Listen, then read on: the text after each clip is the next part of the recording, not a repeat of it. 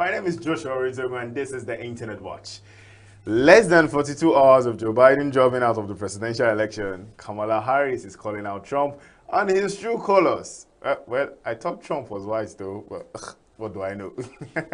Kamala Harris, in her capacity as vice president and former prosecutor, addressed her experience in prosecuting various types of offenders.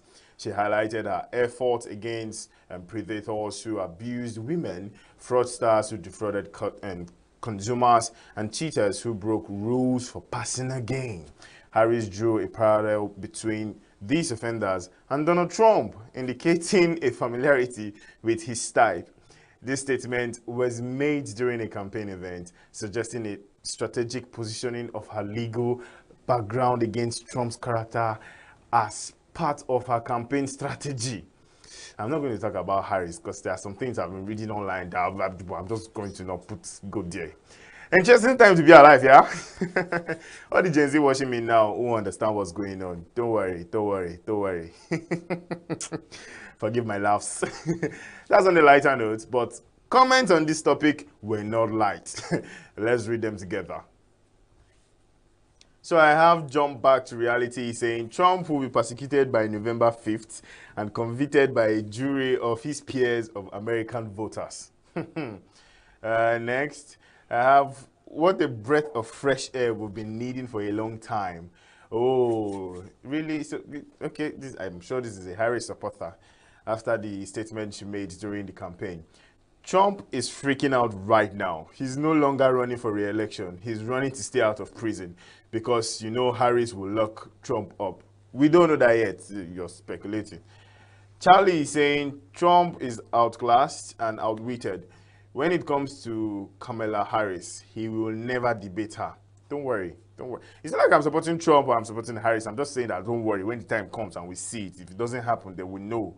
Kamala is going to crush Trump. Okay, in your words, not mine. Angie is saying, didn't she jail thousands of black men for weed for life? A question mark there. That was a question mark. So I'm going to go to the next interesting thing. Of course, if you've been on Twitter, if you've been on IG, you've been seeing our dearly beloved Aliko Dangote, who has been trending for the past few days. And this is just another reason why he has been trending. So Aliko Dangote, a prominent Nigerian businessman, has recently voiced his concern regarding the Nigerian oil and gas sector. He accused some personnel from the Nigerian National Petroleum Corporation, the NNPC, and oil traders of setting up a blending plant in Malta, where they allegedly import low-quality products with fake certificates. Dangote expressed his readiness to confront these issues head-on, despite the challenges. This situation has sparked a wide range of reactions on social media, with many expressing surprise as Dangote has and speculating on the potential implications for Nigerians' business environment. Dangote, they say, has become a reporter and a journalist. Like they drop podcasts on a daily now. Reactions from various parts of the country will leave you amazed. I'm going to go to the comment section right now. And first on our comment, I have Adenika. He's saying, I have never heard or seen Dangote talk this much. Something is really wrong. Like if you know Dangote, you will know, of course, that this man does not even know how to talk that much. It's stressful for him. Chief is saying, waiting una really do Dangote way just dey explain up and down. Because this guy has released back to back. Them say the way Dangote they complain, they do podcast, go so invite them. Like come and express yourself. Just come and do some 30-minute podcast. Dangote has the money to fight federal government, but he will not. Federal government have the power to make life miserable for 4 to 8 years of Dangote's life, but they will also not. My prayer, my hope, my desire. Everyone should just think Nigeria first. Where we are praying that they do. Honestly, we are praying that they do. Did Dangote record the whole press conference and it's just releasing it track by track every day. I mean, every day my guy they enter studio go well. I'm concerned. Dangote, we're really concerned about you. What's going on? Dangote might be fighting for us all indirectly. Let's support him. You know, let's support him. I'm going to support him. Am I going to support him? Are you going to support him? I don't know. I don't know. But we're praying for you, Dangote. Our prayers and hearts are for you. And lastly, on today's episode, before you travel using any aircrafts, you know how to check your, you know how you check your car tires, ba? How you check and make sure that everything is there. Biko, Ejo, Dan Anla. Check your aeroplane tires. Check it. Go close to it before you take off. Hit the leg of the tire. Use it to use it very well. So the Max aircraft carrying 119 passengers and 6 crew members was cleared for takeoff before its first rear gear tires burst, while the remaining 2 also went the way of the initial one while attempting to taxi off the aircraft from the runway. Honestly, scary times. I know you've seen this, but I just had to bring it up. Let me take it to the comment section. Just sharp before I leave here this morning. Comment section, please.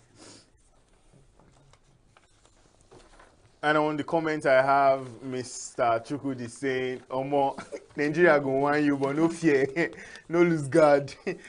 AKA saying, the Feds should have a board that inspects all these flights before takeoff. The last time was Dana Air crashing during takeoff. Is it until they crash and lose lives before they do the right thing? Like, why? Why is this still happening? On today's episode of Things You Only See in Nigeria, how is this even possible? Not 1, but 4 tires. Where did you guys buy the tire from, Biko? Nei is saying, I won't even be surprised if the agency in charge of checking the conditions of the airplanes are already compromised. Desmond is saying, which country is this, my brother? Is your country? Is Nigeria. The country that you and I both reside in. The one that has been having basketballs. And lastly, on my comment section, I have, who is going to jack the plane? You know, when your car tire don't burst and you guys jack it, you have to jack it, like, push it up. Well, better check the tire out to be sure. I'm just saying, because I care about you. Don't forget to like, share, and subscribe to this YouTube channel. My name still remains Joshua Oritogun, and today is Tuesday already. But then, come close. Stay jiggy.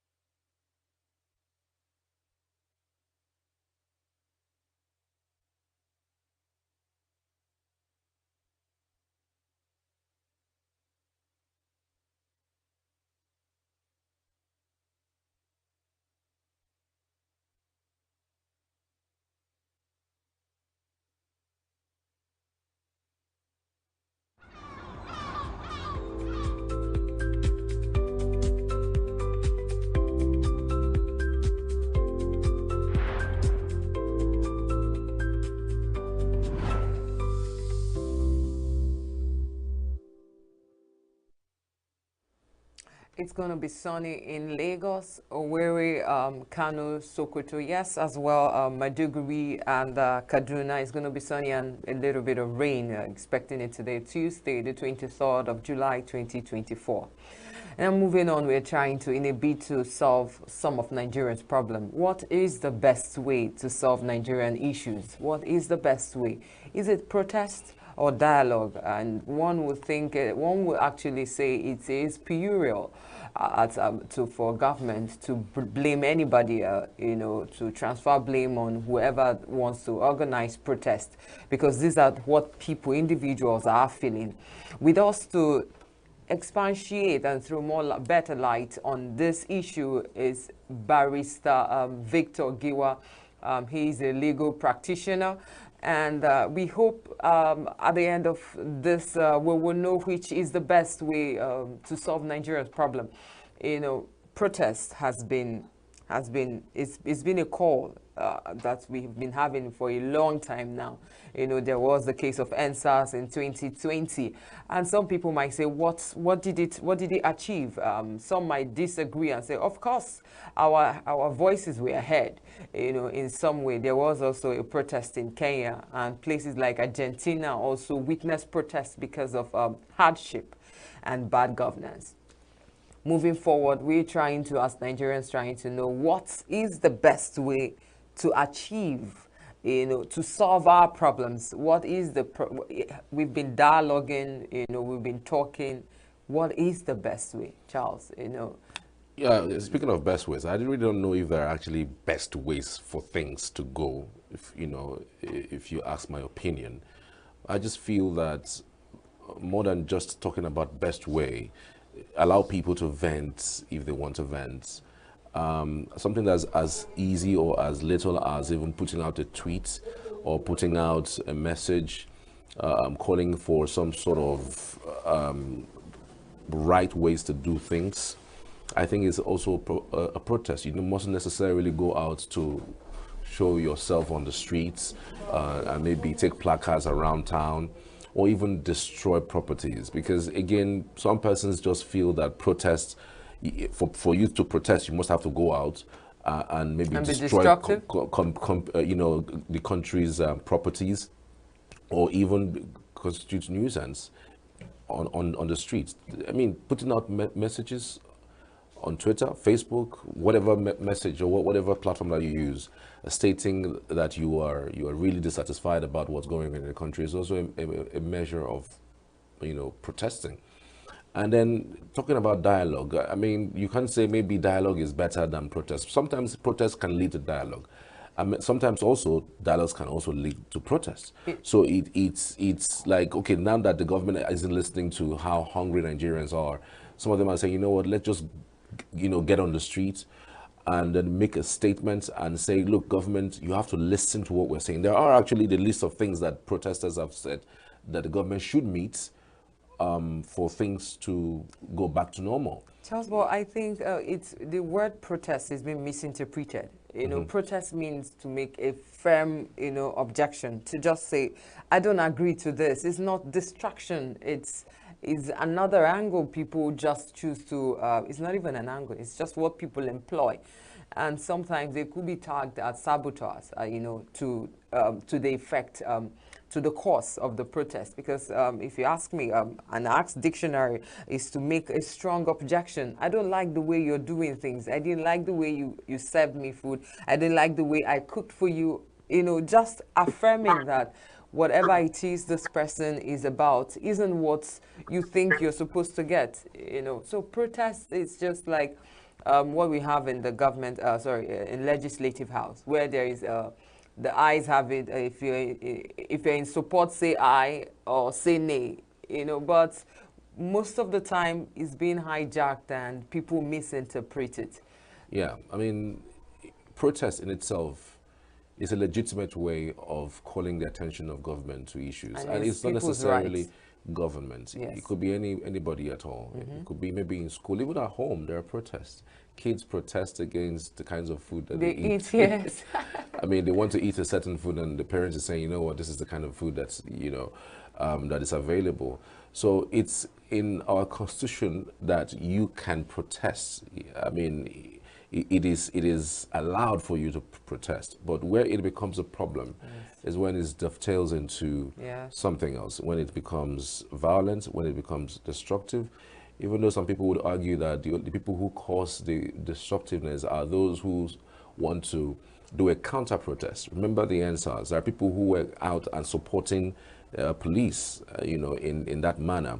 So you want to be careful in the way and manner you go about the protest in case you are looking to protest.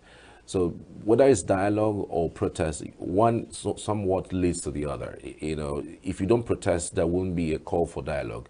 And if you do not talk about some of these issues and you don't agree on the table of discussion, then people will head onto the street to, reiterate their mindset about how dissatisfied they are with the policies and programs of government. I mean, it's been more than a year since this government took over office. And by now, some persons would say that we're supposed to be seeing some signs of good things to come. But it does seem like we're going backwards. I mean, some persons in their life would say that they would not want a government that is just like the last administration, where people also, suffered in terms of, prices of goods and services. But right now, some people are saying, I mean, it looks like Buhari's government is even better than what we're having now, because they could purchase Gari for at least 1,000 naira. Talking about a pinta of Gari for 1,000 naira. They could even purchase a pinta of beans for at least 2,500. But right now, those things are triple. A pinta of Gari right now is over 3,000 naira. A pinta of beans right now is over 6,000 naira. I'm saying this because I know. I also go to the market. So you can imagine that double price speak, as it relates to the last administration. So you wonder. I actually learned yesterday that pigeon peas, that's the one we call fio in the eastern part, or abubu by some people, is 12,000 naira. It is. As of last year, it was, what's it called? A pint of beans was 2,000, 3,000. You could, but now you can't even 9,000 to be able to purchase just a pinter, not a bag. Last year I wanted to get some for I wanted to get a bag, and it was 60 something, But now, what you hear, you think it's twice. That you like, it's mind blowing. It is. So, government, I think our disposition towards the word protest. When people actually feel you're not going to fight them for their right, I think they would have a way to caution, they will have a way to go about it the right way. But when they feel, oh, as I'm protesting, they're about to attack me, they also prepare for your attack, like a counter attack. Yeah, I hope that this protest is not in any way influenced by what's happening in Kenya. Kenya's protest is, totally different from what we're facing in, Nigeria. The protest in Kenya is about the so-called financial bill that was imposed by IMF on Kenya, and Kenyan government sought to transfer this amount to the people. And given that they'll be paying more for some services that they shouldn't be paying for, they went on the street. And I thought that the government reacted so late, so much so that we had over 30 persons passing on because of that protest. If they had acted quickly, at least they would have said, okay, fine, this government is listening, and they would want to, in some way or another, listen to the government. But right now, it looks like it is too late to call, and every single day, the people in Kenya, the Gen Zs in Kenya, are actually on the streets doing crazy stuff.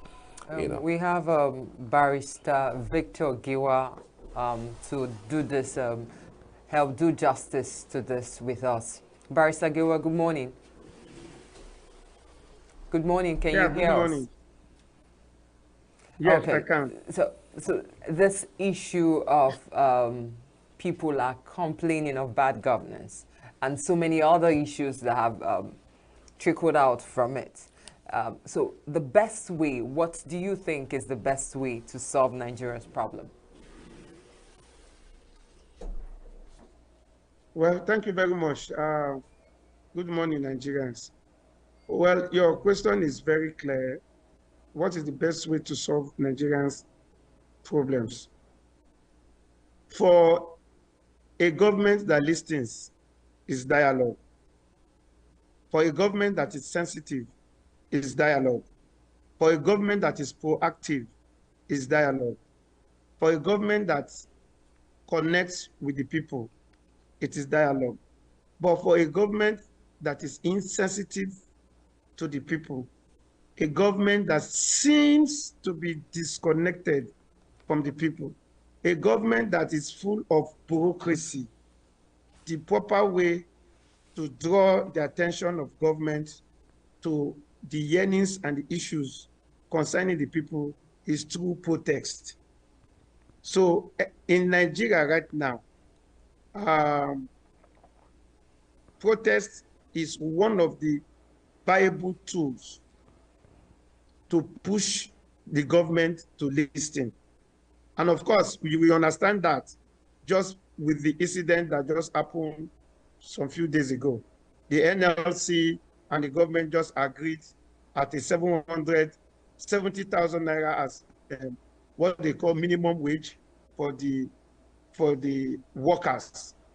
This is after about 1 to 2 days protest and a long period of engagement with government and threat of even more protest. So from what we have seen so far, government, especially governments in Africa, African governments, they seem to be a bit far from the people. They seem to be disconnected from the people. They seem to have gotten a barricade. If they get into government, they barricade themselves against the people. They put a shell. They insulate themselves from the people such that they no longer listen to the people or they no longer hear from the people. So they do what they want to do. They do what they feel they should do. They do what they think they should do without understanding the fact that your government, especially democracy, is the government of the people, by the people, and for the people. So they think about democracy when they want to get to power. When they want to get to power, when they are vying for offices, when they are going for election, they quote Abraham Lincoln. Oh, democracy is the government of the people by the people. Oh, the people are the paramount. The people are sovereign. The people are the most important. The people are the most important ingredients in democracy. But when they now get into power, they forgot democracy. They forgot the fact that democracy is all about the people. They now see themselves as now government is about them. And that is where they have the disconnect. All right, Barrister, you mentioned that protest is one that is for government that actually doesn't listen. Just like you have also mentioned that some African governments don't really listen to the people. Would you say is because of the fact that the people haven't really pushed further about their rights, so much so that the government doesn't listen? Because in other climes, it just takes 1 day protest, 2 days protest for some things to, happen. Sometimes it doesn't even happen just for people to just say it or mouth it. Governments, becomes, it becomes very hard for the government to even move, But the question is, why is it difficult for African leaders to listen to the people whose mandate that they seek to be where they are? Now, the reason why African leaders don't listen to people is because the leaders themselves have weaponized poverty. It's because of illiteracy. It's because of lack of good governance. So what the African leaders have successfully done is they made it such a way that the people they lead don't have a voice when they get to power. African leaders have seen the people as a vehicle to get into power, but on getting to power, they are disconnected from the vehicle. And that is the mindset of African leaders. So one of the ways and one of the reasons why in Africa, it seems that the leaders don't listen to the people is because they have just seen the people as just a vehicle. Oh, just move me to power. And by the time you get to power, you drop me there. Then I will continue to do my thing. And the reason is because the institutions are weak. They deliberately weakens the institution. They deliberately impoverish the people. And when you are poor, when the people are poor, the leaders become the king. They determine what they eat, they determine how they eat it, and determine when they will eat it. And so there is no other means of controlling the minds of the people through weaponizing poverty and through economic weaponry. So, and that is what is happening to a lot of African states, where if you need job, you need to go get government. Government as of today is still the largest employers of labor. Government as of today is still the fastest way of enriching yourself, of getting wealth. Government as of today, people in government as of today are the wealthiest around. Government as of today, if you are working in government, you have access to facilities that the common man does not have. I will give you an example. If you are in Nigeria or in any of these African countries, if you are in government, they give you a car, they give you security, they pay for your newspaper, you have newspaper allowance, you have what we call security vote, you have domestic staff, you have free medical medical care or whatever. Doctors are within your whips and caprices. So at the end of the day, everything you want is within your reach. So you don't care what other persons are feeling. You can go for your medical tourism. You can travel abroad. They will even give you allowances for you to travel abroad. Whether you have impoverished, whether you have frustrated institutions, whether you have even damaged the medical institutions. Barrister, what do you say to government's Yes. response to protest that includes repression and human rights violation?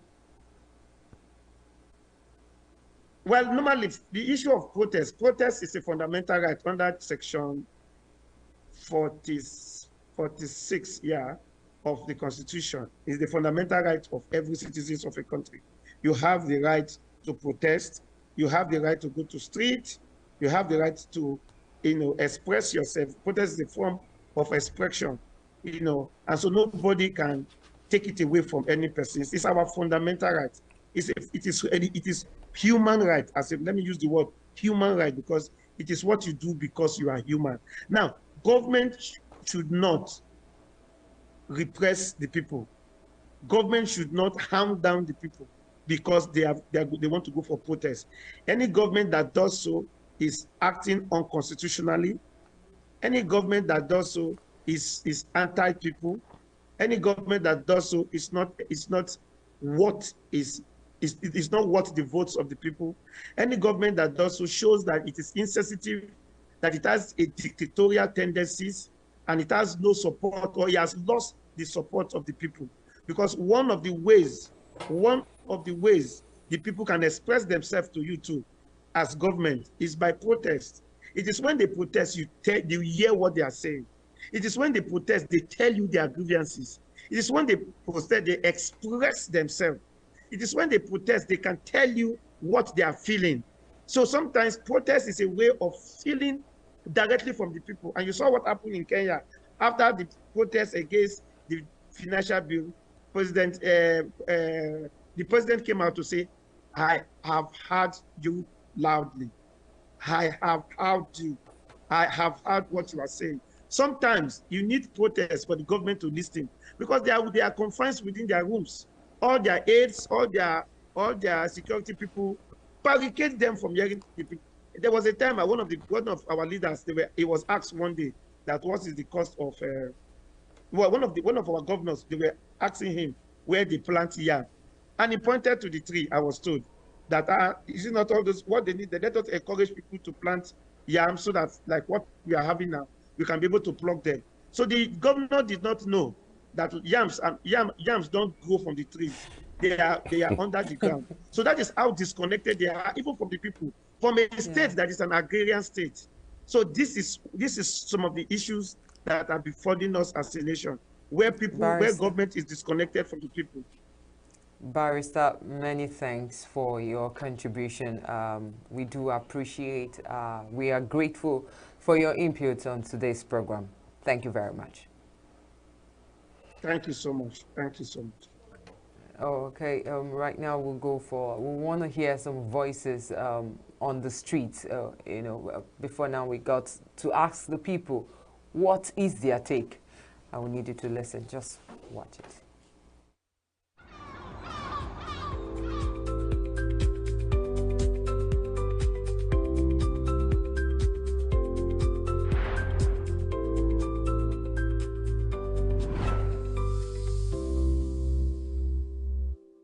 Foreign languages in Europe and Asia. He said those claiming that there is no competition in the content creating industry are only sugarcoating. He also frowned at the action of some of his colleagues who copy his trend and styles without crediting him.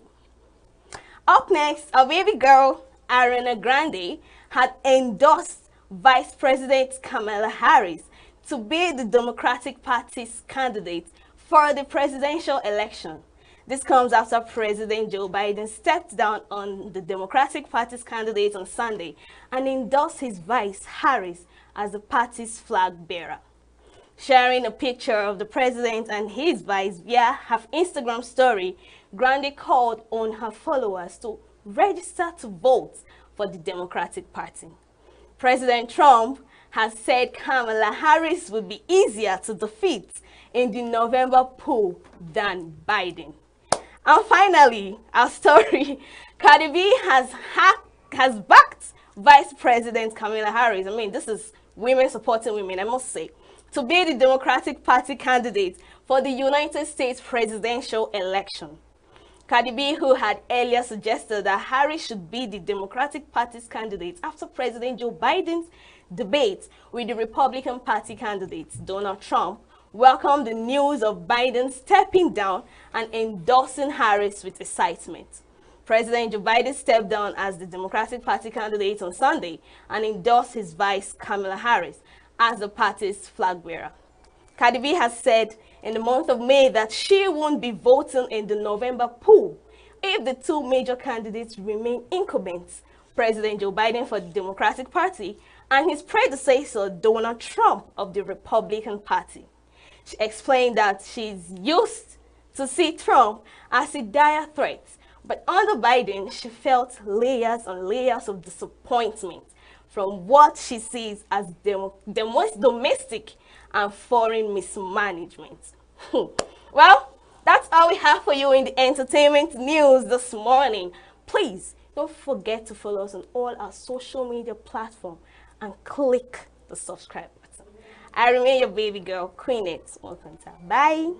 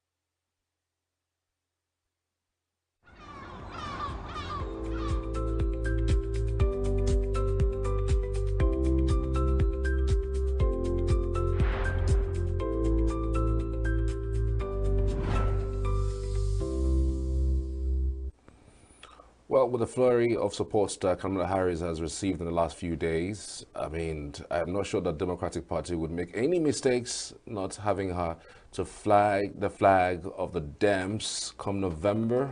So fingers crossed. And of course, to all of the artists who have endorsed her as well. There is even more endorsements across board. It will be an interesting election. It's one I'm going to actually look forward to. Thank you so much for being part of our show this morning. We're back tomorrow, same time, same station. My name is Charles. And I'm Chomalina John.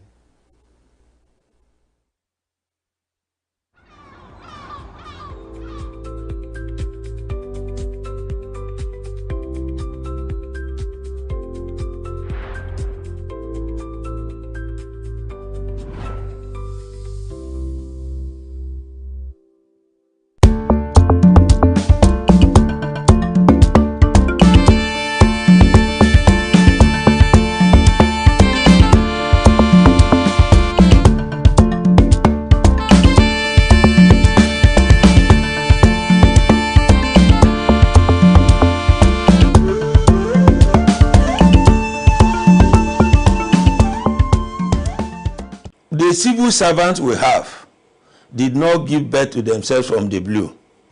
They are products of either children of political class or children of well-to-do. Today, you know that in Nigeria, employment is not given to you on the basis of what you know or on the basis of what you can contribute, but on the basis of who you know and your connections. And you are aware, and I have written, and I keep saying it, that graduates in Nigerians are not getting employment on platter of gold. Some people within the system are selling employment to Nigerians. And I have asked in my write-up, is the President of the Federal Republic of Nigeria not aware? Is the Chairman of Civil Service Commission not aware? There are employment racketeering everywhere, where undergraduates pay their ways to get employed. Now, when you get to the seat of power by corrupt means, how do you then sit in that seat of power to talk about purity of that institutions? You will also continue to corrupt your ways.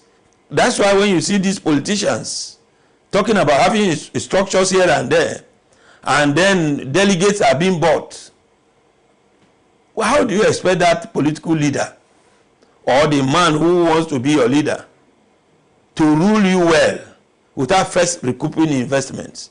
So when we are talking about this, how do you eradicate all of this from our system?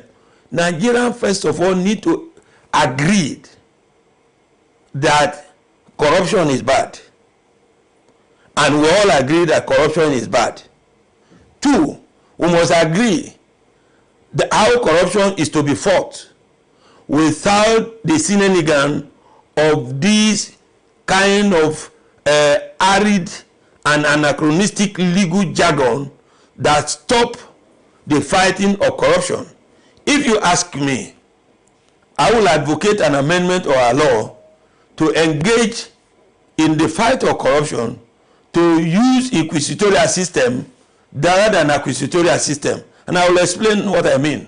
In the inquisitorial system of administration of justice, you are the one to prove your innocence, not for the state to prove your guilt beyond reasonable doubt.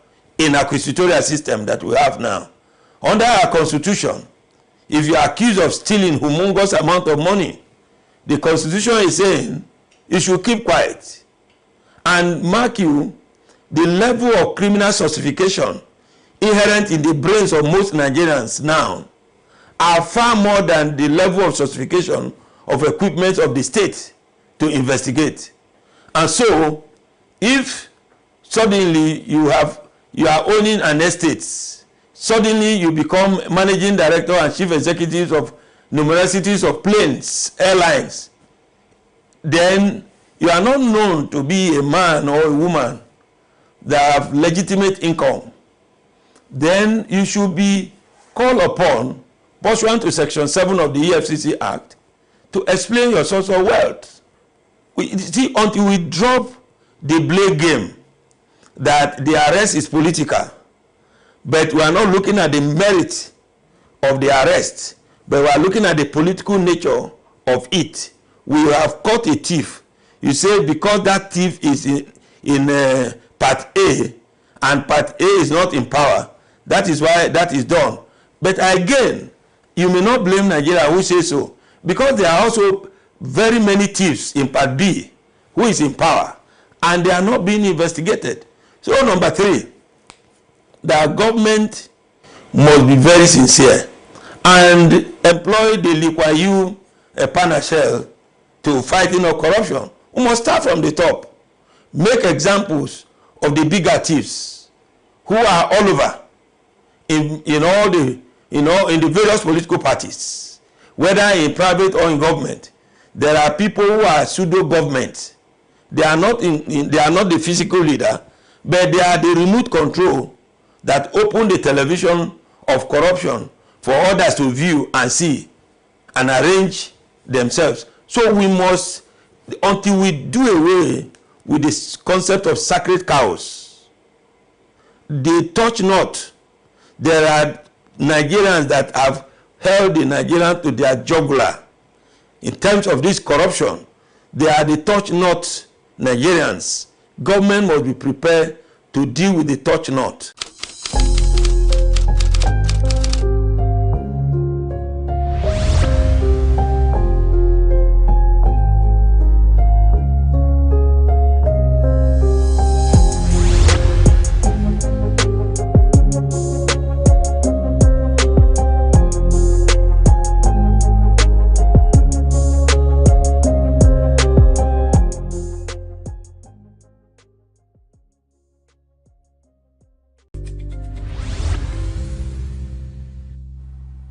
Hello and good evening.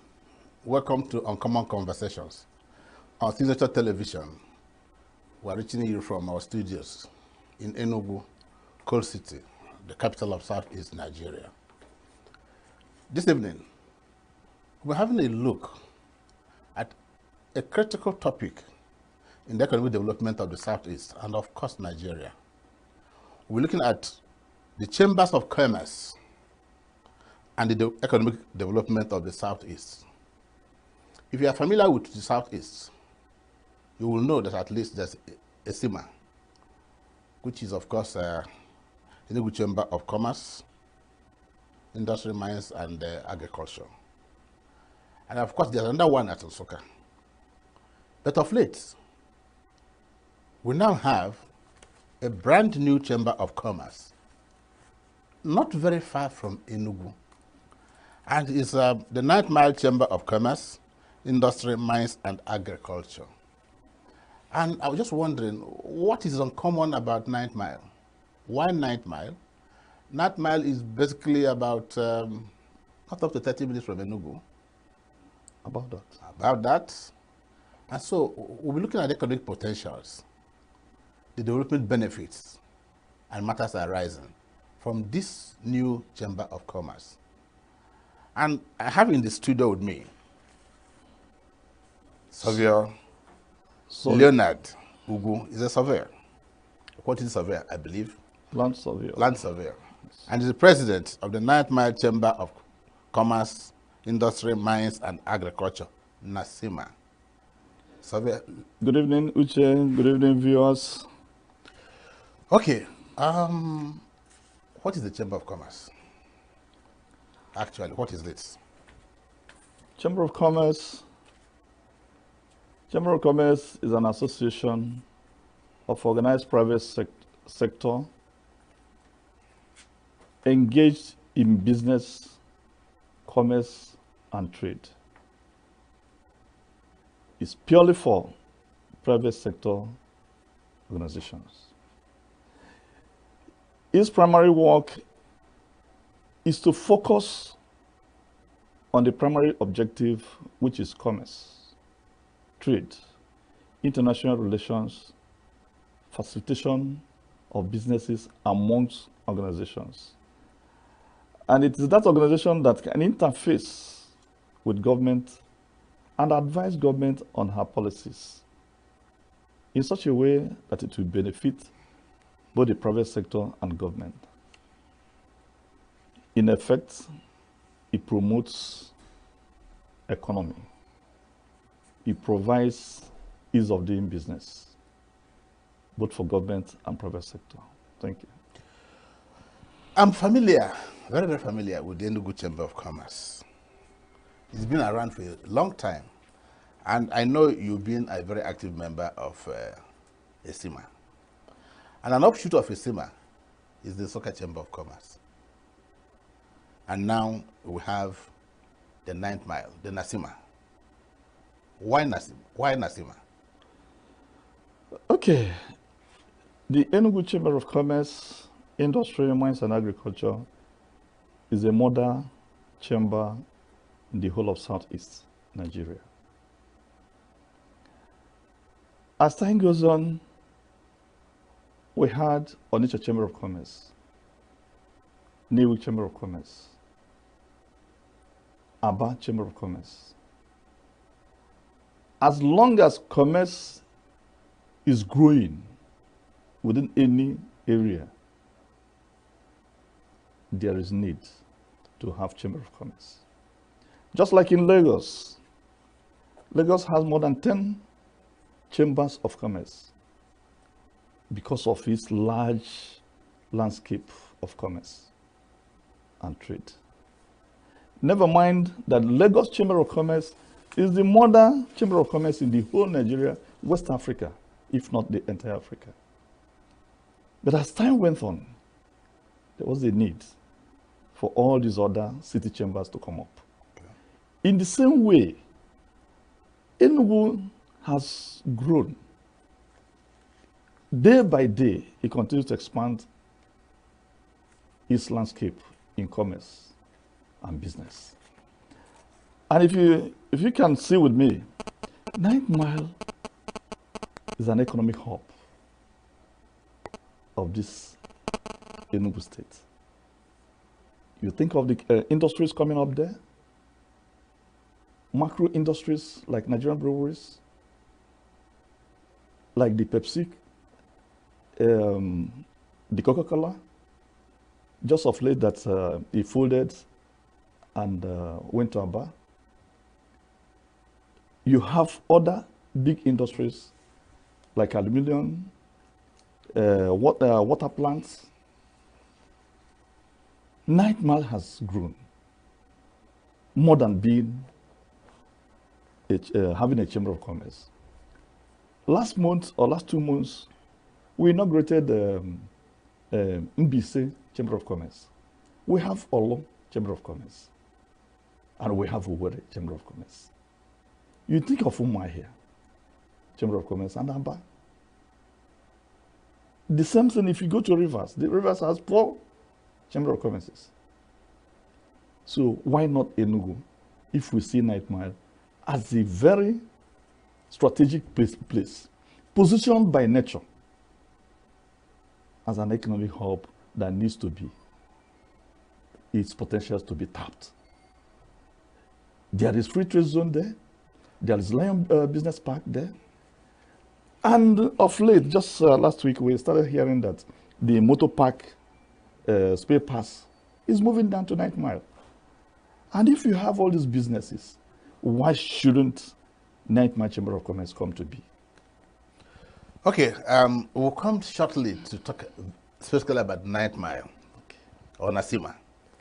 But those who are watching this program, who may not be familiar with the activities of Chamber of Commerce, tell us, what do they do? Chamber of Commerce is bestowed with a lot of activities. In the first place, Chamber of Commerce facilitates trade, commerce, and industries. It facilitates. Chamber of Commerce is engaged in advocacy of how well commerce and business should be. It advocates the best way to do business, and it will favor government and the private sector. in the form of taxations, in form of the environmental business. Chamber of Commerce ensures that entrepreneurship is facilitated. You think of all these artisans.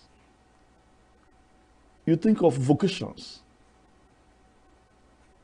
In this era of unemployment, large-scale unemployment, it facilitates entrepreneurship, vocations, and all whatnot.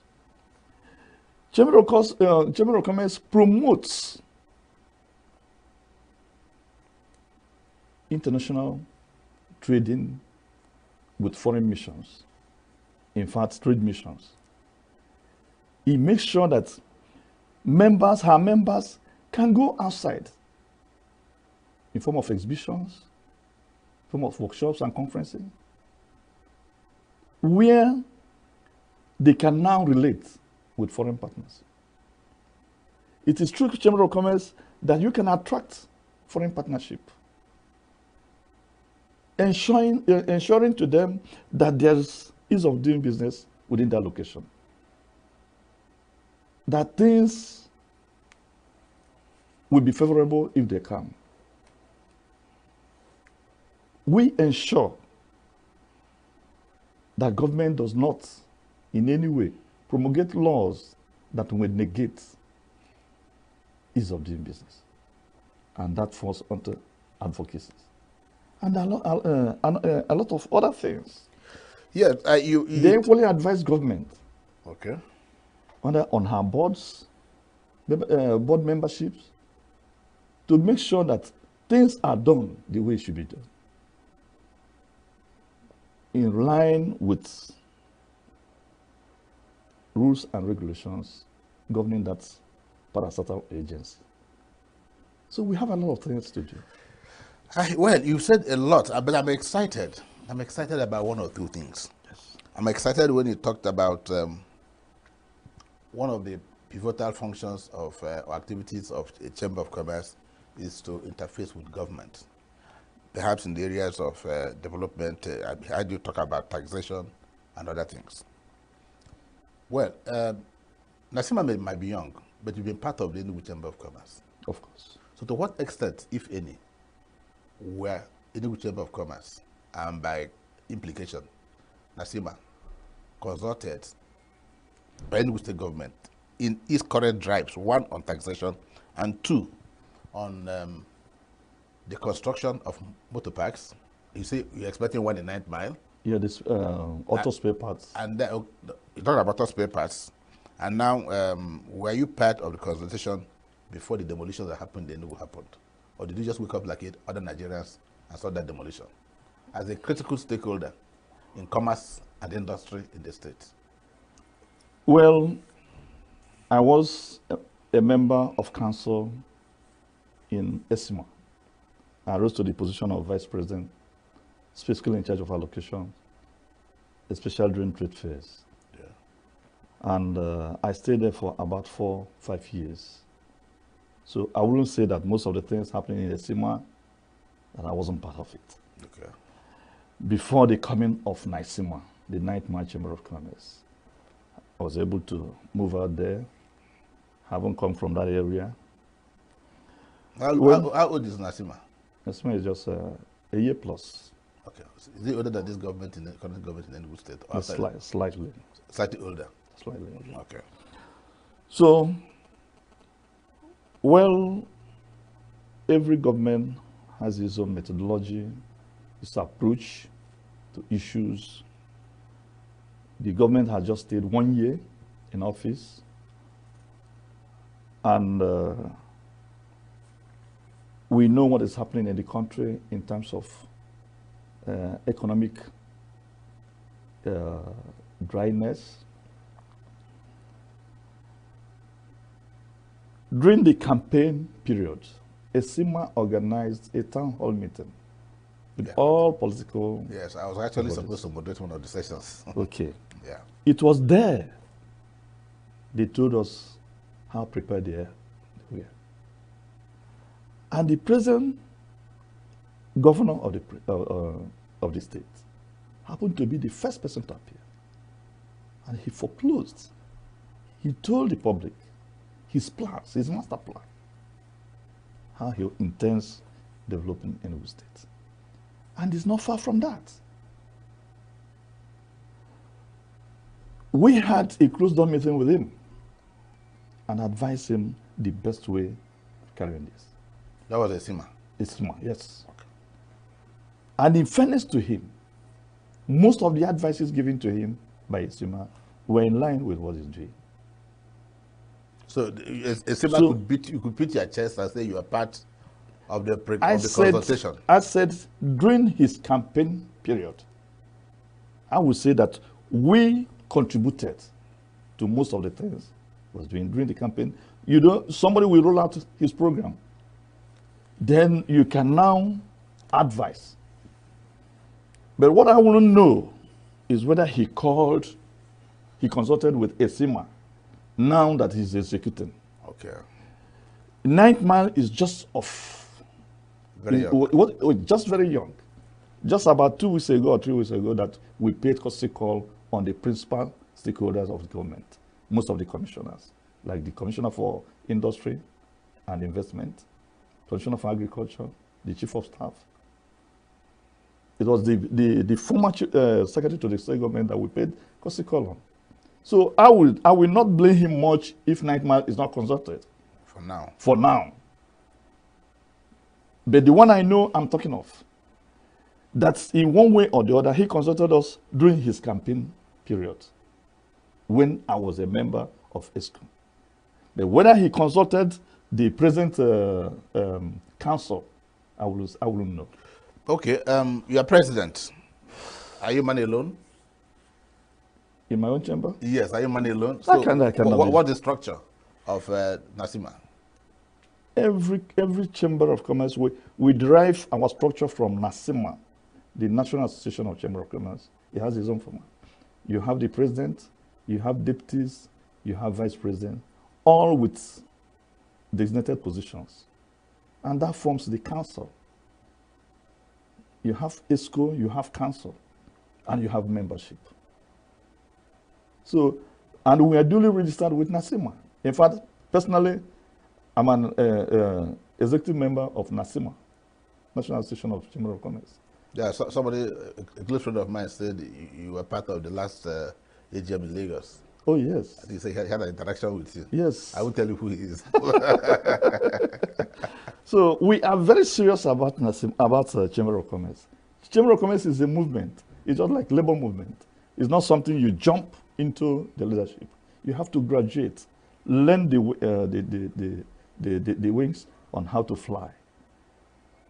Therefore, NICEMA, 9th Man Chamber, is doing everything in consonance. We lay down rules and regulations of National Association of Chamber. Okay, let me ask you this question. Maybe don't tell me you are young. I know that even at the National, at the Abuja Chamber of Commerce, they've been able to institute alternative dispute resolution centers, ADR centers. I know at the time when there were plans to start it in Esima, because for every industry, for every commerce, you're bound to have conflicts. And so from the national in Emeko Begelu, I think is the president of Abuja. But he's also the chairman of the National ADR Center of Nasima. Okay. And so are you planning to institute this center, the ADR Center, in Nasima? Well, that we have city chambers does not isolate you from others. We have Southeast Chamber of Commerce, and our headquarters is domiciled here in Enugu. In fact, Esima gave us an office there. We have Southeast South-South coalition. So we all have collaborate a lot. Enugu Chamber of Commerce has a particular block they dedicated to this alternative dispute resolution. Has it taken off? Yes. Okay. If you get to the premises, it's just the other structure behind the main structure. You will see it there. It's inscripted there. So it sits quarterly, because we don't advocate for regular misunderstandings amongst organizations. But if it happens, That's what we're saying. Then the committee can call. okay. So the office is here in Enugu, but it's being managed by the entire Southeast Chamber of Commerce, of which our president is Chief Ngonade from Nnewi Chambers. Okay. So Abuja being conspicuous as it is, we know Obegolo SAN is the head of that ADL and still coordinating that of the national. Here in Enugu, we have. Okay. How many local government area? Okay. What's your area of coverage for Nasima? Is it just 9 Mile? Is it just with the local government? What are the component areas that are involved in this Nasima?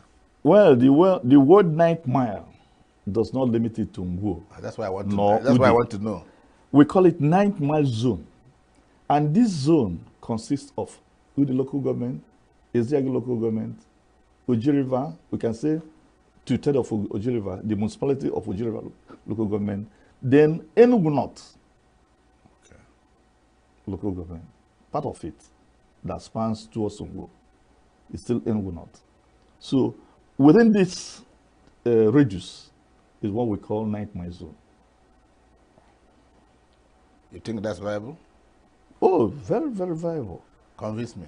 Why it is viable is that if you now think of 9 miles, the kind of industries going on there, you think of cashew industry in Oye, is in Eziagu. Even the Lion Business Park, 2/3 of her land is more in Eziagu local government. Then you now think of the mega industry coming up at Ubunofia Nach. I think there are about 2 or 3 now coming up that axis. And you know that even Oji River municipality was made urban during the time of military. We have SME industries and MCAs, medium industries within that sphere.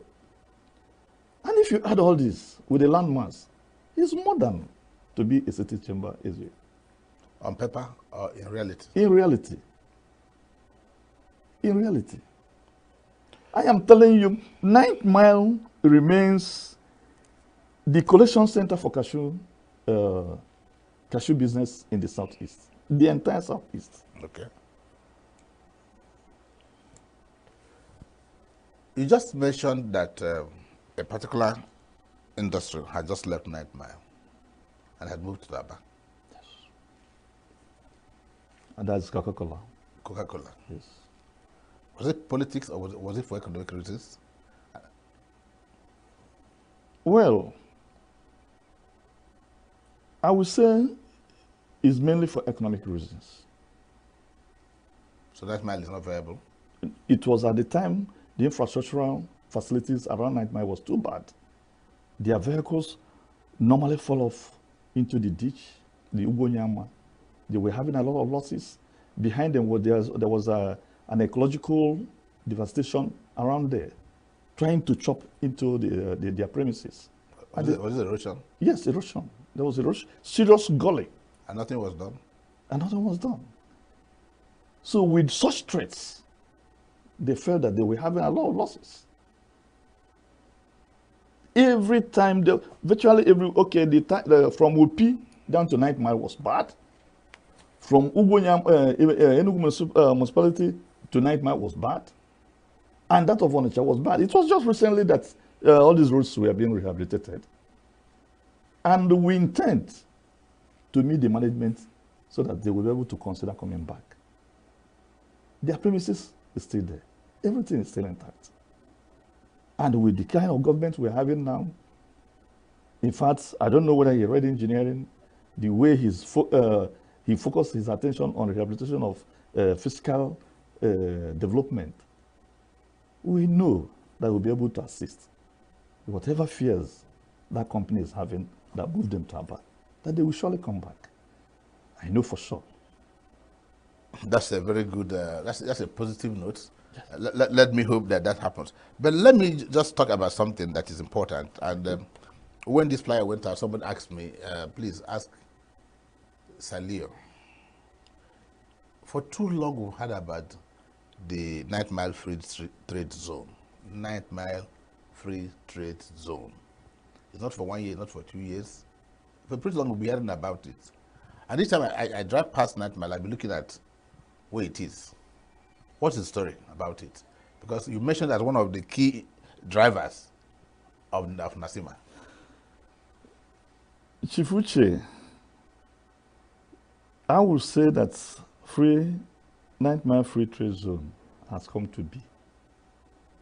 On paper? Why? Why? The coming of Lion Business Park with their acquisition of 2,000 hectares of land, gazetted, with the structures coming on. Nasima has just written to His Excellency for us to convocate a conference on deriving the benefits of free trade zone, making sure that that thing on paper Translated. comes into being. All the foreign trips the present government is making in quest of investments is only free trade zone that can warehouse it. In fact, I came back from Ogun State and saw how they developed their own free trade zone with clusters of business parks, especially from China. And that will help the state a lot to come out of the woods, rising from about 4 billion to 30 billion of expectation of this present government. The only way is to create an environment which the free trade zone has provided. They have vast land spanning to Ezeago, to Oji River, to Udi. We have quite enough. Then you go up north of Udi, the Ebe, the Egede, and that's the only way this insecurity could be reduced. So, what I'm trying to say is that, yes, before now, before the coming of Lion Business Park, that was dormant. But it has woken up. And it's going to rise. And it's going to be, with the present government's quest, with the speed. In fact, one of the past governors described the present governor as ENUGU State being construction site. Construction site in the sense that here and there you see construction going on. And I think we need to encourage him. We need to encourage him. As president of Nasima, what policies are you hoping to bring to bear on this young Chamber of Commerce that will make it uncommon, that will make it different from the rest? Because if it's just a routine business they are doing, is there something different you want to bring on the table beyond the normal duties, assignments of a typical Chamber of Commerce? Is there something new that Leo is bringing on board? First of all, our foremost demand is that 9th Mile should be made an urban area. If you urbanize 9th Mile, there will be infrastructural development that will be in line with the way of doing business. The way things have developed there, haphazardly, randomly, unplanned, Nasima is ensuring that this should be a formal planning. You just said that 9th Mile is about 30 minutes to Enugu. It's not about 30 minutes. Let me just take you away. So when 9th Mile is developed to that status, with the presence of MBL, with the presence of all these mega industries, you see that it will be a mega city that can even stand alone to generate economic growth for the state. There is an ICT village being developed around Egede, with the tile industries coming down around Obinofia Natch. When this is properly planned and harnessed, the Enugu state will not be crying for lack of funds. Then secondly, with that free trade zone situated at 9th Mile, if industrial parks are littered there, then it becomes a training ground for unemployed youths. One of our patrons is just a retiree of African Development Bank. We want to harness the gains of African Development Bank in terms of grants, in terms of one-digit loan that can help farmers to grow their products. It may interest you that so many individuals are doing a lot of agri-industrial packaging for supply of packaged food items for African markets in Europe and United States of America. I know 2 or 3 people doing such things, Gary, the spices around Eziago. And you know the water, the position in 9th Mile is not second to none. You don't treat it. And that's why if you're coming up from Ugonyama down to 9th Mile, you have left and right all kind of water industries springing up. So NICEMA wants to organize these people into a single purpose of how to generate economy. Okay, that's a very positive. And to generate employment for the teeming population of Enugu State. Samuel, that's a very positive remark you've made. And with that, you hold your thought. We'll just take a short break. When we come back, I'll be asking you a lot of questions, like your relationship with the constituent local governments. Have you been able to, have a one-on-one discussion with the local governments you mentioned? And then what is your relationship with the Soka Chamber of Commerce and ESIMA? Do you have exchange programs? Just while you think about that, we'll just take a short break. Don't go anywhere.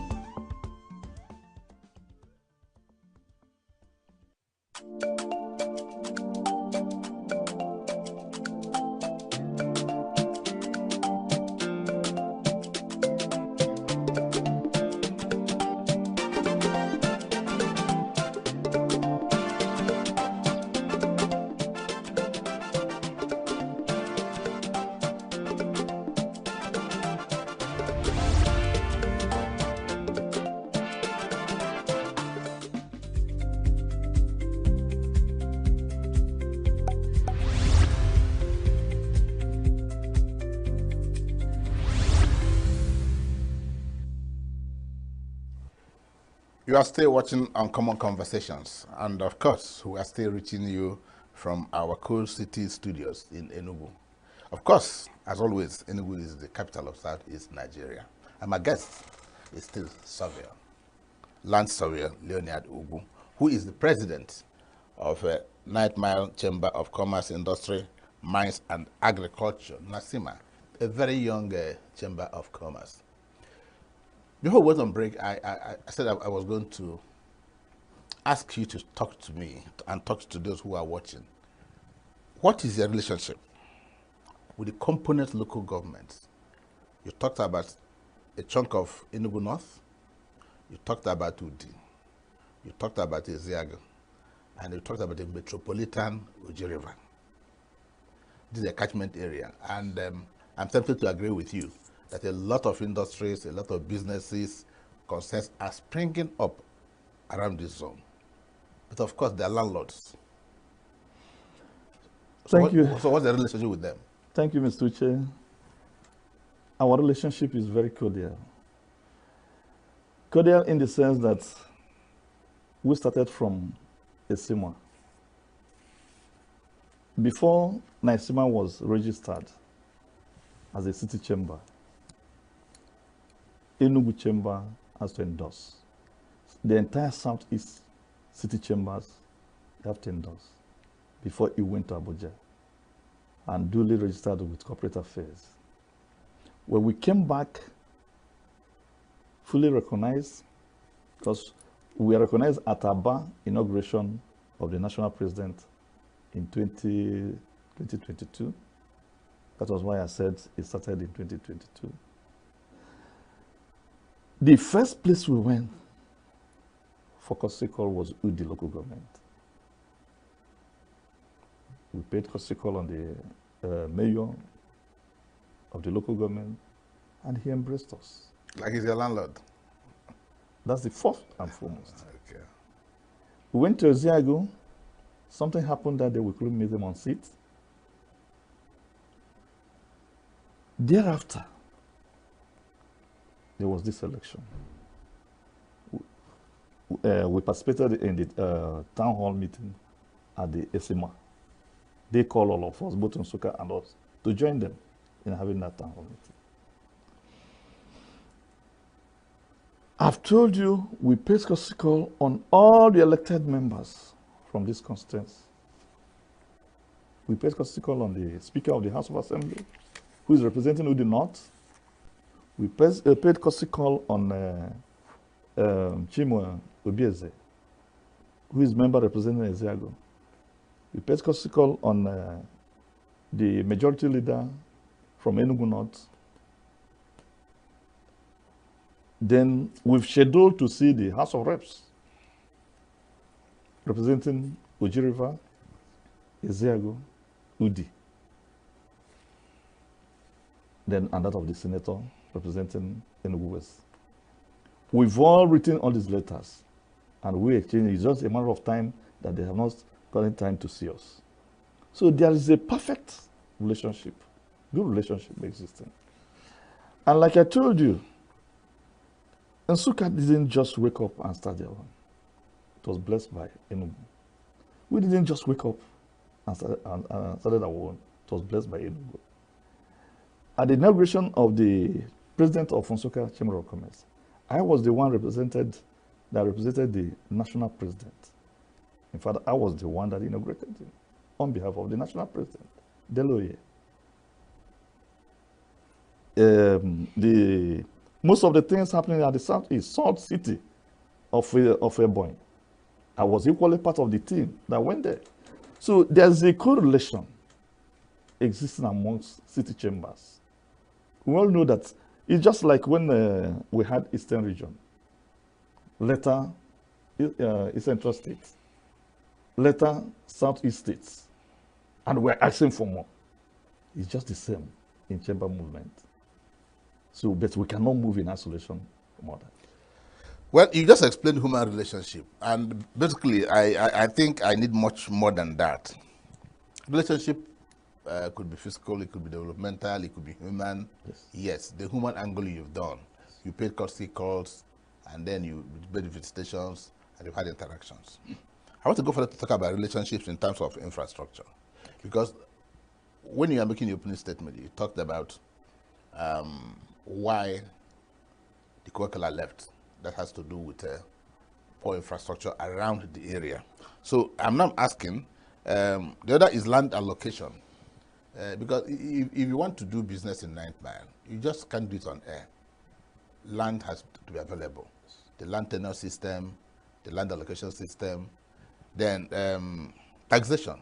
If you have multiple taxation, state, local government, and all that, that would certainly discourage people from trying to do, so the ease of doing business. I want you to look at the relationship in these perspectives. One, infrastructure, because that's the relationship. You are saying we need water, we need road, we need this to attract people. We need a favorable land allocation policy to attract people, because if I want to invest, there. I can't do it on my head. I need the land. So do we have a landing permit, so to speak, to do business in that area? Uche, if you are current with the happenings in Enugu State, you see that the present government is tackling virtually everything that is hindering business coming into the state. There's this land grabbing law passed into law just recently. There were 4 bills passed into law by the Enugu State government just about a month ago. One is on land to forestall these middlemen, frustrating people from getting allocations, and re-engineering the land ministry that you can get your CFO within a reasonable time. At what cost? Well, they say good soup, na money maker.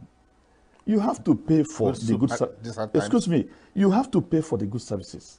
The important thing is that if you file an application, will you be able to get it in good time? We have engaged the investment agency, development agency, manned by Barrister Obumud, and they're streamlining a lot of things.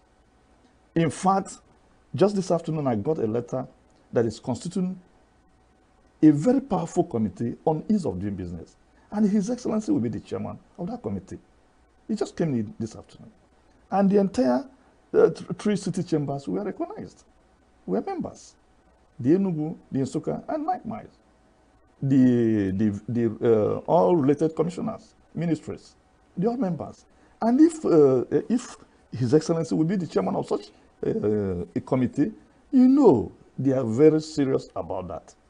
Then on the availability of infrastructures for us to kickstart. If you have been to Lion Business Park, if you have been to that place, you know that there is a facility for us to kickstart.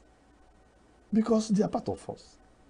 All the industries in 9 Mile, they're all part of 9 Mile Chamber of Commerce. And they've agreed that we can be using their facility until we get ours. We have just applied for land. These things cannot be done overnight. We paid courtesy call on the Nigerian breweries. They hosted the entire council. And they showed brotherhood the day we came. So we have hope that 9 Mile will grow. And we grow more than expectations. We have just booked an appointment with the tile industry at Obnofia. These are mega industries. All these big states, like Ebonyi, Anambra, when they were created, there were no offices. There were no infrastructures. But today, go to Abakaliki and see what it is. Go to Oka and see what it is. So 9 Mile being the youngest, we are very much hopeful that we grow to the surprise of many. I agree In with terms I of agree with you. in terms of generating economy. Okay. In fact, most of these industries I'm talking of, do you know how much is contributing to the IGR of Enugu State? And when it's well organized, there is infrastructure, because we are advocacy organization. We are drumming to the ears of the government that these are the things you should do. Remember that it's not 9 Mile that constitutes Enugu State.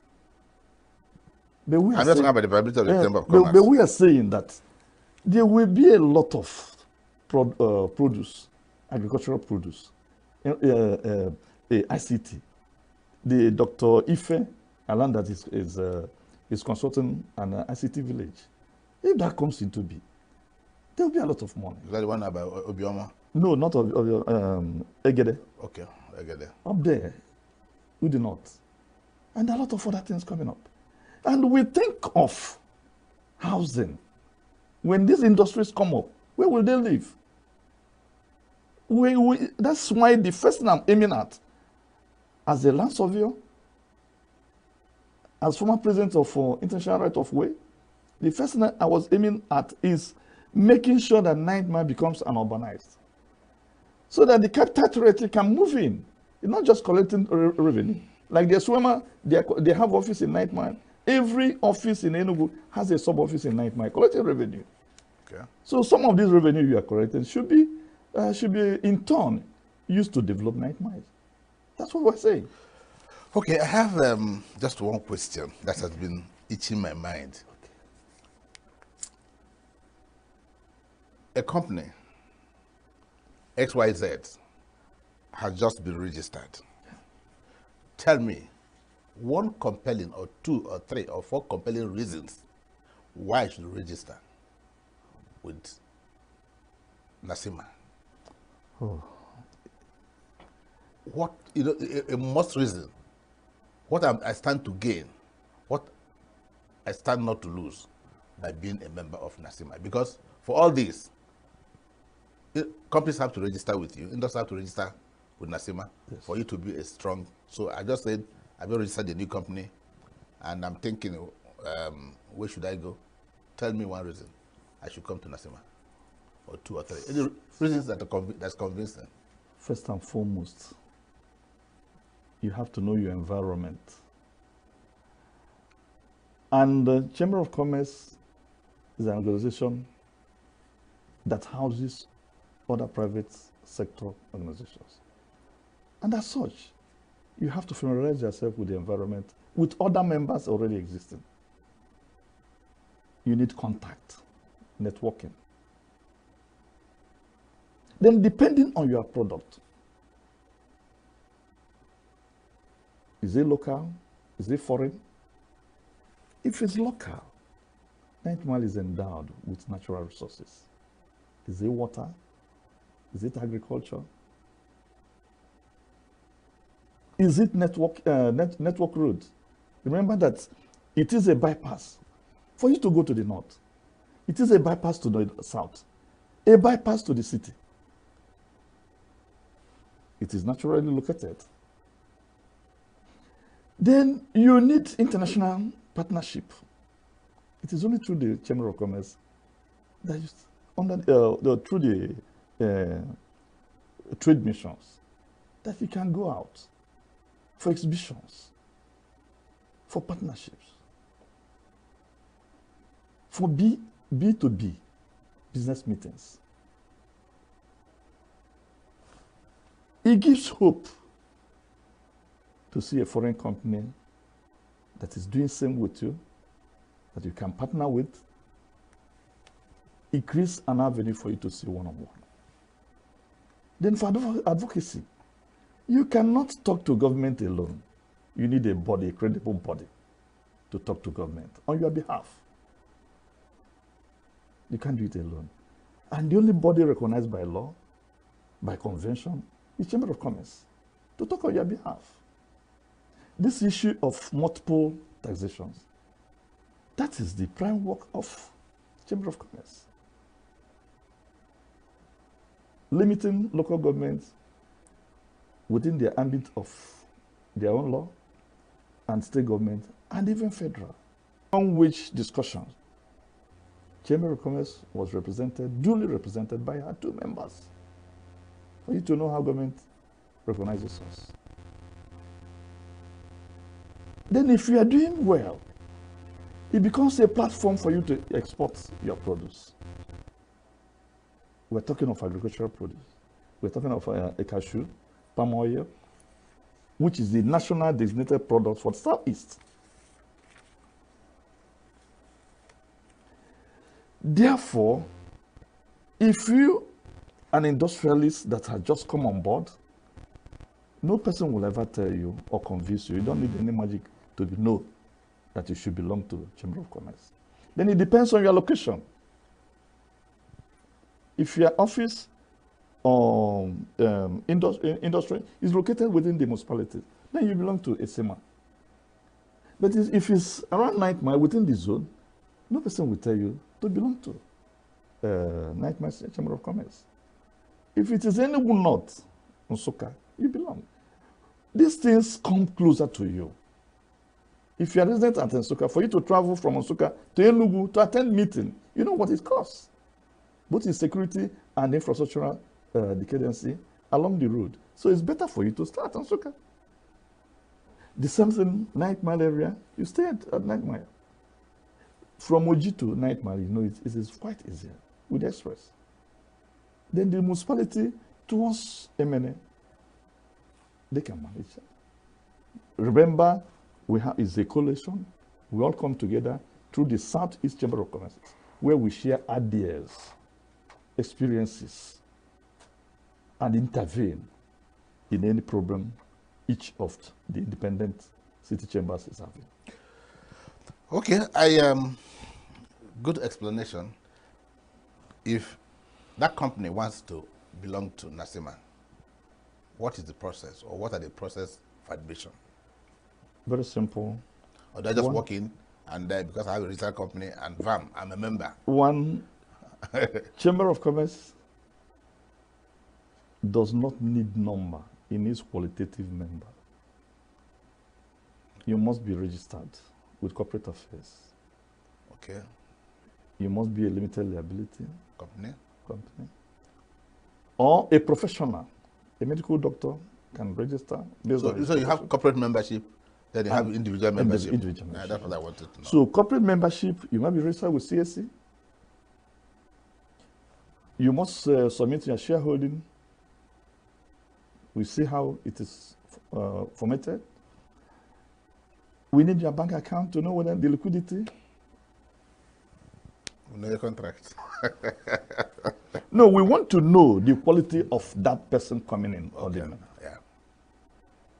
then if you're a professional member, an individual, we need to know, have your certificate of registration as a professional. Then we need the due diligence. Like a broker journalist now. Yes, we need the diligence. So what do you want? To know What do you whether want from me? whether he's an obedient member of that profession, whether he's coming in to disintegrate us or to unite us. Okay. So these are the due diligence that we need to do. Then from there, you take off. Why I say that, in as far as we need membership, that it's not just everybody's come. We need qualitative people. We need serious people. We need serious-minded people. Before you can be on your own, you must be a serious-minded person. If you don't work, you don't eat. Therefore, you have to be waking early in the morning, getting to your office, working lately to make sure that it's not like civil service. There's a flip side to 9th Mile. It's not two-man. Some in terms of I don't know why, whether it is natural or whether it is human or whether it is supernatural. 9th Mile seems to be prone to a lot of accidents. Whether you are coming down Ugoyama or whether you are descending from the roundabout, going towards Abo and towards Nsoka, before you just do a detour to the left. I don't know. Sometimes when I used to go to Nsoka, as you come, you see one big trailer that just entered into somebody's shop. I know it may not be in your purview. Okay. But it's a serious concern. Okay. Just yesterday, I was in Urban Radio, and I talked about that. Canvassing why state government should come without hesitation to urbanize 9th Mile. Everybody wants his business to be along the road. There's no plan for expansion.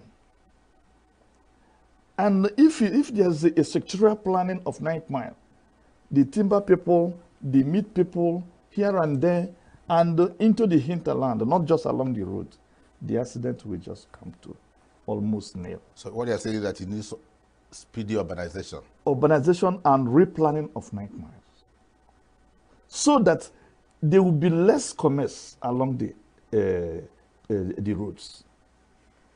Then if you get to highway, they're like Ugonyama, it has been in my blood that we need a frustration.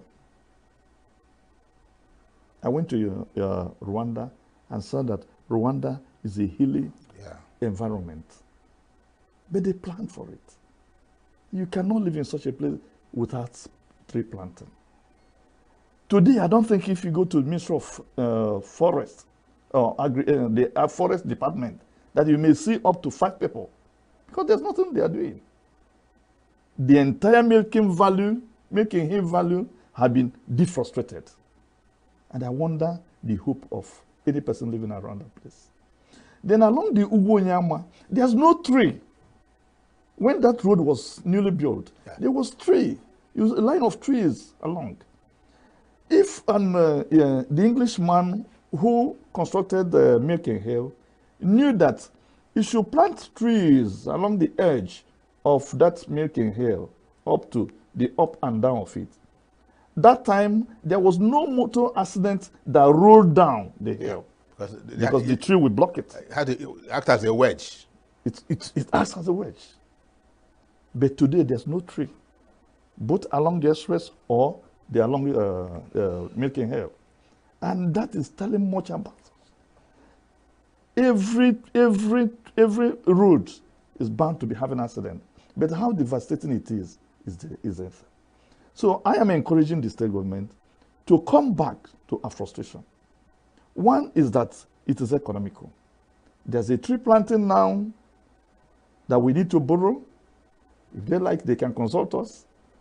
The tree, under 4 years, it has grown to maturity.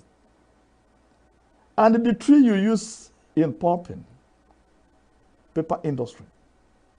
And if you cut it, it will sprout up. It will just come up again. So it is too economical that even the state need to enter into that. If all the hills of Ugbo-Nyama is planted that tree, within 4 years, because it matures to economic value. And at the same time, an environmental beautification of that area. On that very positive note, Surveyor Leonard Ugu, I want to thank you for finding time to be here on Signature Television. This is not going to be your last. You raised very important issues that we need to discuss in the future conversations. Thank you for coming. Thank you, Uche Cyril and Oke. And to our viewers, my guest has been Surveyor Leonard Ugu, President of NASIMA. Join us same time tomorrow for yet another interesting edition of Uncommon Conversations. Thank you for watching.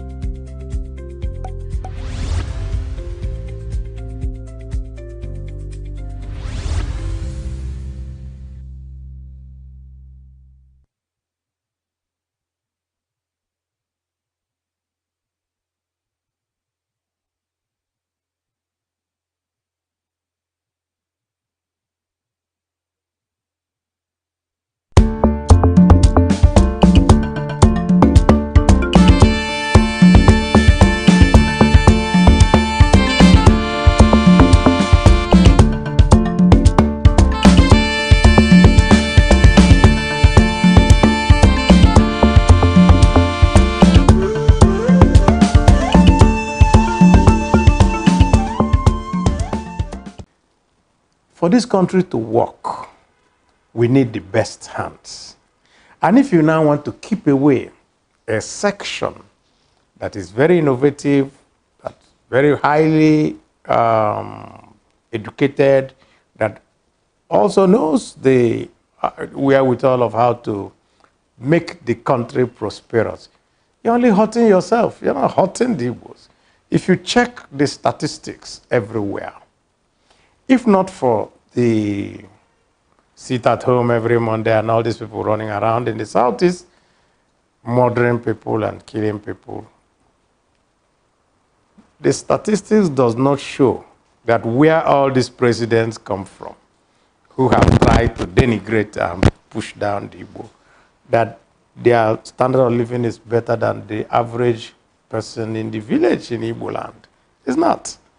So what is it that you're doing? Actually, all you're doing is simple. You're cutting off your nose to spite your face.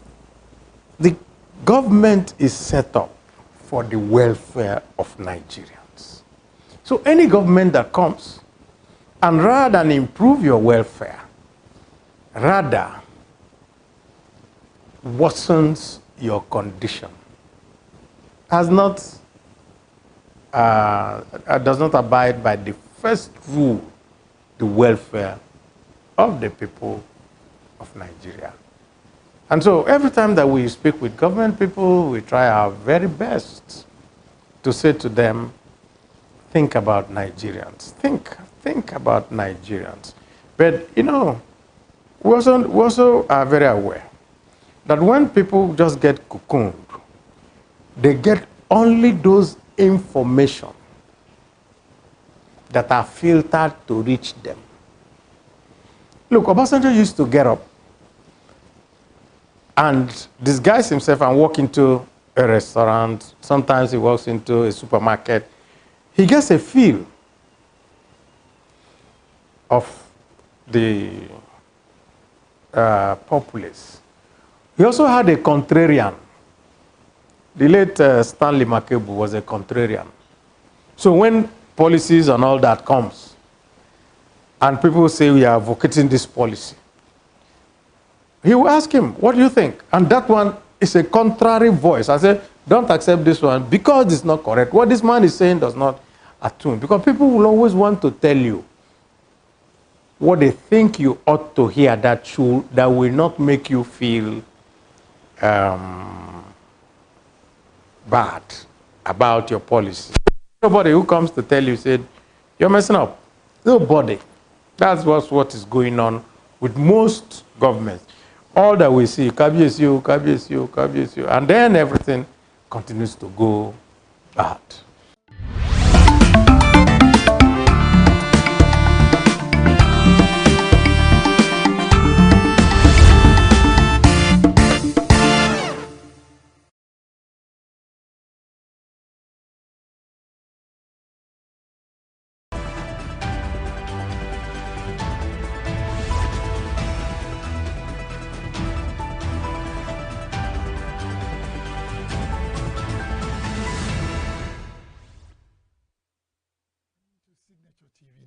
I am Barry Kumo Ado. In the headlines, Senate passes 2024 National Minimum Wage Amendment Bill. Tinubu appeals to Nigerians to shelve the planned protest over hardship. Protesters dispersed by tear gas in Kenyan capital, Nairobi. Palestinian representative praises China for promoting reconciliation. Details shortly.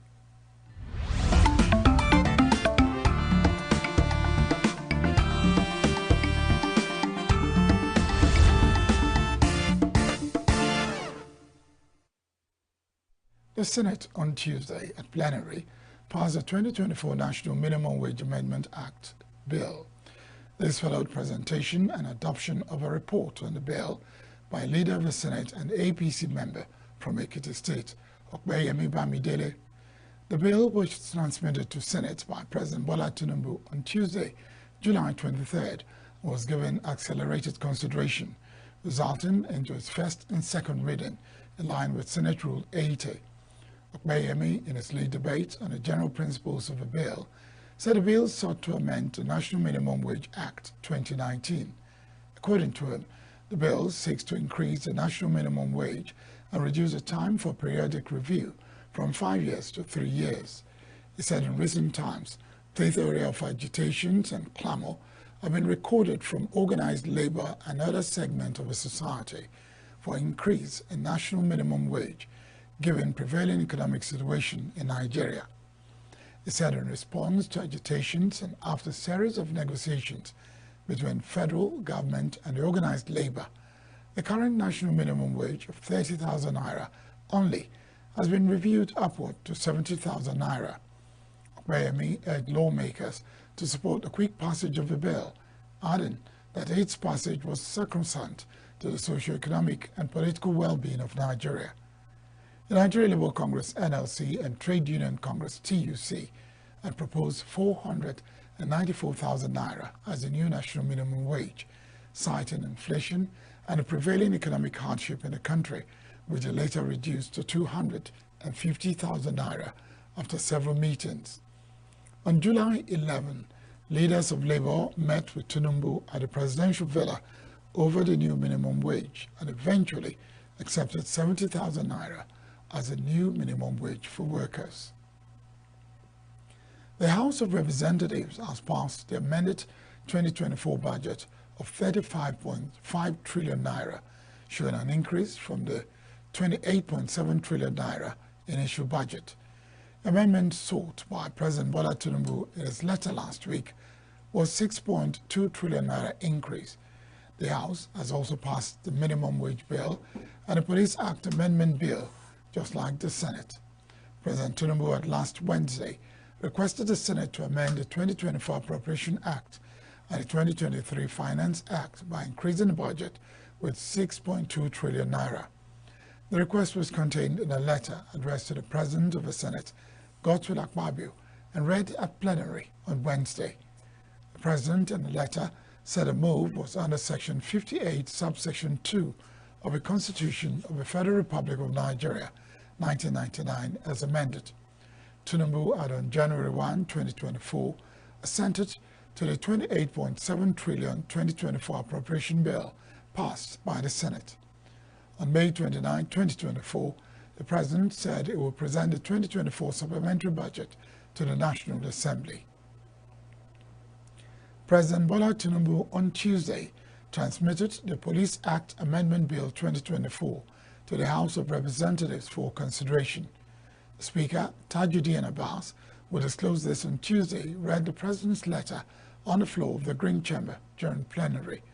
The executive bill proposes amendments to the Principal Act, specifically targeting the tenure provisions of the Inspector General of Police. President Bola Tinubu has appealed to Nigerians to shelve a planned End Bad Governance protest slated for next month. Information Minister Mohammed Idris, who briefed State House correspondents after a meeting with the President on Tuesday, said Tinubu urged the organizers of the protest to shelve the plan and await the President's response to their complaints. He said the President does not see any need for the planned protest and therefore asked them to shelve it. The protest against economic hardship, which is gaining traction on social media, has been scheduled to be held across all states of the Federation, as well as the Federal Capital Territory, FCT Abuja, in August, which the organizers said will be faceless. The federal government, through the National Orientation Agency, NOA, and the Nigeria Police Force, as well as the House of Representatives, have warned against the planned demonstration. The Nigeria Labour Congress NLC and embattled Senator Ali Ndume asked the President to address the demands of the displeased persons, who are mostly youths. Presidential spokesman Bayo Onanuga had on Saturday warned that the planned protest, if staged, could degenerate into the destruction of assets that trailed the NSAS protest against police brutality and extrajudicial killings in October 2020. The House of Representatives has asked the Nigeria Electricity Regulatory Commission, NEC, and the distribution companies, DISCOs, to reverse the tariff hike for Band A customers. This directive was given on Tuesday after the adoption of a report presented by the House Committee on Power. It will be recalled that NEC announced a hike affecting Band A customers who are to pay 225 naira per kilowatt. The House also resolved to probe the tariff hike pending an investigation. Presenting the report, the chairman of the Committee on Power, Victor Nwokolo, said Nigerians cannot afford the new tariff and recommended a return to status quo. The recommendations were adopted by the Committee of the Whole, after which it was passed. Still in the House of Representatives, the Minority Caucus has called for the release of a detained leader of indigenous people of Biafra, Nnamdi Kanu. In a meeting held in Abuja, over 180 lawmakers, elected on the platform of minority political parties, made a call following the adoption of a motion moved at a special meeting of the caucus on Monday night by Mr. B. Agwocha. In a statement issued on Tuesday, the lawmaker will represent Ikwano, Umuahia North, Umuahia South Federal Constituency, Abia State, urged his colleagues to take a definitive position on the ongoing lobby to explore possible political solution to the continued detention of the IPOB leader. The Minority Caucus is made up of the People's Democratic Party, which has 115 seats, Labour Party 35, New Nigeria People's Party 19, and the All Progressive Grand Alliance with 5 seats. Others are the Social Democratic Party 2 seats, the Young Progressive Party, and the African Democratic Congress with 2 seats apiece. Agwacha emphasized the importance of a common front within the minority caucus, noting that the resolution on Nnamdi Kanu's case is crucial for national peace, stability, and unity. They also called for immediate and strategic engagement with relevant stakeholders to advocate for a peaceful and political resolution to the matter, which is said has significant implications for the socio-political landscape of Nigeria. A federal lawmaker who represents Igbo East Senatorial District, Ezenwa Onyewuchi, has dumped the Labour Party LP for the All Progressive Congress APC. Majority Leader of the Senate, Michael Okwayemi Bamidele, announced Onyewuchi's defection during plenary on Tuesday. Similarly, a member of the House of Representatives, Salman Idris, come from the African Democratic Congress ADC to the APC. The lawmaker, who represents Kaba Bunu, the Jemu Federal Constituency in the Green Chamber, officially announced his political decision in a letter read on the floor of the House on Tuesday by Speaker Abbas Tajuddin. Earlier on Tuesday, the Senate admitted Imo State Governor Hope Uzodimma entered the hallowed chamber in line with the Senate rules. Uzodimma, the chairman of APC Progressive Governors Forum, and his team were present to witness Onyewuchi's defection from LP to the ruling APC. In his letter, Onyewuchi, whose defection brings to 3, a number of APC senators from Imo State disclosed that he resigned from the Labour Party owing to the crisis in the party. He also noted that his decision was in line with the dictates of the Constitution. Shortly after Onyewuchi welcomed by the APC lawmakers, he was ushered to take a seat at the APC wing of the Senate chambers. Borno-born APC Senator Ali Ndume has commended the successes recorded in the ongoing resettlement of communities displaced by the insurgency in the state. Ndume made the commendation while interacting with newsmen over his visit to Gwoza, said that the Borno government under Babagana Zulum deserved commendation for its commitment, especially in Gwoza local government area, where about 10 communities have returned and were engaged in farming activities. He said that to complement the state government's efforts, a group of Gwoza concerned citizens initiated by the youths have started mobilizing funds from well-wishers to support the resettlement process. Ndume also commended the federal government over its recent approval for Federal College of Education in Gwoza, saying work has reached advanced stage with the support of 200 million naira take-off grant from the Borno government. While in Gwoza, Ndume visited some resettlement communities and distributed support materials to 2,000 people and donated 10 million naira as his contribution to Gwoza Concerned Citizens Fund. Meanwhile, the Borno State Ministry of Rehabilitation, Reconstruction and Resettlement has urged journalists in the state to support the reintegration of repentant insurgents for lasting peace. The call is contained in a communique issued on Tuesday at the end of a one-day workshop on the role of journalists in the reintegration of repentant non-state actors. The workshop was organized by the State Ministry of Rehabilitation, Reconstruction and Resettlement in collaboration with the Nigerian Union of Journalists, NUJ. The communique noted the significant role of journalists in social reintegration through increased awareness, influencing public opinion, as well as setting of general agenda, among others. It also stressed the need to involve them in all public policy initiatives. It supported the journalists' resolve that the government must address the root causes that lead to radicalization, while commending the Borno government for a few steps taken so far. Still to come, group warns against causing disaffection between military and civilians. Minister of State Lokbobre reconciles Dangote, NNPC Limited, and others. Stay with us.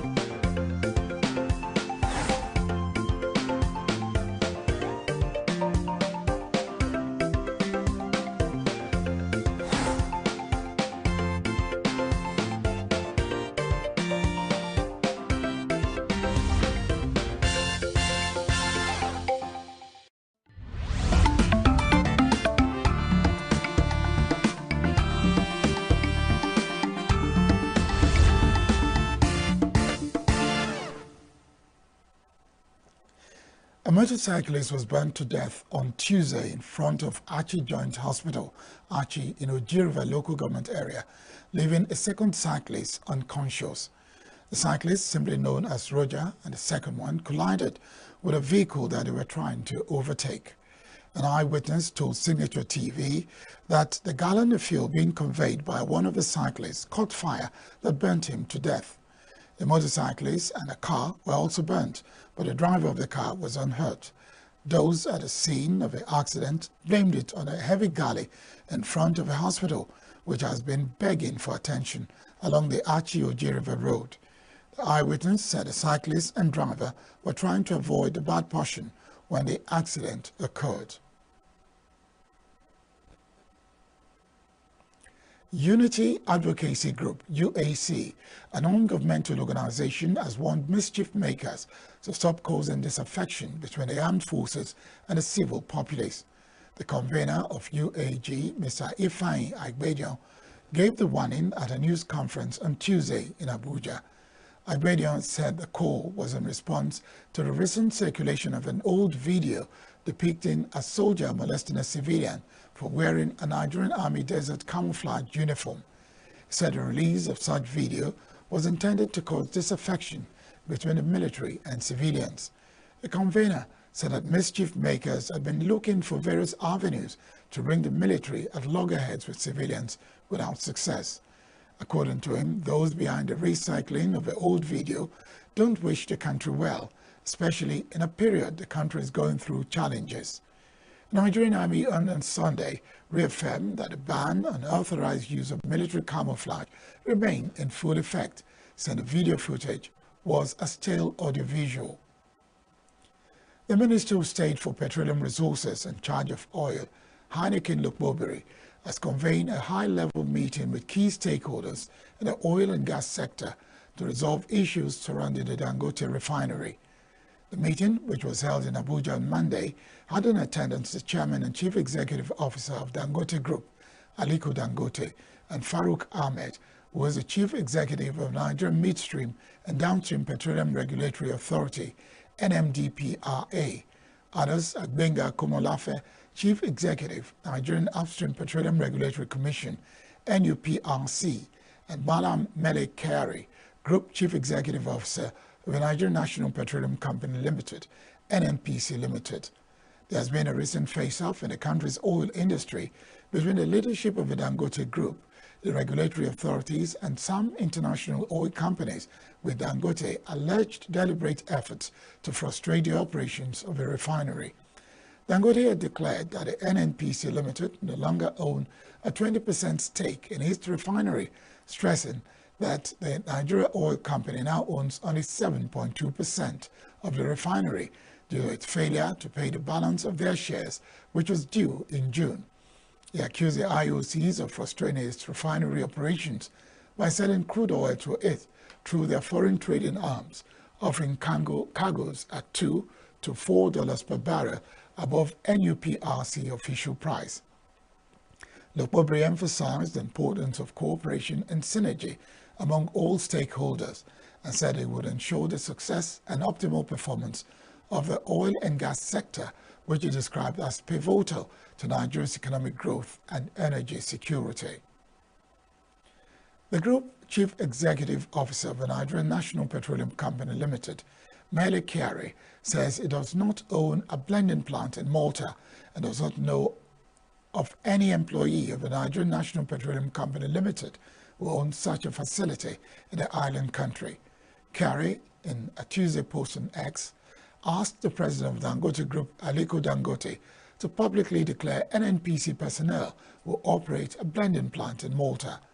Over the weekend, Dangote, Africa's richest man and owner of a 20 billion naira refinery in Lagos, said some NNPC personnel and oil traders operate a blending plant in Malta, thereby frustrating local production of petroleum products.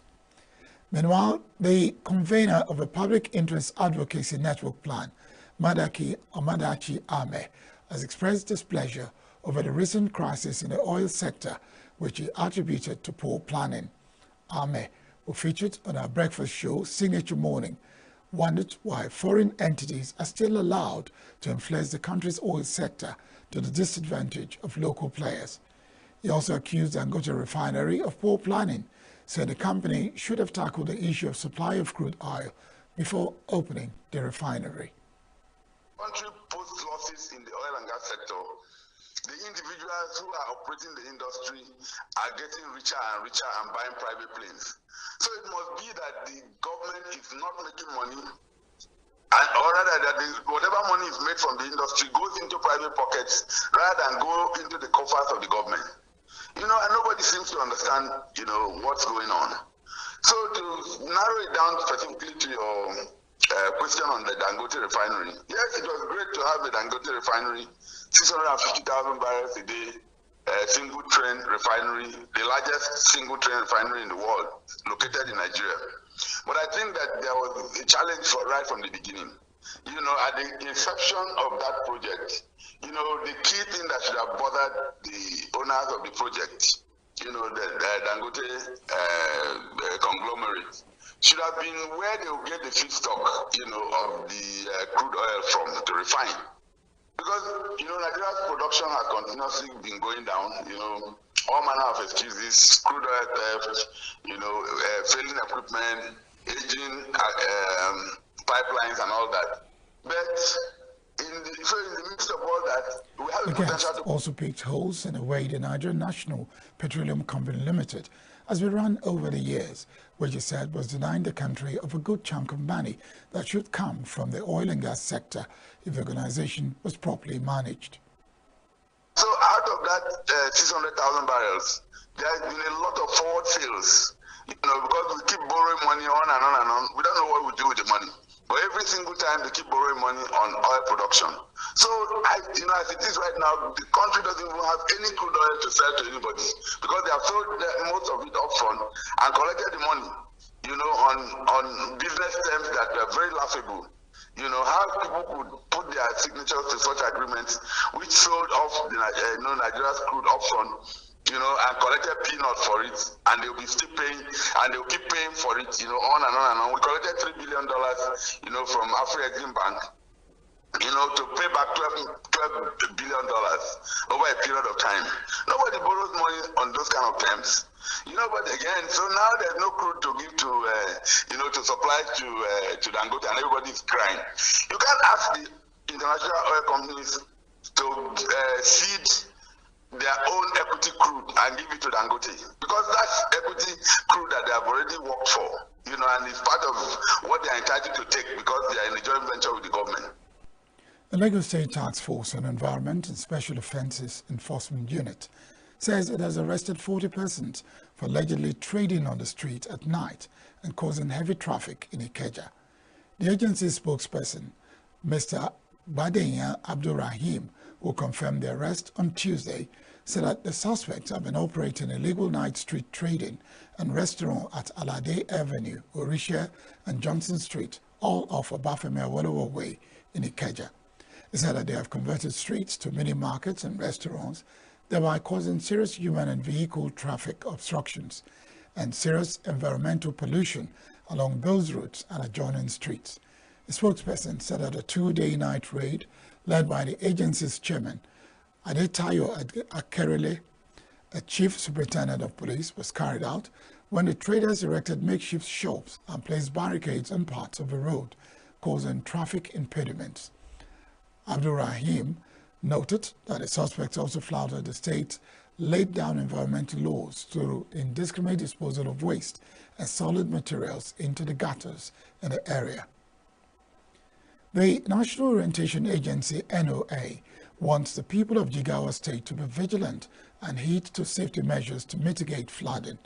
The NOA director in the state, Ahmed Ibrahim, said in a statement in Dutse that the call was imperative going by the National Flood Early Warning Systems, which indicated that the state is likely to experience a downpour in the coming weeks. Ibrahim identified human activities as major contributors to climate change, including perennial floods that led to displacement, loss of life and property across the country. The Fuse Center of the Federal Ministry of Environment's report on flood prediction indicates that heavy rainfall may lead to flood in Bega, Rigim, Adejia, and Jutse. There's also a report of potential failure of a Tiga Dam in Kano, as a result of which excessive rainfalls might affect a lot of communities and towns in Jigawa State.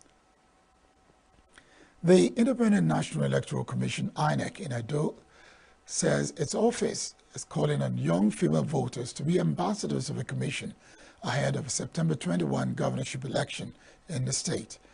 The state resident electoral commissioner, Dr. ENUGU Onoha, made the call in Benin at a one-day awareness creation for young female voters to actively participate in the election. Onoha said that as ambassadors of the commission, they were critical stakeholders who should sensitize their peers, parents, and acquaintances to shun violence and not engage in vote buying or selling. He also urged them to sensitize the electorate on the need to vote for candidates that they thought could bring development to the state. The REC, however, assured that INEC will conduct the election in line with the mission and vision of its mandate to conduct free, fair, and credible elections. Earlier, Victoria Eta Messi, Director, Gender Relations, INEC, said that statistics showed that more males voted in the 2023 general election than the females, saying the awareness campaign was part of efforts to ensure that they understood their rights and the power of their votes. Still to come, CBN raises interest rate to 26.75% amid surging inflation.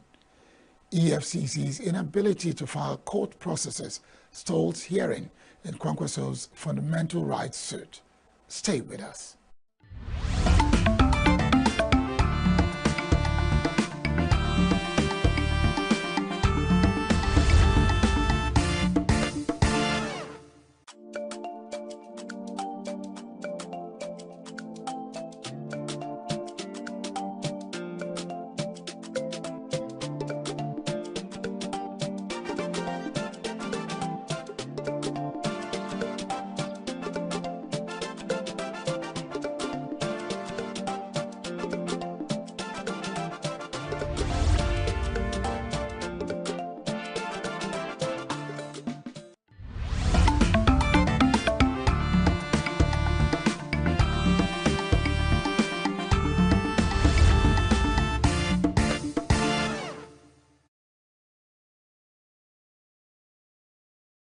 In the country as a major factor why Nigerians, especially the youths, are leaving the country in droves.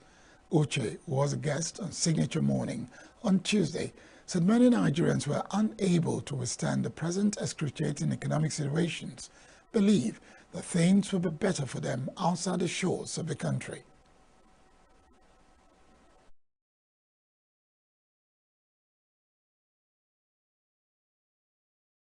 He listed other factors fueling what is now described as a Japa syndrome, to include poor standard of education and health facilities and basic needs, as well as a state of insecurity in the country. But again, security reasons, that's another aspect. At some point, we will notice that people are being kidnapped. Just as in anytime there was one that happened very close to me. I was just driving and I saw people running. And then I parked by the side because, of course, I need to secure myself. And the next thing I saw, a man who was actually bundled into his car, bundled into another car. And the car parked there for a long time before his people came and picked the car. But again, security reasons, that's another aspect. At some point, we will notice that people are being kidnapped. Just as in anytime there was one that happened very close to me. I was just driving and I saw people running. And then I parked by the side because, of course, I need to secure myself. And the next thing I saw, a man who was actually bundled into his car, bundled into another car. And the car parked there for a long time before his people came and picked the car. The Monetary Policy Committee of the Central Bank of Nigeria has increased the benchmark lending rate to 27.65%. The hike in the monetary policy rate was disclosed by the governor of the CBN, Olayemi Cardoso, at the end of a 296th MPC meeting in Abuja on Tuesday. The rate was raised to 26.25% in May. According to the National Bureau of Statistics, the headline inflation increased by 0.24% relative to the May 2024 headline inflation rate, which was 33.95%. On a year-on-year basis, the headline inflation rate was 11.40% points higher than that of June 2023, 22.79%. The CBN governor has repeatedly maintained that the MPC members were committed to price stability and were willing to keep it tightening until inflation is tamed. The inability of Economic and Financial Crimes Commission, EFCC, to file processes before a Kano High Court on Tuesday stalled hearing in a fundamental rights suit filed by Dr. Rabiu Kwakwanso and 7 others. The other applicants are the New Nigeria's People's Party, NNPP, Dr. Ajuji Ahmed, Dipo Alayanko, Ahmed Balewa, Chief Clement Anele, Falashade Aliyu, and Buba Galadima. When the matter came up for hearing, counsel to the EFCC, Idris Ibrahim Haruna, told the court that he was not ready and sought for an adjournment to enable him to file responses. Responding counsel to the applicants, Robert Horn, told the court that he was ready to proceed with the hearing. He urged the court to dismiss the application by the EFCC counsel seeking for an adjournment for not giving the court a genuine reason for not filing their responses. He urged the court to adjourn the case for definite hearing. Justice Yusuf Obade ordered the EFCC counsel to file its responses and adjourn the matter to October 24 for definite hearing. The court had on June 10 granted an interim order stopping the EFCC from arresting Kwakwanso and the 7 respondents. Pro and anti-government protesters clashed on Tuesday in Nairobi, Kenya's capital, and were dispersed by police tear gas. Businesses were closed as police guarded key points, including Parliament. Kenya's President William Ruto reinstated several cabinet members on Friday after he had missed them a week ago. This is to form a new government that is said will respond to the grievances of the protesters. The country's chief minister said Kenya has submitted an economic repair plan to the International Monetary Fund, and it expects the fund's board to review it for approval at a meeting at the end of August. Young people started protesting across the country against a proposed finance bill that will see sharp tax hikes in June this year. The protests have grown into a larger spate of protest action against Ruto's government. The protests have resulted in more than 50 deaths since it started in mid-June and left Ruto caught between pressure from lenders to pay down high debts and a public reeling from high cost of living. British radical Islamist preacher Anjan Choudhury, whose followers have been linked to numerous plots across the world, was convicted of terrorism offences after a trial in a London court on Tuesday. Prosecutors said Choudhury directed a Mujahideen, which was banned as a terrorist organization more than a decade ago, and encouraged others to support the group, which Choudhury denied. Choudhury, 57, was found guilty of directing a terrorist organization and addressing meeting to encourage support for a proscribed organization after a trial at Woldwick Crown Court. Was Britain's most high-profile Islamic preacher, Choudhury was previously imprisoned in Britain in 2016 for encouraging support for Islamic State before being released in 2018 after serving half of his 5.5-year sentence.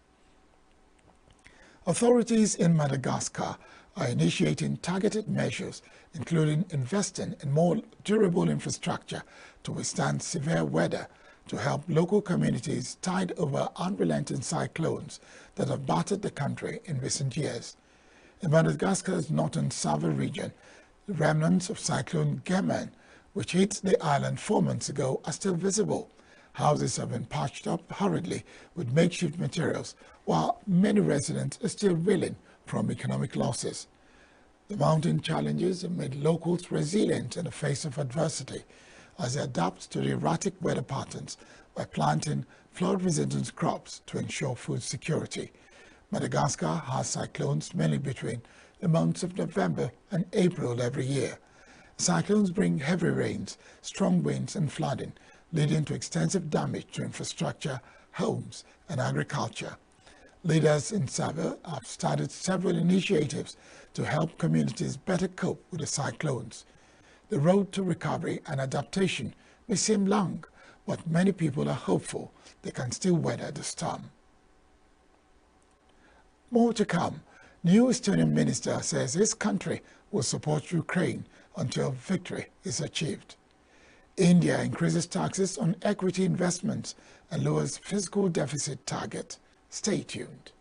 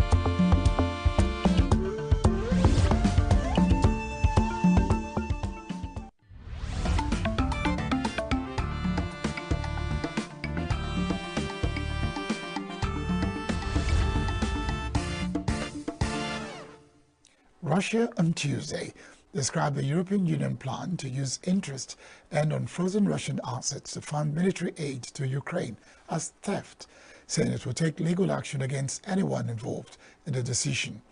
Kremlin spokesman Dmitry Peskov told reporters that such thievish actions cannot remain without reciprocity, insisting that the money is not only essentially stolen, but would also be spent on the purchase of weapons. EU's top diplomat Joseph Borrell on Monday said that the first tranche of 1.4 billion euros in military aid for Ukraine, taken from proceeds earned on frozen Russian assets, were made in early August. After President Vladimir Putin sent troops into Ukraine in 2022, United States and its allies prohibited transactions with Russia's central bank and finance ministry, blocking around $300 billion of sovereign Russian assets in the West. European Union countries are taking the interest earned on those frozen assets, essentially bonds and other types of securities, in which the Russian central bank had invested and putting them into an EU fund which will use to help Ukraine. The EU expects the assets to yield about 15 to 20 billion euros, about 16 to 22 billion dollars in profits by 2027. Putin says the West unleashed what he calls as an economic war against Russia, but has touted both the resilience of the Russian economy, which grew 3.6% last year, and the failure of sanctions to stop Russian trade. The Kremlin has repeatedly said that any seizure of its assets will go against all the principles of free markets which the West proclaims, and it will undermine confidence in the U.S. Russian forces said it shot down 163 Ukraine drones in the past 24 hours, while Ukraine said it repelled multiple Russian attacks, according to the latest battle reports released by the two countries. Russian Ministry of Defense said Russian forces destroyed Ukraine tanks, armored vehicles, and self-propelled artillery. The ministry said Russian air defense also shot down 163 Ukraine drones, 3 U.S.-made tactical arms. Prime Minister of Estonia, Kristen Michal, says the new Estonian government will support Ukraine until it achieves victory, continuing the path of his predecessor. 49-year-old Michal will replace Kaja Kallas, who recently resigned to become the European Union Foreign Policy Chief. He disclosed this in an interview after taking his oath of office on Tuesday. Michael said the government of Baltic nation of 1.4 million people could seek to raise about 1 billion euros to purchase ammunition under a plan that will be hashed out by September. Educated as a lawyer, Michal has spent his career climbing up the ranks of the Reform Party since 1996. He first entered Parliament in 2004 and has led the Justice Ministry, Economy Ministry, and most recently, Climate Ministry. The Indian government on Tuesday lowered its fiscal deficit target to 4.9% of GDP for the financial year ending March 2025 from 5.1% in the interim budget in February, aided by a hefty surplus transfer from a central bank and robust tax revenue. The fiscal target was part of India's federal budget announced on Tuesday by Finance Minister Nirmala Sitharaman. The target signals the government's intention to remain fiscally prudent despite expectations it may ramp up spending on welfare programs following a weaker than anticipated election victory for Prime Minister Narendra Modi's alliance in June. A lower fiscal deficit will boost foreign investor sentiment and improve India's chances of a sovereign rating update as it brings the country closer to its goal of narrowing the deficit to below 4.5% GDP by fiscal year 2025-2026. A corporate tax rate for foreign companies was cut to 35% from 40% to attract investment. The Indian government raised the tax rate for equity investment held for less than 1 year to 20% from 15%, and for shares held for more than 12 months to 15.5% from 10%. Indian equities hovered near the flat mark on Tuesday, with Indian stocks initially dropped as much as 1.5%, and the rupee hovered near season's low of 83.71%. The dollar, as traders reacted to tax hikes on equities and derivatives trading. Since March 2020, the index has soared more than 200% due to increased trading in the derivatives market. The full year and beyond in this budget, we particularly focus on employment, skilling, MSMEs, and the middle class. I am happy to announce the Prime Minister's package of 5 schemes and initiatives to facilitate employment, skilling, and other opportunities for 4.1 crore youth over a 5-year period. We will endeavor to maintain strong fiscal support for infrastructure over the next 5 years, in conjunction with imperatives of other priorities and fiscal consolidation. This year, I have provided 11,11,111 crore rupees for capital expenditure. This would be 3.4% of our GDP. Short-term gains on certain financial assets shall henceforth attract a tax rate of 20%, while that on all other financial assets and all non-financial assets shall continue to attract the applicable tax rate. Long-term gains on all financial and non-financial assets, on the other hand, will attract a tax rate of 12.5%. A senior Palestinian representative has praised China for brokering an intra-Palestinian reconciliation agreement, stressing that the mediation process was smooth sailing thanks to China's unrelenting efforts. Mustafa Baghouti, Secretary General of the Palestinian National Initiative PNI Party, on Tuesday commended China on the sidelines of a closing ceremony of a reconciliation dialogue among representatives of Palestinian factions in Beijing.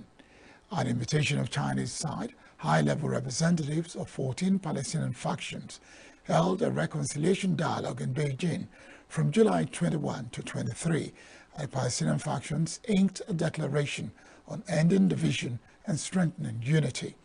The event marked the first time when 14 Palestinian factions have gathered in Beijing for reconciliation dialogue, bringing precious hope to the suffering Palestinian people. As one of China's emerging industries, the country's domestic service sector now has a scale exceeding 1.1 trillion yuan, or 150 billion US dollars.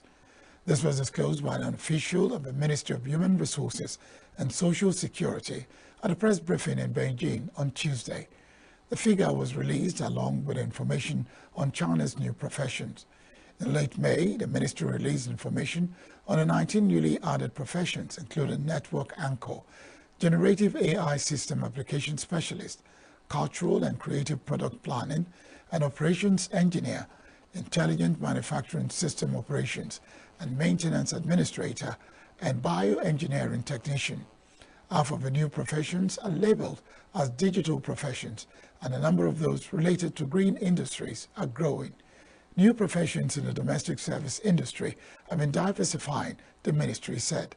In the next step, the ministry, by improving professional standard system and increasing vocational skill training, will help the domestic service industry make solid progress in professionalizing its workers. European leagues and FIRO Europe will jointly file a complaint to EU antitrust regulators against FIFA's international match calendar, the sports organization and players union said on Tuesday. The two bodies said the international match calendar is now beyond saturation and has become unsustainable for national leagues as well as a risk for health of players. They also alleged that FIFA's decisions over the last years have repeatedly favored its own competitions and commercial interests and neglected its responsibilities as a governing body. The complaint will explain that FIFA's conduct infringes EU competition law and notably constitutes an abuse of dominance.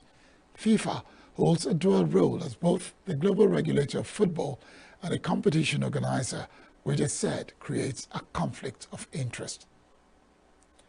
Taiwan sent Navy vessels out to sea and conducted takeoff and landing exercises on Monday at the start of the annual Hankyuan and War Games, which this year aimed to be as close as possible to actual combat with no script and simulating how to repel a Chinese attack. China, which views democratically governed Taiwan as its territory, has been staging regular exercises around the island for 4 years to pressure Taipei to accept Beijing's claim of sovereignty, despite Taiwan's strong objections. Taiwan's drills this year have cancelled elements that were mostly for show, like scripted firepower displays, while there will be intensified nighttime exercises and practicing how to operate with severed command lines. The 5-day war games will be happening in conjunction with the Wanam Civil Defense drills, where streets of major cities are evacuated for half an hour during a simulated Chinese missile attack, and test warning alarms will sound on mobile phones.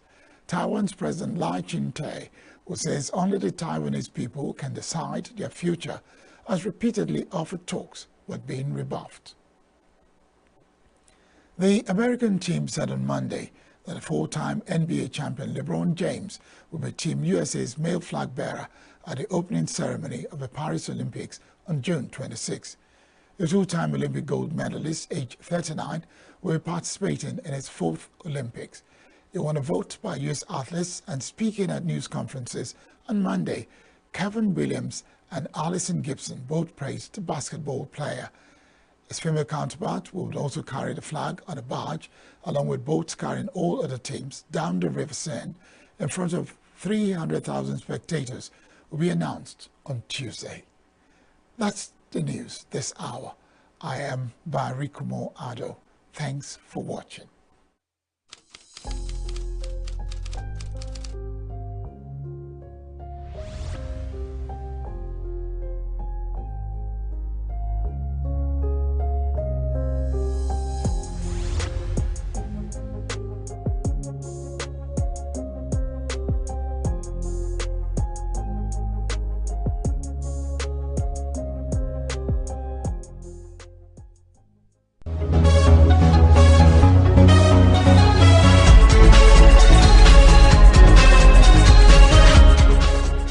There is a new fad in town.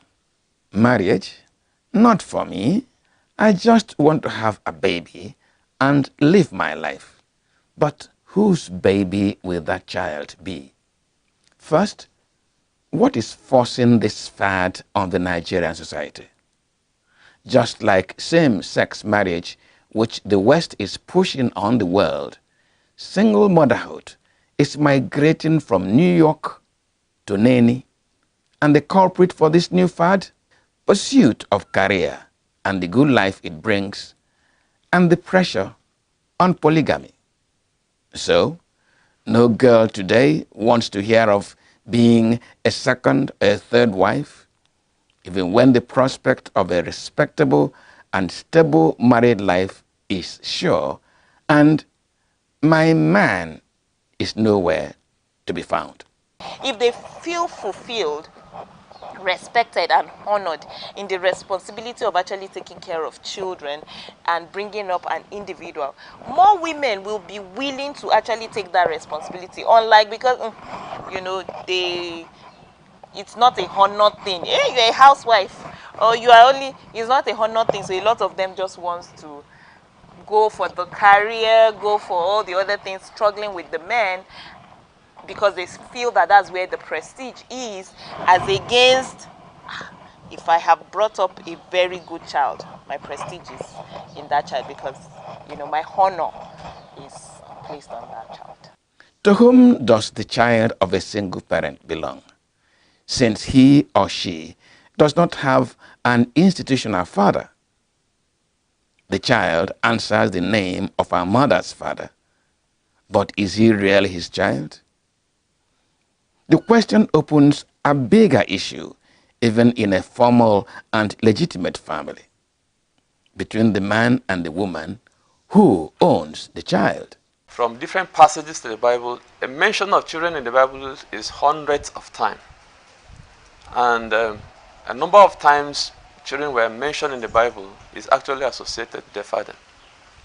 But there are a lot of instances also shows that ownership is attributed to the mother when it comes to bearing the child. They said Sarah did not give birth to a child, and so she was worried about this. But we could also understand that even Sarah herself was saying that she will want to be a child for Abraham. Herself being a mother was actually concerned about giving a child for her husband. So by what she is saying, even as a woman, she's attributing the ownership to the husband. So there are a lot of instances in the Bible, you see a woman crying for a child. But at the end of the day, you will hear the same woman saying, I want to give birth to a child for the man. Islamically, the woman, she's having the upper hand because the father rank is around number 5 when we talk about the arrangement of those that can take care of the child in a state whereby there is problem between the husband and the wife. So the first person is the wife, which is the mother, except if that mother is not responsible enough to take care of that child, thinking that the child should be given to her, maybe something bad or negative may happen in the upbringing of this child. And so the children are ascribed to the man, and the religions decree so. Outside of religion, our patriarchal society gives the children to the man. And so there is a Barack Obama, a Winston Churchill, a Vladimir Putin, and a Muhammad Buhari. But in reality, does the man own the child? And in contributing to the makeup of any human being, does the father play so much role as to be ascribed the ownership of the child? A child that is not good is for the mother. So the mother owns a child that is not good, but the father owns a child that is good. But the question people would ask is, who trains a good child and who trains a bad child? Who? It's the mother. So the father is just taking and identifying with something that has been trained by a woman as his own, like you said, by mouth. It is taken for granted that a person's genealogy should be drawn along the father line. And so A begat B, and B begat C, all father lines. There is, however, evidence, both psychologically and medically, that though the physiological makeup of a person is 50-50 between father and mother, the emotional makeup of every individual derives more from the mother than the father. Again, if you go back to psychology, the woman owns more power on the life of the child than the father. If a child is, so let's look at adverse childhood experiences. When the woman is the one who has the problem, the child is more likely to grow up damaged than if it is the man who has the problem.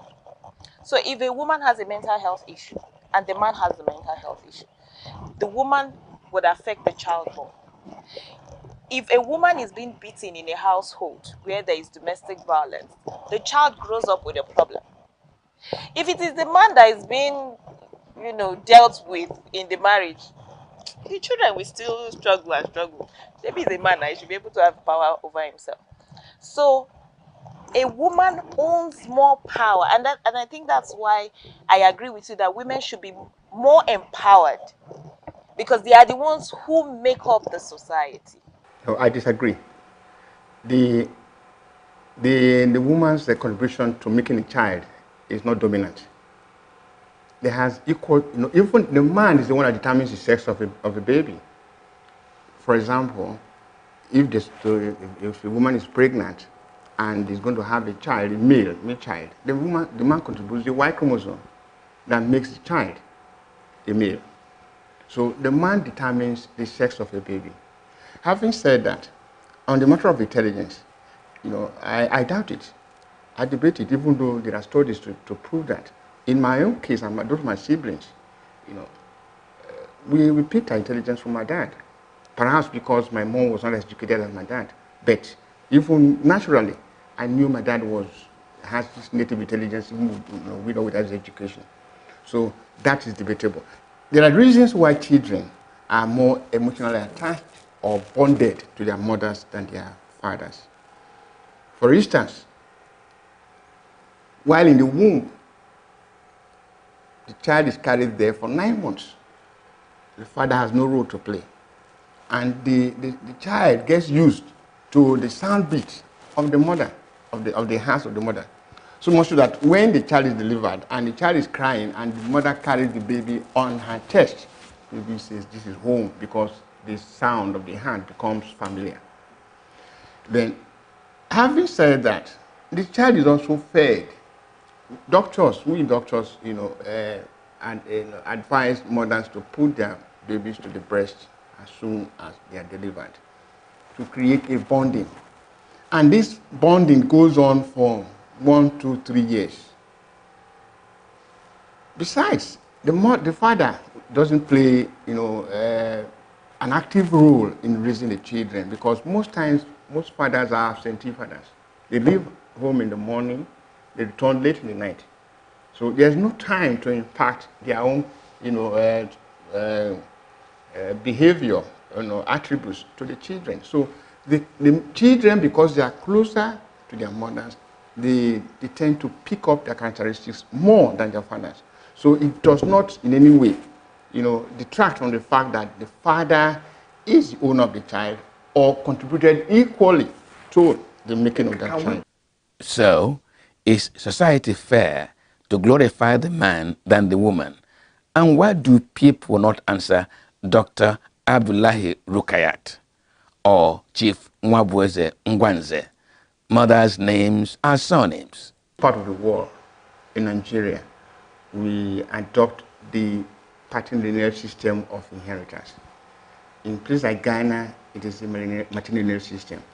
Now, there's a reason for adopting the patrilineal system, because we here marry our wives. We pay the bride price and do all necessary rights, and then you become our wife. So the product of such a union should be owned by the man who has it's like when I invested in a company and it comes out, and the profit comes out, I should benefit. So that tax belongs to me, not to somebody else.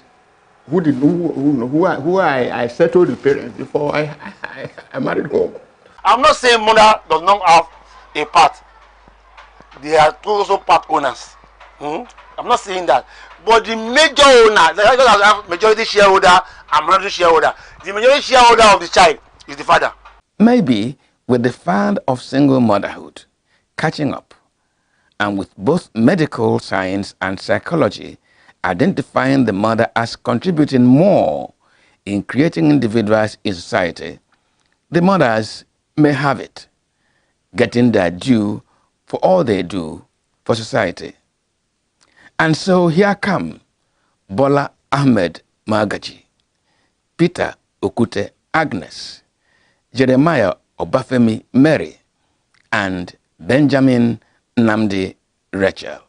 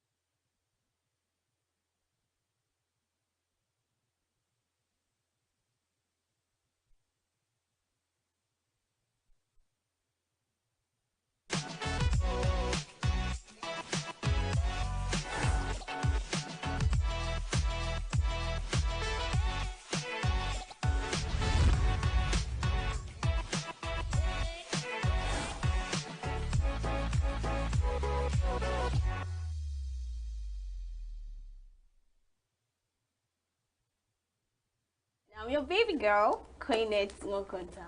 You know how we do it. You know how the drill is. We give you stories and we give you interesting guests. So our first story today, Chibike Josh Alfred, popularly known as Josh Tofani, has spoken on the competition in the Nigerian comedy and content creating industry. Josh Tofani, however, said he has no competition in comedy industry, stressing that his skits are interpreted in foreign languages in Europe and Asia. He said those claiming that there is no competition in the content creating industry are only sugarcoating. He also frowned at the action of some of his colleagues who copy his trends and style without crediting him. Up next, Ariana Grande has endorsed Vice President Kamala Harris to the Democratic Party candidate for the presidential election. This comes after President Joe Biden stepped down as the Democratic Party candidate on Sunday and endorsed his vice Harris as the party's flag bearer. Sharing a picture of the president and his vice via her Instagram story, Grande called on her followers to register to vote for the Democratic Party. President Trump, he said, Kamala Harris will be easier to defeat in the November poll than Biden.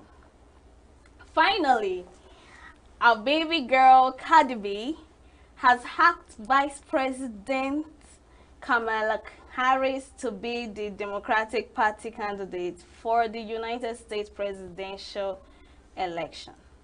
Cardi B, who had earlier suggested that Harris should be the Democratic Party candidate after President Joe Biden's debate with the Republican Party candidate, Donald Trump welcomed the news of Biden stepping down and endorsing Harris with excitement. President Joe Biden stepped down as the Democratic Party candidate on Sunday and endorsed his vice, Kamala Harris, as his party's flag bearer. Cardi B has said in May that she won't be voting in the November poll if the two major candidates remain incumbent President Joe Biden and the Democratic Party and his predecessor Donald Trump of the Republican Party. She explained that she used to see Trump as a dire threat, but under Biden she felt layers and layers of disappointment from what she sees as domestic and foreign mismanagement. That's all we have for you in the news segment. We'll go on a short break, and when we return, we'll introduce you to our guests. So stay tuned.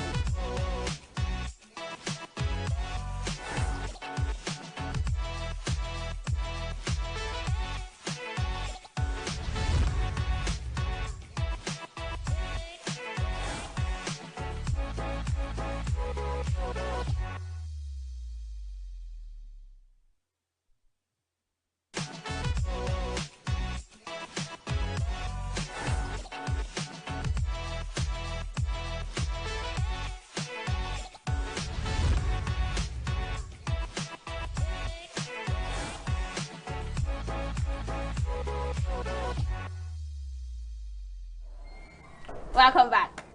I told you we have an interesting guest in our studio today. She's a DJ. She is a DJ. And her name is DJ Flozzy. She has DJ in so many events, weddings, burials, and all the rest of them. Welcome to our studio, DJ Flozzy. Thank you. Good afternoon. Good afternoon, everyone. How are you? I'm fine. How was your day? Fine, fine. Oh, welcome. So can you tell us your real name? My name is Chinenye Onedibe. Florence. Florence? Yes. Okay, DJ Onedibe Florence. Yes. Okay, so how did your name DJ Flozzy come about? From Florence. You just shortened it Yes, Flozzy. yes. Okay. All right, so take us on your journey of this DJ stuff you started. I started it when I was very small. I like music. Okay. I love music. I started with the time I am selling plates, cassettes. You know that old cassette? Yes, yes. Yes. Let's say around 2020, 2029. 2019? 2019, I mean to say 2019. Okay. I'm selling plates. After the way I'm putting music in the morning, I like to put You like to play music? yeah, I play music, worship, after worship, praises, then afternoon blues, all those things. Okay. People start calling me DJ that you love the music. I say, okay, wow. I later buy laptop. I call DJs, many DJs, come to my shop, my office, and teach me how to do okay, DJs. so you learned this from other DJs? Yes, yes. Okay. So from that place, I started getting work. All these people call me. People where exactly? Yes. Feel free to tell us. Feel free to tell us. Call me one funny thing. That time I don't have instrument. That time, then I call one. They say the one of this thing call me, say that I want you to come and cover events. I say okay, no problem. Who How called much? You? Is it for a wedding? No, just end of the year party. In a school? No, that's end of the year party. All these meeting things. Okay, meeting. Yes. Okay, club meeting. Yes, club club meeting. You just call me. So I don't have speaker. I say only laptop. I say okay. Let me call one. Sound engineer. A to Z. I say how much you rent amp, all those things. Okay, you rented. Yes, all those things, equipment for the events. Okay. Say that time, say now this thing, I think say 15,000. I say, I don't have that money. I don't know how much those people will pay me. I say, later collect this thing 7,000 naira for me for the equipment.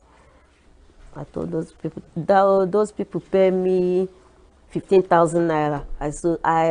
Generally everything. That was in 2019. Yes. Okay. Because of I want to go out so that people will see me. You went I want to go out. So after everything, I collected money. I play music. People like my music, like everything. So what kind of music do you play for? Do you do hip hop or you hip hop, everything, even high life, everything. I mix it up. People like it. Everybody say, give me your number, give me your number, give me your number. Which one is your favorite? Favorite. The one you were very interested in. Everyone, anyone you call me, even Christian music, if any event you call me, I will cover it very well. Anyone, yeah, anyone you call me, I'll cover it very, very well. Okay. Because now, even this coming Saturday, I have events. Okay, what kind of events? It's birthday party. Okay. I think 120 years birthday party. It's a very big event. It's a VIP event, not. Okay. A 120-year birthday party. Yes. Okay. Even August, I have it. Every month, I always go to events. So you said in 2019. You collected 15,000 naira. Yes, but now. Okay, so now how much do you charge?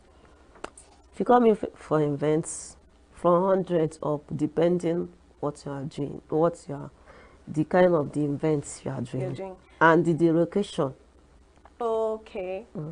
So the location, the location and the kind of event. Why did you say location? Because depending the distance. Okay.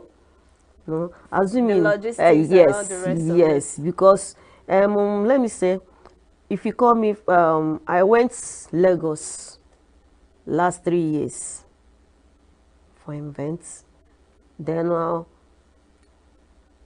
if you call me for events for this Enugu town, the difference to if you call me to village like Abuogbe, Nkano, Nsoka, it's not different amounts. Yeah. Okay, so how do you do your DJ stuff? Because I know you're physically not strong. Do you stand or do you sit while doing your...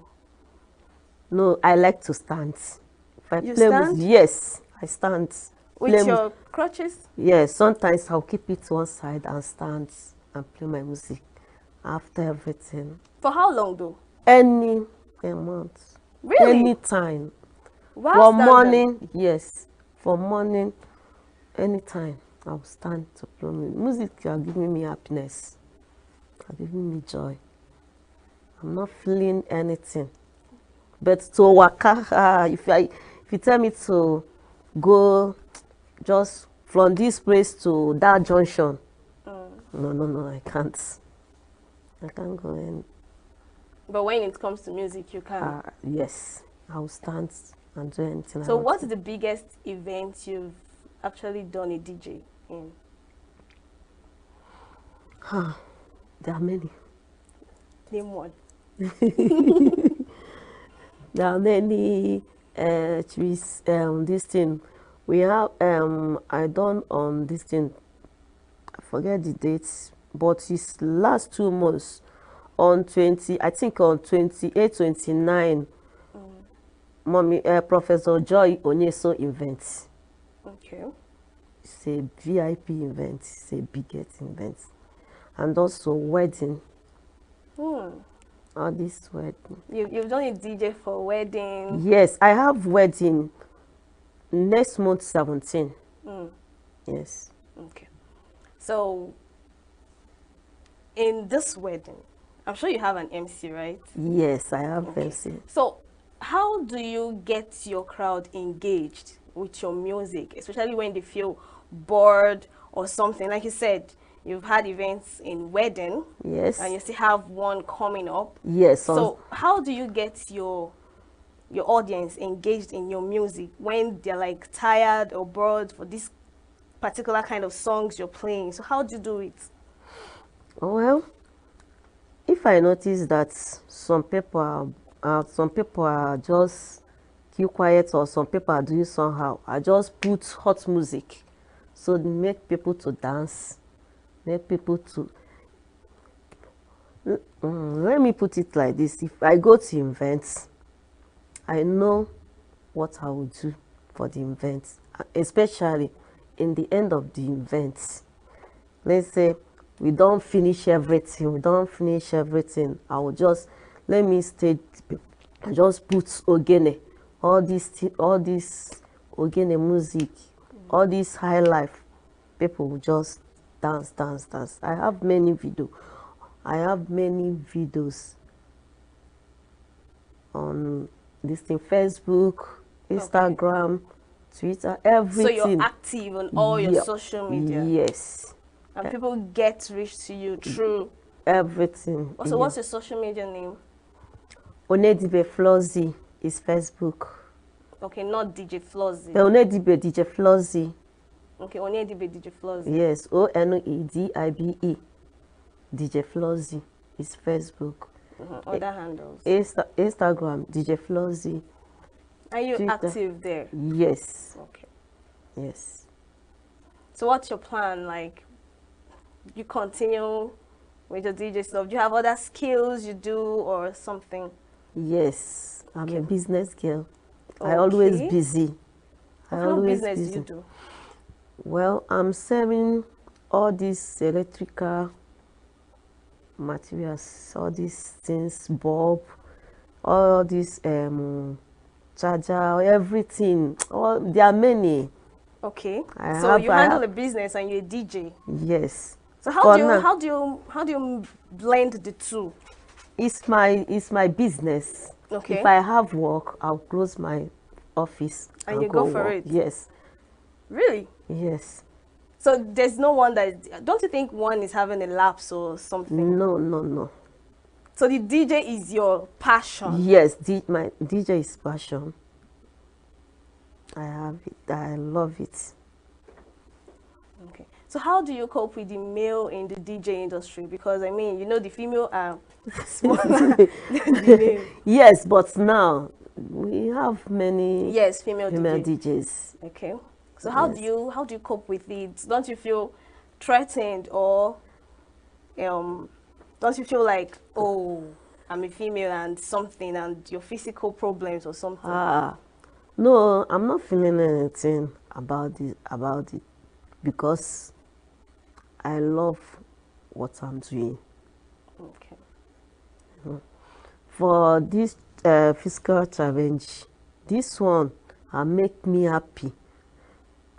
People are using this one and give me a lot of work. Even the outside ENUGU, I'm going to always go to outside ENUGU, even Port Harcourt, Abuja, many places. Despite the physical challenge? Yes. Wow. You must be very good at your DJ. By God's grace, I'm good. I must applaud you for that, because I thought probably because of the physical challenge, people might be like, you won't be able to do it and all that. But you said you could stand for any a hour. very long period of time. Yes, because I want to tell you something because I just remember something now. Okay. One time, somebody called me for outside for this thing, for one event, open new house that time. The house opening? Yes, the house opening. Okay. Then that time, we talk about the money. After everything, we say, okay, I will pay you, I will give you money. Then later, the person who called me, I said, okay, let me forget about it. Some months, he called me back, I want to see you. I said, no problem. See me, I see address, all those things. The person, if you see car. Okay, the person sent a car to come pick you? No, just come to my office. Okay. If you see car, I just come and say, the person just call me on phone. The man, that man just call me on phone. I say, yes, see me here. I just say, is it you or another person? I say, it's me, DJ Flows. They say, no. I beg God, call me another person. I say, no, it's me. Okay, he was surprised. He was surprised. I say, no, is it you, is DJ Flows? I say, yes. He was sir. expecting to see somebody, a big person. I say, it's me. I said, okay. I say, okay. Can you give me your video? Can you give me? I said, okay, no problem. I have many video on my phone. Watch it. Just watch it. I said, okay. The work, I think the is 170,000 I priced that time. Because of that thing, he gave me 300,000. Okay. That time. Then after the work, you're supposed to stay. Stay for 2 days. We stay for 4 days because I give them what they want. Okay. Pay me very well. Then I use that thing buy keyboard because I like keyboards. I like to play keyboards. Okay. Yes. All right. Thanks for coming, DJ Fluzzy, to our studio. Thanks very much for coming, and we loved how you gave us details in your DJ life. We'll go on a short break, and we have another guest in the studio, so stay tuned.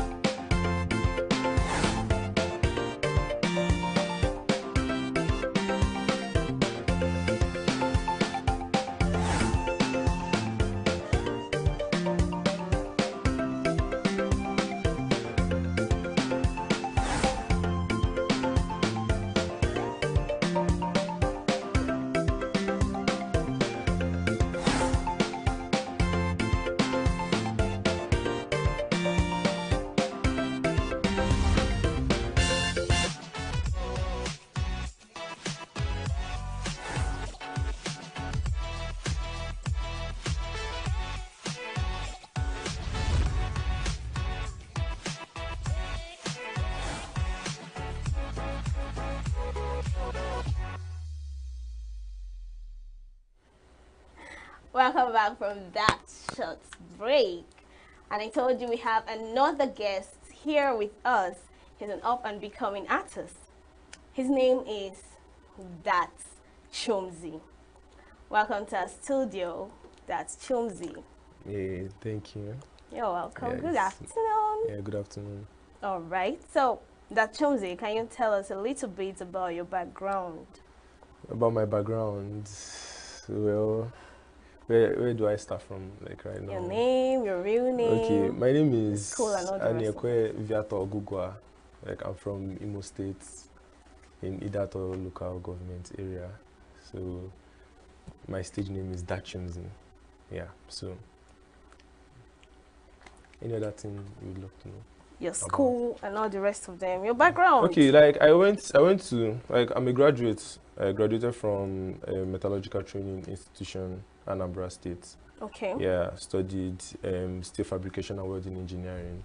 Okay. Graduated 2021. So yeah, I'm now facing life. I get from a family of 5. Okay. Yeah, we are 3 guys and 2 guys and 3 girls. Yeah. Yeah, so I have like 3 sisters. So I just have like my mom because my dad is late. All right. Yeah, so So, that's just it. so what inspired you to go into music? Going into music has just been something like I love, like doing. Started from like right from when I was little. Okay. So like I grew up around artists, like, so I just like love seeing them record, dropping their hit songs and everything. So I just started like vibing to it and all those kind of things. So that's how I started. Really? So from there it has been my thing, like no stress, like my thing. You just like the music thing. And I that's love music. Like I love music. Music is just like my thing. Yeah, I just have like passion for it. Okay. Yeah. So, who's your biggest influence in the music industry? I think everyone is be doing better. So I don't really think I have like that favorite because if I'm to call my favorites, they are much. So I don't know. I mean, you should call them if you want to. Like Everybody's doing like OBO, Runtown, Okay. like yeah. So like these are my Fino, all these artists. okay, so what kind of music do you do? I do like it's just my thing. Like anyone, I do Afro, I do hip hop, I can rap, I can even like do high life. Anyone. Anyone. You Anyone. can do high life too. Anyone, like just my thing. Like anything, I can vibe to it. So, Really? yeah. So how has the music industry helped you do? Well, it hasn't been so easy, but we've been like, I'll be like just going with the system and how everything works. So Have you I'm dropped just a like- hit song? Yeah, I've been dropping songs. And I still have like a current like music that we just like dropped. Like the video will be dropping very soon, Okay. titled Hali. So Hali. yeah, Hali. Hali. Like hallelujah. Oh, hallelujah. Yeah. Can you sing it for us a little bit? Yeah, sure. Okay. I did thank God say level I dey see myself today, no be why I been there. Say dreams where they get see when I sleep, see now be living in reality, yeah. See tell me wetin God he no fit do, see God he no be man, yeah. I dey thank God he say God no be man, that's why I pray halle, halle, say hallelujah, man on fire. I dey pray to Jah, Hosanna, open my way for me. Make I dey go places my leg never go before. Interesting. Yeah, so like, Interesting. Okay, so what strategies have you used in your music industry? I don't really like like I don't know how to put it. Put it Well, anyhow. Well, it's Do you kind of have a confusing. producer? Yeah, I don't have like one specific like producer. Like Okay. I just work with like any available producers. Like anyone that I just feel like okay, like this person is good, so could just like vibe. And then I've not been going to like a studio. It has been like maybe kind of like outdoor, maybe just like a home setting studio or something like that. Okay. So you might just like have someone, Mm. a producer come in and then just record and something like that. Sha. So, Immediately. yeah, immediately. And it's no stress for me. Like I hardly write songs. Else I just want to like okay, just take my time, write out this thing. But once I hear a beat, I'll just like You sing just to it. deliver. Deliver. That's So it the comes right thing. to you like an inspiration or something. Like very, very well. Like, it comes to me like an inspiration. Like just like I said, it has always been my thing. So yeah. Wow. yeah. So you can come up with something like right now. I can really come up with something like right now. Like no stress. I'm telling you. Wow. Yeah. I can really come up with. Can you come up with a song with Signature TV tagged on it? Why not? Why won't I? Wow. Yes. Okay. We'll come to that anyways. Alright. So what has been your challenges? Have you faced any challenges in this music industry? Yeah, actually, like I've been facing a lot of challenges because, well, trying to like push yourself and everything, like it requires a lot, with the funds and everything. So, like it has been like challenging for me. So, but I still keep pushing. So we don't stop. So Do you look up to featuring in a show or? Yeah, actually, I'm looking up to like featuring like maybe like all these top artists or even like my same like level. Have you featured artists. anyone though, the leveled artists? Yeah, sure. But like it has not been easy because the rising artists we have here in ENUGU have been like, I understand. yeah, so it's not like easy getting to. Everybody wants to like feature the top. Yeah, that's true. So knowing that we are okay, like we are good, but they just want to like go to the top. So if you're given the opportunity to feature with a hit artist, who would you love to feature with? I would love to feature Runtown. I would love to have. I would love to have like Davido. I would love to have like even Techno. Like all these artists, Olamide, Bado. Like if I still have a Odumo Du Black on my listen, I would deliver. Like I would just give you the chorus. You just like, get to like vibe on it. So yeah. Okay. And so many artists out there. So okay. So would you like to, if you have an opportunity to get a job now? Yeah. Would you like to go for that job, or you continue in music, a job that pays real big? Why won't I? Anything for the money. If I should get a well-paid job, like music can still be my side hustle. Music can still be something like once I'm working and I'm being paid.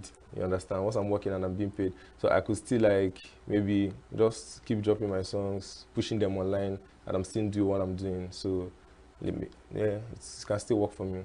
So like, what strategies do you have to push your songs for people everywhere to listen to it? Well, I just have to like, I think I have to just, the promotion matters. So I just have to like go through like radio stations and then visit other promoters that will help me like both online and then shows. Yeah, maybe like putting me through like in like shows, like concerts for me to go perform, and then people getting to like recognize me or something like that. Okay, what about your social media strategies? Yeah, I post on my social media as well. So I think I just have to like promote like my contents to be able to like get to the audience or something like that. So okay. Yeah. So what's your long-term goal for your music? My long-term goal for my music, is, well, like, just like I see, like I'm still looking forward to like dropping like a whole of like so many hits. Like I still have like so many unrecorded like hits songs that I've not like yet to drop or something like that. So I just know like I'll still get to give the people like what they want. Yeah. So you're saying something about funds and the rest of them? Yeah, because I'm trying my best actually. So like I'm doing my best. In what aspect? Like maybe getting to like promote my music. So I'll get to like pay the promoters, like some promoters be like, okay, you have to pay for this, that, and then it is very, very difficult getting like maybe the promoter will put you through all these big concerts for you to like perform and all those kind of things. So yeah, but I do get like called for all these shows. So yeah, like I was at Go Uni to perform, like I performed to the students. Yeah, so and it was all vibe and they loved it. So yeah.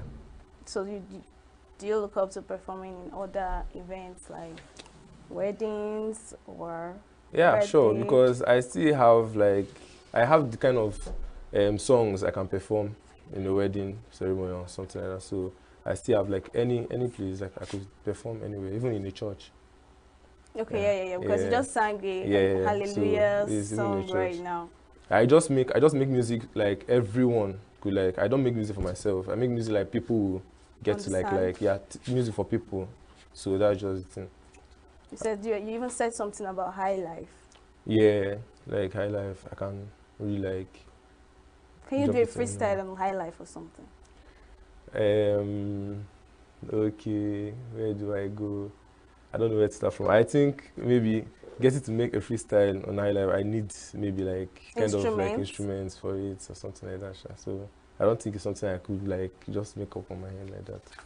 So I need something of that. So Okay. Yes, you remember I said you're going to do a freestyle for Signature TV. Yeah, you made mention of that. Okay, so are you ready? I can give it a try. Okay. Yeah, I'll give it my best. Okay. So go ahead. All right, so I just feel a lot better. Coming to Signature TV, make I just make them everything I get to. I don't know, say as I do my freestyle, you say people out there, they do watch for their TV, they go they see me, they just feel me. I don't know, say then go they feel am for their Signature TV, so I just did, yeah. Okay. So what's your plan for getting famous or something? My plan on getting famous, like just reaching my goals, and once I'm there, like giving people what they want, and people like it. So that's just the thing. But I still want to be free, like I still want to be free as a bird, like not being famous and then maybe being free as a bird, like you don't want to be a celebrity. I want to be but being a celebrity is not easy. So I just want that kind of like celebrity like lifestyle that you could still like be free, like going out, coming, not like being indoor and all. So yeah, socializing, so depression will not get to me. How? What do you mean by depression will not get to you? Yeah, so I don't want like staying indoors and then just be like, okay, when you go to the shopping mall and then people will be like, hey, this one, that, all those kind of things. But like, I just want to be free. Like, I still want to like socialize with people. Yeah. But I don't think that's possible. If you're famous, you have to be out there for, especially when they love your music. Yeah, exactly. So, but what can I do? So I just anyhow it goes. I'm not there yet, so maybe till then I'll understand. That's what I'm asking you. How do you plan getting there? Because you're an up and becoming artist. So how do you plan getting there? I'll just say till I'm there. I'll just say until I'm there. So I don't know, but until I'm there. But I don't know, but until I'm there. All right. Yeah. Okay, we'll go on a short break, and when we return, we'll have more of that Chomzi. So please stay tuned.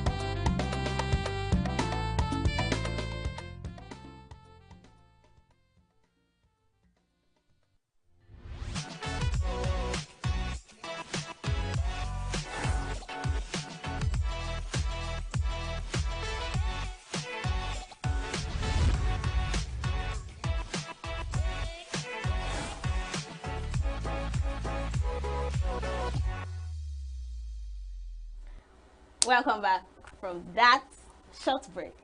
And before we left, we had Dat Chumzi in our studio. We're asking him some questions and we'll continue with him. So Dat Chumzi, Yeah. how do you maintain the balance between the public person as a public person and a private person?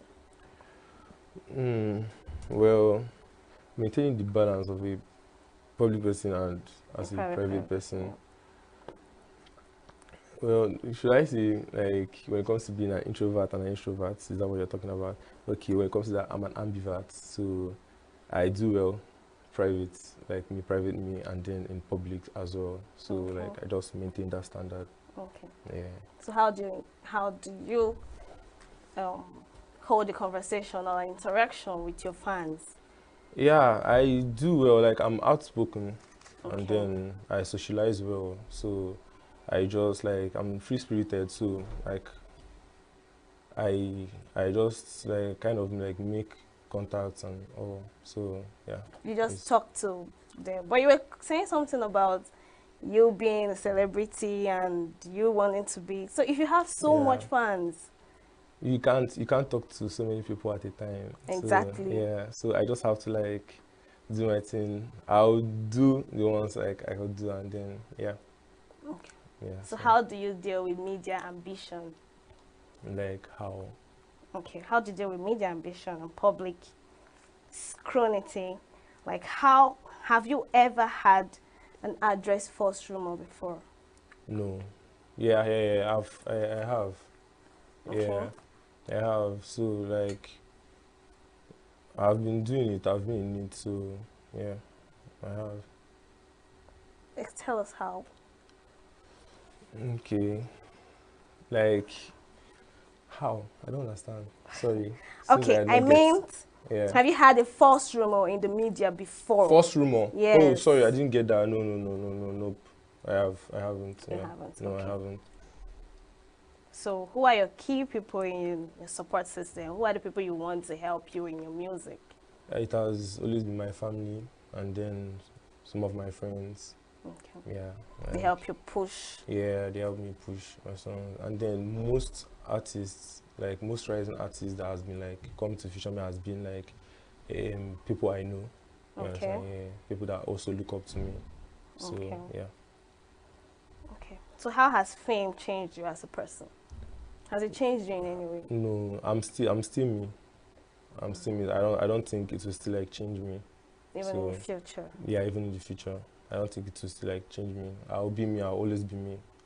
Yeah. So I don't think fame will ever change me. You seem like a very quiet person. I don't know, but I've been getting that from people. So I'll get that from people. I don't know for myself, but I think I am. Like I'm just very, very calm. You said you're not an introvert, you're not an extrovert, Yeah. you're in between. So in between. It depends. Like whenever I'm comfortable, I get to like Whenever you're comfortable in a place. Yes, whenever I'm comfortable in a place or around people, Okay. I do get to like socialize very, very well. But if I'm not comfortable, that other side of me might just be there. I'll just keep to myself, and then I'll talk while I've been asked or something like that. So like, if you don't get comfortable with your crowd, Yeah, you won't deliver. I've got to deliver. Okay. Because that's what I'm meant for. I've got to deliver. Even if my mouths are shaking, and I've got to deliver. You have to give them. Yeah, I have to give them. Exactly what they want. Exactly. So I have to give them what exactly they want. So you sing a song that boosts the whole crowd and the rest of them. Yes, that's why I can like if I'm going with Afro and I see that okay these people are not vibing with it, I'll switch to like hip hop, like something like that, or something like. Yeah, and I'll just give them like what they want, what they need to be like to just vibe, something like they could like vibe to. Okay. Yeah, so that's how well I do with it. All right. Well, that's all we have for you today with Dat Chumzi in our studio. Please do not forget to follow us on all our social media platforms: Instagram, YouTube, TikTok, Facebook, LinkedIn, and also do not forget to click the subscribe button. I remain your baby girl, Queen It Mokunta. Thanks for watching.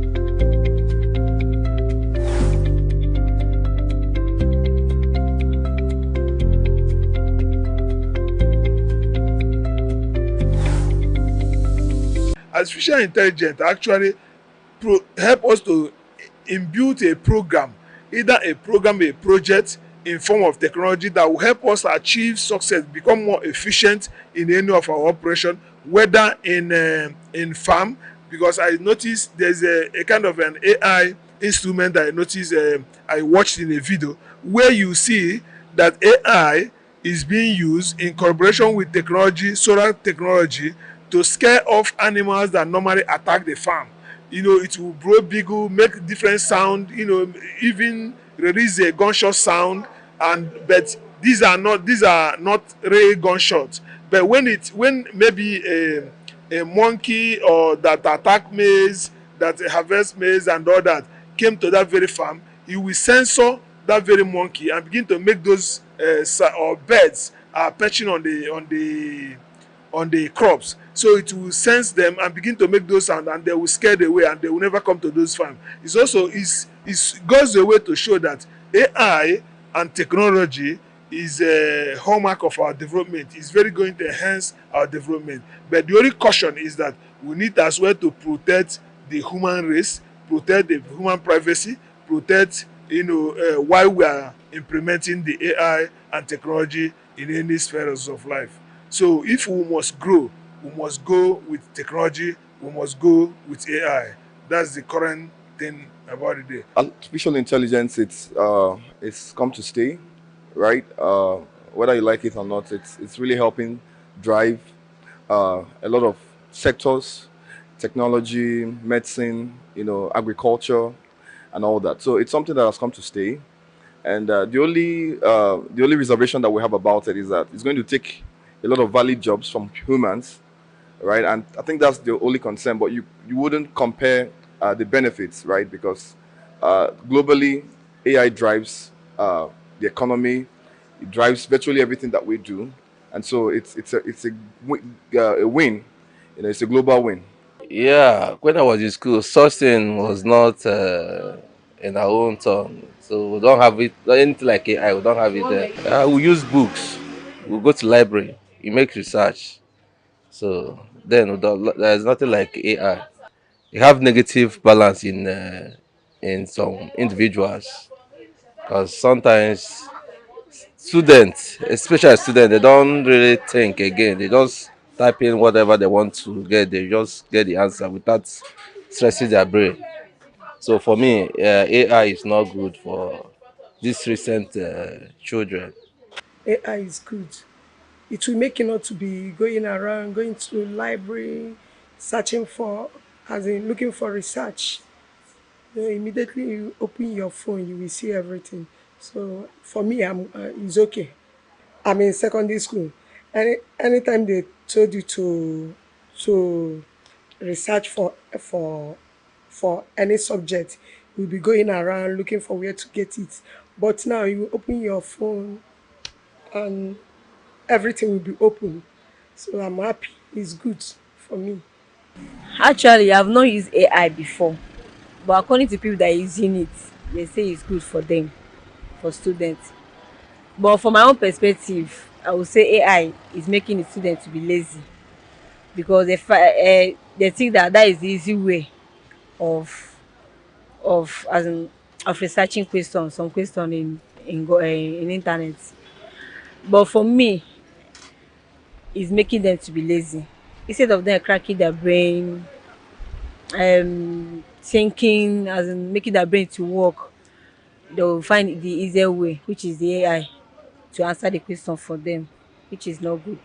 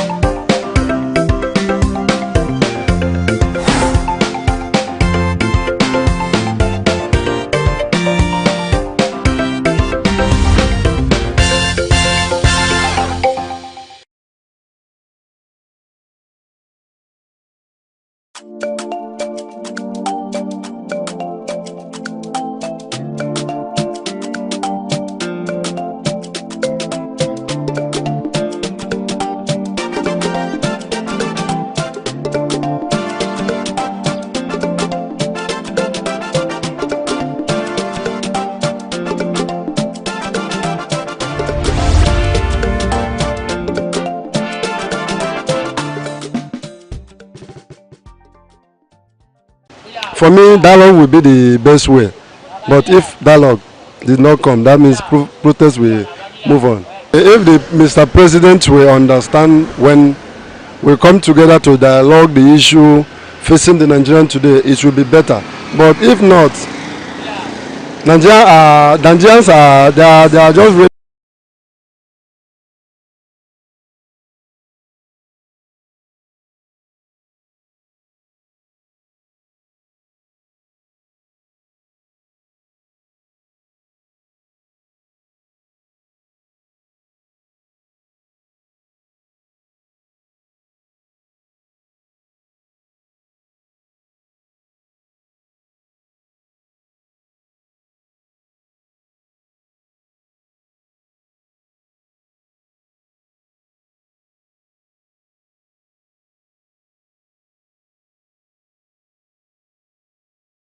Everybody is seeing it difficult to survive now. So that is it.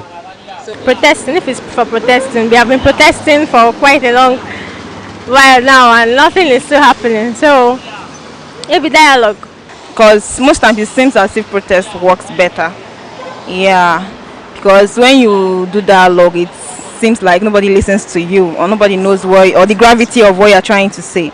So I'd say protest, in as much as it's not really the best, but it's just them say our system.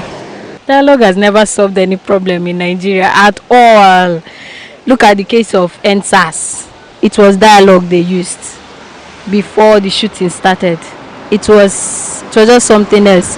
They wanted it peacefully, but another group of people still wanted it violently. So we should all do the things we know we are best at doing, because it was in that case of violence that some issues was resolved during the NSAS. Yes, some issues was resolved during that time.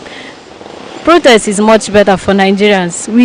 I think we have that mindset, and we know that whenever we protest about something, we always have a result about it. Personally, I don't advocate for him. Negotiation would have been better.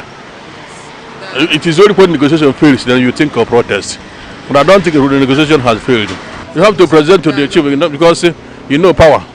People don't understand what power is all about.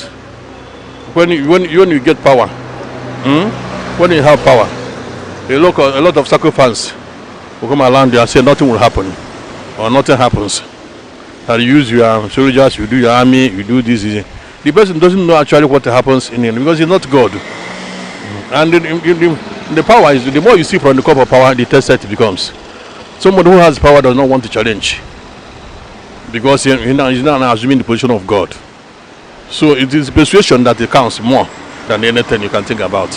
Dialogue doesn't work in this part of the world though, because we have been dialoguing, we have been begging, we have been asking the government to do something tangible so that Nigerian youths can get something to do and feed themselves. You can see that parents are suffering. Most of them are going to school, but after that they had nothing to show off.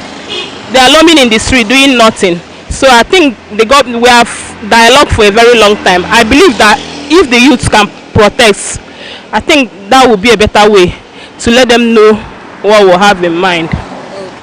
For years now, dialogue has not helped us. But the issue with Nigeria is, because I don't even know, the issue with Nigeria as it stands is even protest might not really help us. I remember NSAS protest, it didn't lead anywhere. Dialogue is not leading anywhere. So I don't think any of them is even the solution to the problem.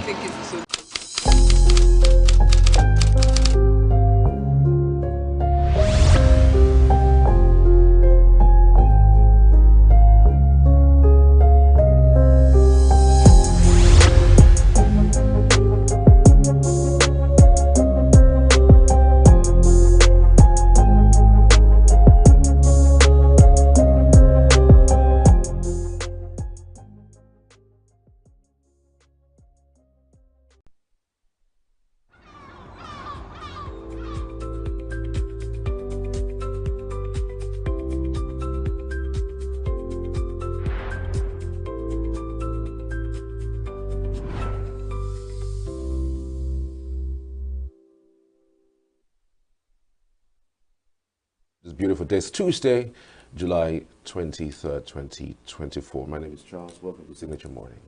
And I'm Chomalina John.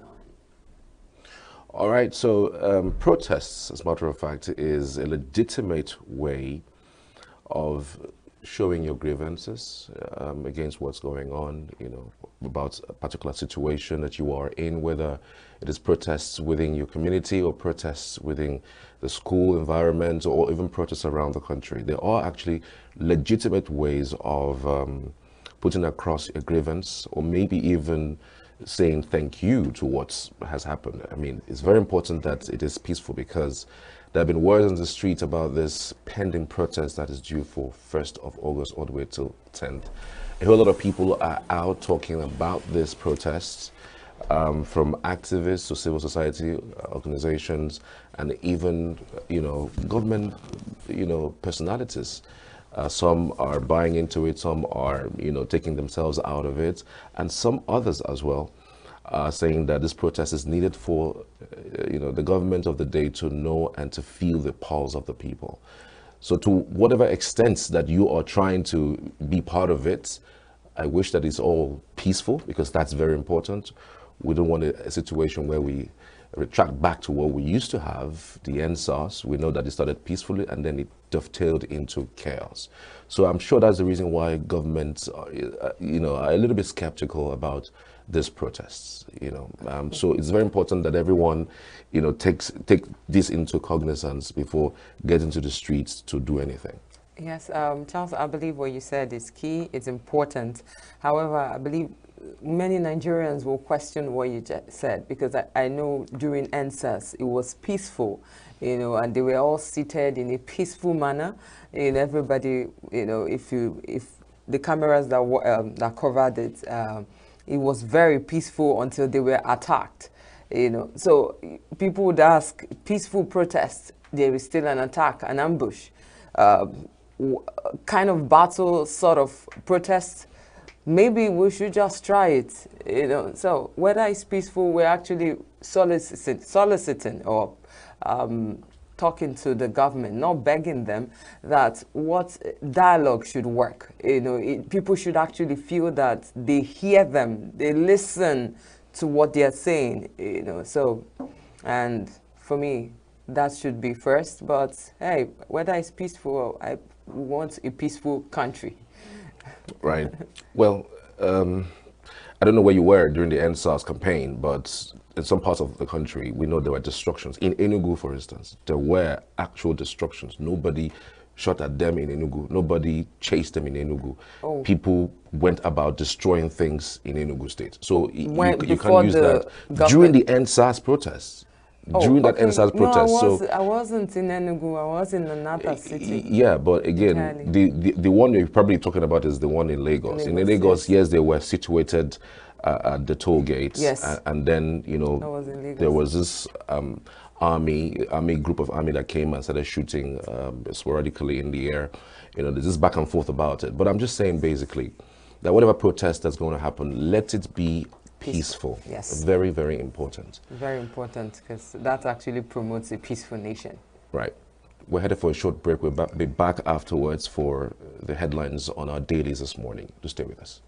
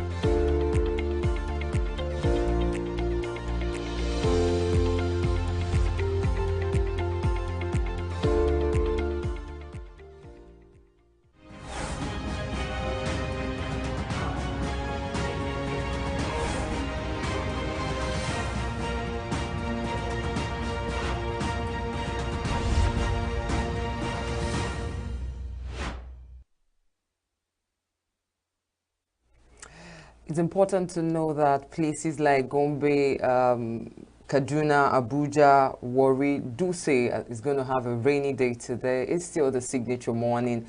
Now we're diving in straight to the newspaper headlines. And first on our newspaper headline is the Daily Telegraph. And just above the mast, Nigeria's GDP likely to lose $122 billion in 1 year. Max Air loses 4 tires about takeoff. That's quite scary. Very. And the one that scares the most now is eating from dustbins, now luxury. Address cries of Nigerians, NLC tells Tinubu. And the rider says, I think, can we say it? We move on. All right. We will deal with you like ghosts. ENUGU security agencies warn stay-at-home promoters. And reps begin probe of adulterated fuel. All right, that's it on the New Telegraph. We're moving over to the Daily Independence newspaper. On that newspaper, aviation fuel at 1,550 naira per litre holds back sector, pushes fares sky high. And on hardship, NLC president advises Tinubu on how to avert proposed protests. I pray they listen. That's on page 29, and I'm just wondering how it's going to look like. These guys are really faceless. They don't have a leader. Yes. You know, to say, okay, we're calling you for some sort of dialogue so that we can listen to your grievances and then act upon them. But it does look like they don't even have any leader at all. And even when the government said that they already know their leaders, I think they're just trying to. But the truth is, like you said, these are people you don't know. So it's better to address whatever it is that would prohibit. Do you think that the government knows the leaders? Because based on the statement released by Bayo Onanuga, who is presidential spokesperson, yes, okay, it does look like they don't know. They don't, absolutely don't know, because you know I see them trying to grapple on anything to make it work. But like the NLC is advising on how to avert proposed protests. You know, take the country out of hardship. You can imagine what we read in the Telegraph. Eating from dustbin, now luxury. Wow. It's crazy. Federal government, okay. Federal government brokers peace as Lopebiri meets Dangote, NMDPRA, NUPRC, and NMPCL. NMPCL, yes. That's on page 29. Yeah, this issue has been in the front burner for some days now. Dangote, as rich as he is, as mighty as he is, one of the richest men on the planet, is complaining about Nigeria's business, environment. It's madness. I really don't understand what the situation is, but I just hope that they give him what he wants. I mean, we haven't had our refineries work in this country for God knows how long. And then there's someone who has built a refinery who would actually make our fuel prices to drop. And then we still have people who are frustrating him. You know, there is something he said some weeks ago, quoting him. He said, import dependence is equivalent to importing poverty, exporting jobs. He also said, no power, no growth, no prosperity. Another thing he added, no affordable financing, no growth, no prosperity, no industrialization without protection. He said, these are the things that will bring insecurity, banditry, kidnapping, and abject poverty in the land. Absolutely. Well, I just hope that meeting would give them the opportunity to, take those particular spots that he's been complaining about, so that we can have some breathing space, really. All right, we're moving over to the Punch newspaper this morning. On the Punch, just above the masts, windfall tax. Federal government insists on sanctions for defaulting bank chiefs. And on for a crisis, marketers project 700 billion naira monthly subsidy. The rider has it, the NNPC mom. As dealers insist government still paying subsidy. Reps probe crude shortage. Dangote eyes foreign markets for refinery products. Federal government meets Kyari Dangote over dispute. Organized private sector opposes fresh interest rate hike. And Nigeria records $1 billion international transfer inflows in 3 months. Well, I don't know whether it's a good thing, but so if you have more inflows from diasporans, it means there are more people suffering in Nigeria. That's what it means. This is not funny, Charles, even though we're laughing, but it ain't funny. Still on the Punch, oh, you can imagine. Hunger protests. NLC warns against clampdown. Yeah, I've seen a lot of that happen. NLC is asking the government to come around and discuss with these people. But I've also seen individuals threaten security agencies. I mean, if anything happens on the street when you go to protest, for crying out loud, the security agencies are the ones that are actually going to basically save you or protect you. So I wonder why you are threatening security agents. Some of them are saying that the security agencies must not be used to intimidate protesters.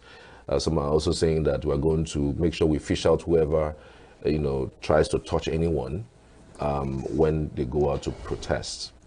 So I wonder if you are threatening a security agent or agencies on these issues. I wonder where you run to when something happens. What if fight breaks out? Why you What's go the underlying tone? What made the person threaten? Well, based on the trajectory, you know how it goes. Some security agents would want to do some overbearing things. They just go about trying to clamp down on people, trying to do the bid of their masters. They tend to scare you away, shoot in the air, throw tear gas. So they are warning that if anything happens to any protester, they're going to fish out the security agent even to his hometown and make sure that they take away everybody. So that's a threat that some of those people were putting out. Charles, I guess we will leave that for when we start reviewing. But there is one of the very headlines we have is immigration officer, 3 others arraigned for drug trafficking. Mastermind of Abuja General's murder nabbed in Kano.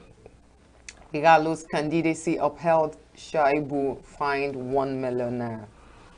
Okay, moving over to the Nation newspaper. On the Nation this morning, Edun, why banks should pay levy on forex windfall. And moving over to the Guardian. The Guardian. Over 30,000 jobs lost to closure of manufacturing firms in 4 years. Federal government, Dangote, NNPC meet, explore solutions to refinery and crude crisis. Planned protests. NLC NANS, others insist government must address hunger hardship. GDP ranking. It's been 9 years of retrogression. Obi laments. Moving over to Daily Trust. Minister intervenes in Dangote, NNPC, NMD, PRA, NUPRC brawl. Well, it's actually a brawl. The Daily Times this morning, federal government assures of proper utilization of 6.2 trillion naira additional budgetary expenditure. Address again, NLC to Tinubu, address public grievances amid looming national protest. The rider has it says, urges president to invite protest organizers for dialogue. Tinubu traditional religious leaders caution youths against planned protests. But who are they inviting? Organizers of faceless organizers. So but I hope when they invite them, they would not arrest them. Like the guy they are invited down from the mast, he was to commit suicide, and they begged him, please come down, Nigeria is going to be better. As he got down, they arrested him. Oh God. I'm wondering, look, somebody was ready to take away their lives. And then the best thing you could do is to arrest them. I mean, what are you arresting them for? Well, though it's a crime. It's a crime to attempt suicide. Yes. The suicide itself is not a crime. Well, isn't it funny? Yeah, honestly, at this point, I'm not even laughing. The thing is, you cannot arrest somebody who has committed suicide because you can't arrest a dead man. But the attempt. We should try and arrest the dead man. You can, what's it called? Seize the body. Whatever that means. Well, reps to sanction agencies coys over alleged $60 billion inflated cash calls. Again, court dismisses Abacha family's 500 million naira suit against federal government over Abuja property. And consumers shun bread pastries as prices continue to soar. That's on page 10. Well, she's a lover of bread. I really don't know. How much is bread now? You said I'm a lover. I prefer to bake myself, but okay, but I mean, I've seen you eat bread these days. Yes, yes, I do. So how much is a loaf of bread now? It depends. It actually so depends. What was the amount you bought the last one? 1/4. That's for like the coconut bread. I just like 4 bun or something like that. Okay, no problem. Anyways, we're done with the headlines on the dailies. We are headed over to the reviews, and Mr. Chris Maduga has joined us. Good to have you. Good morning to you, sir. Good morning, Charles, and good morning, Choma. Good morning. Well, quite a handful of stories you have this morning to look at. I hope we have enough time. We're hoping so, but let's just start off with the hardship and hunger I was about and to the protests that is looming. The looming protest is top on the agenda. It's top burner. And there are so many different stories from different newspapers. But the fact remains that Nigerians want to go on the street. And I heard when you're talking to Chioma, this is a country you don't even have a right to kill yourself. So it reminds me of a book written by Wole Soyinka. That book is called Opera Warriors. Opera Warriors is a drama where a village, there was so much hardship, and the old man said, I'll commit suicide. And they said, if you commit suicide, we'll kill you, we arrest you. He said, is it after or before? In a country, he has gotten to that stage that if I want to die, you stop me. It's a serious issue, and we're just trying to put a human face to it, but Nigerians are suffering, and I keep saying it's gotten to that point. And now let's link it to what the NLC said, that it's now luxury even to eat from the dustbin. From which dustbin do we have dustbins again? When people are eating everything. I used an example where I've just cleaned up a room that we used to dump so many things, because in search of what to eat, we started clearing where we used to pack things. And some of things we felt that they are not eatable, because people consume everything. We want to go and dump it at the dump site near. If you pack your car to bring a dustbin for your boot, you see how Nigerians will rush you? It was became to me, I shedded tears, and I said, has it gotten to this? Initially, it's if you put plastics and things like that, they will segregate these things and then take plastics. Now it's everything, even rags. Nigerians are salvaging rags to wear. You wonder some of things, you think it's only mad people that go and scavenge. Ask Nigerians, and then it's serious. Who will even allow you? At every dustbin, now they have a union of dustbin people who keep the dustbins and they are there. So it's a luxury to you to belong to a union, that because you just walk around and say you want to touch any dustbin, there are people already who are in charge, and you have to register. If you're like you become a member of NLC.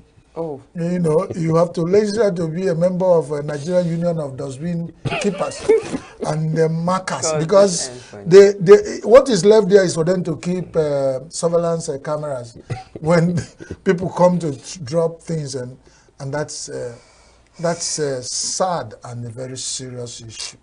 What do we say? The federal government have so much on their hands, and instead of going through propaganda and using I accuse you, you accuse me to solve the problem, it's actually causing more trouble for us, because, like you said, invite people. And the thing is becoming taking human face, even as they plan. There are some people who have come out to say, and they are putting off adverts on newspapers, on social handles, and they have security. Even on When TV. they have sued Facebook for $200 million, they don't know who people who are placing advert on them. They know how to track. There's not more like it used to be when you say they are fake. The people, this looming protests have already gotten a human face. So is it about even suing them or addressing the issue? Because suing them, if you sue this It's person, not about suing. another person, it can never. If that is like I've said on this program, using Cameroon pepper to cure madness, it double wahala for dead body. Like you all said, they keep saying negotiate with them. The elders advise negotiate, talk to these people. So instead of using propaganda and start blaming, you blame Pat Tommy, you blame Peter Obi. If care is not taken, you blame even me, and look for Charles or Roma. You know, you go around blaming people. Somebody told me this is a country where there is a problem. You know, it's a great problem that will consume us. They were speaking Igbo and collecting money, and somebody sit down, call himself Onanuga, and say he's PA to president of media and publicity or whatever he calls his name.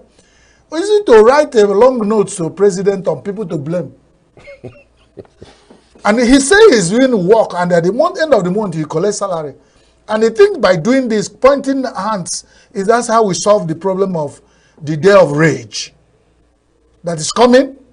How many days do we have to do it? If the Nigeria is counting down, then it's Mike Ejaga that is trending with his music, go go go.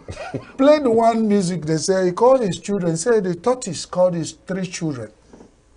How many things will something happen to you before you learn the lesson? The first one 3 times. He gave that one a big conk on the head and said, get away.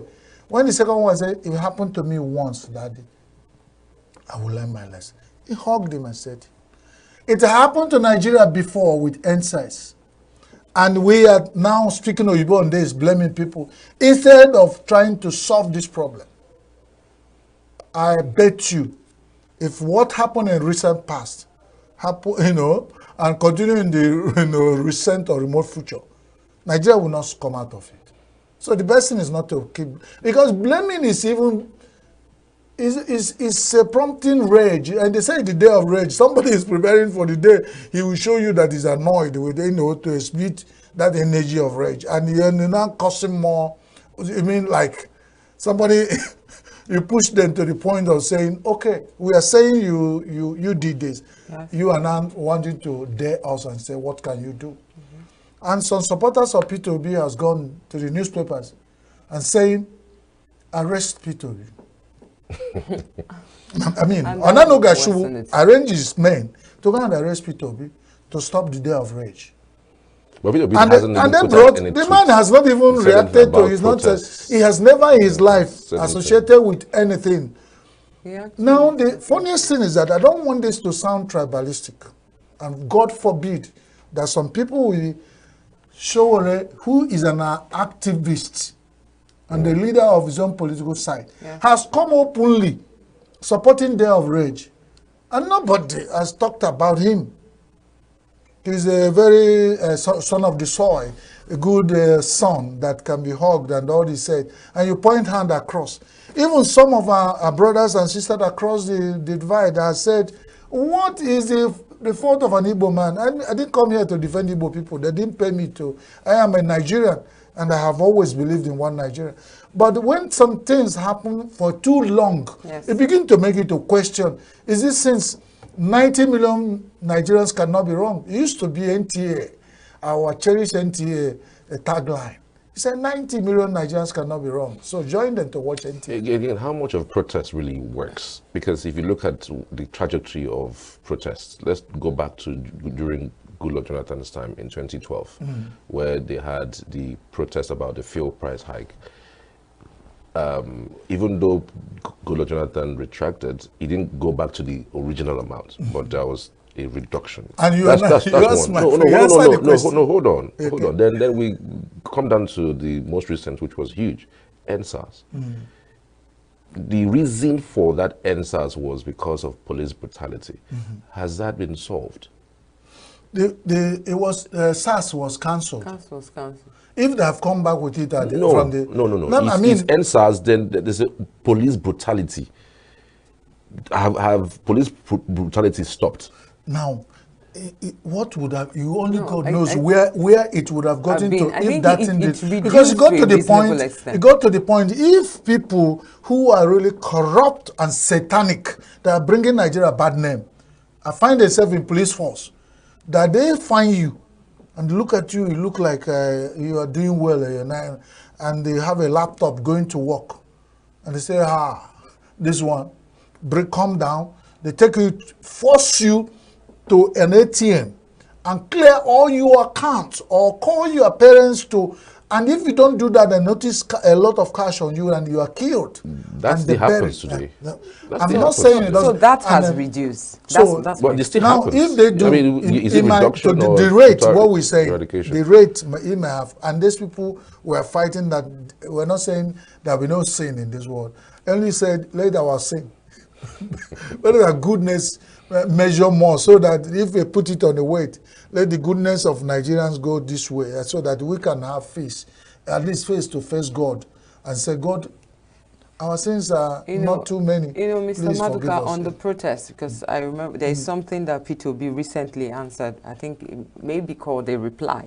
He said something about, rather than fabricating lies, you and your paymaster should listen to the cries of the poor who cannot afford medicine and who are uncertain about their next meal. He also went ahead to say, pay attention to the voices of reason from individuals and institutions that emphasize the plight of our citizens. The bottom line, he said, let us unite in building a nation where everyone can thrive. You know, this is amidst the many other things he would have said. So why are, saying this protest, no protest?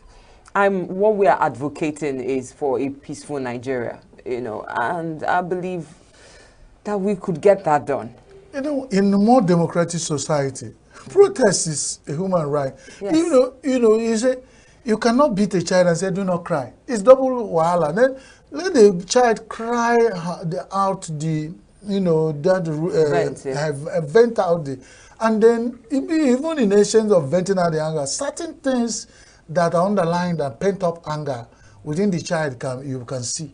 Because the issue of Nigerians, you have anger that is now topmost, but that's not all that issue Nigeria has. He said even the issue of police brutality has not stopped. Injustice in Nigeria has not stopped. What do you call it? Discrimination and ethnicity and all those things have not stopped. Has Nigeria come to equity and equality with clean hands? Has it come to politics of where the winner takes it all and everybody waits until their own time? And some people do not have that kind of equity, a kind of background where you're giving all tribes in Nigeria that equity, not even equality. We are Nigerians, so that has given us equality. But they put all Nigerians in that step of equality. Yes. Some people might not smell being the president of Nigeria in all their life of being in Nigeria. So it's only equity that can help us all have that sense of being Nigerians. Right. So the other issue is Dangote meeting with the federal government to basically thrash out all the issues that it's having with the departments of petroleum services and the NNPC. You have seen the interview that he has had over the past few days. I mean, for someone of that nature, of that magnitude, to be crying about his business, I mean, you wonder what an ordinary man who is down MNA Road, trying to fix one or two things is really crying about. His Dangote's case is a rumble in the royal house. The rich has also begun to cry. I describe it as some love lost among the people that really handle the affairs of Nigeria. There is so many rumors about water, but I noticed that for Dangote to leave up, the northern part of Nigeria, to go to Lagos, to put up a refinery, state-of-the-art refinery, where he buried so much dollars, and then a Lagos that our President Tinubu, you know, was former governor and resides there as Omoile. Amonile. Amonile. That's good. Thank you for correcting me. And then at this point, this is happening. We are now, it is just smoke screen. We have not seen what happened. That's all I noticed, that there must be at the point where he lost, some love lost between him and the power that be in Lagos.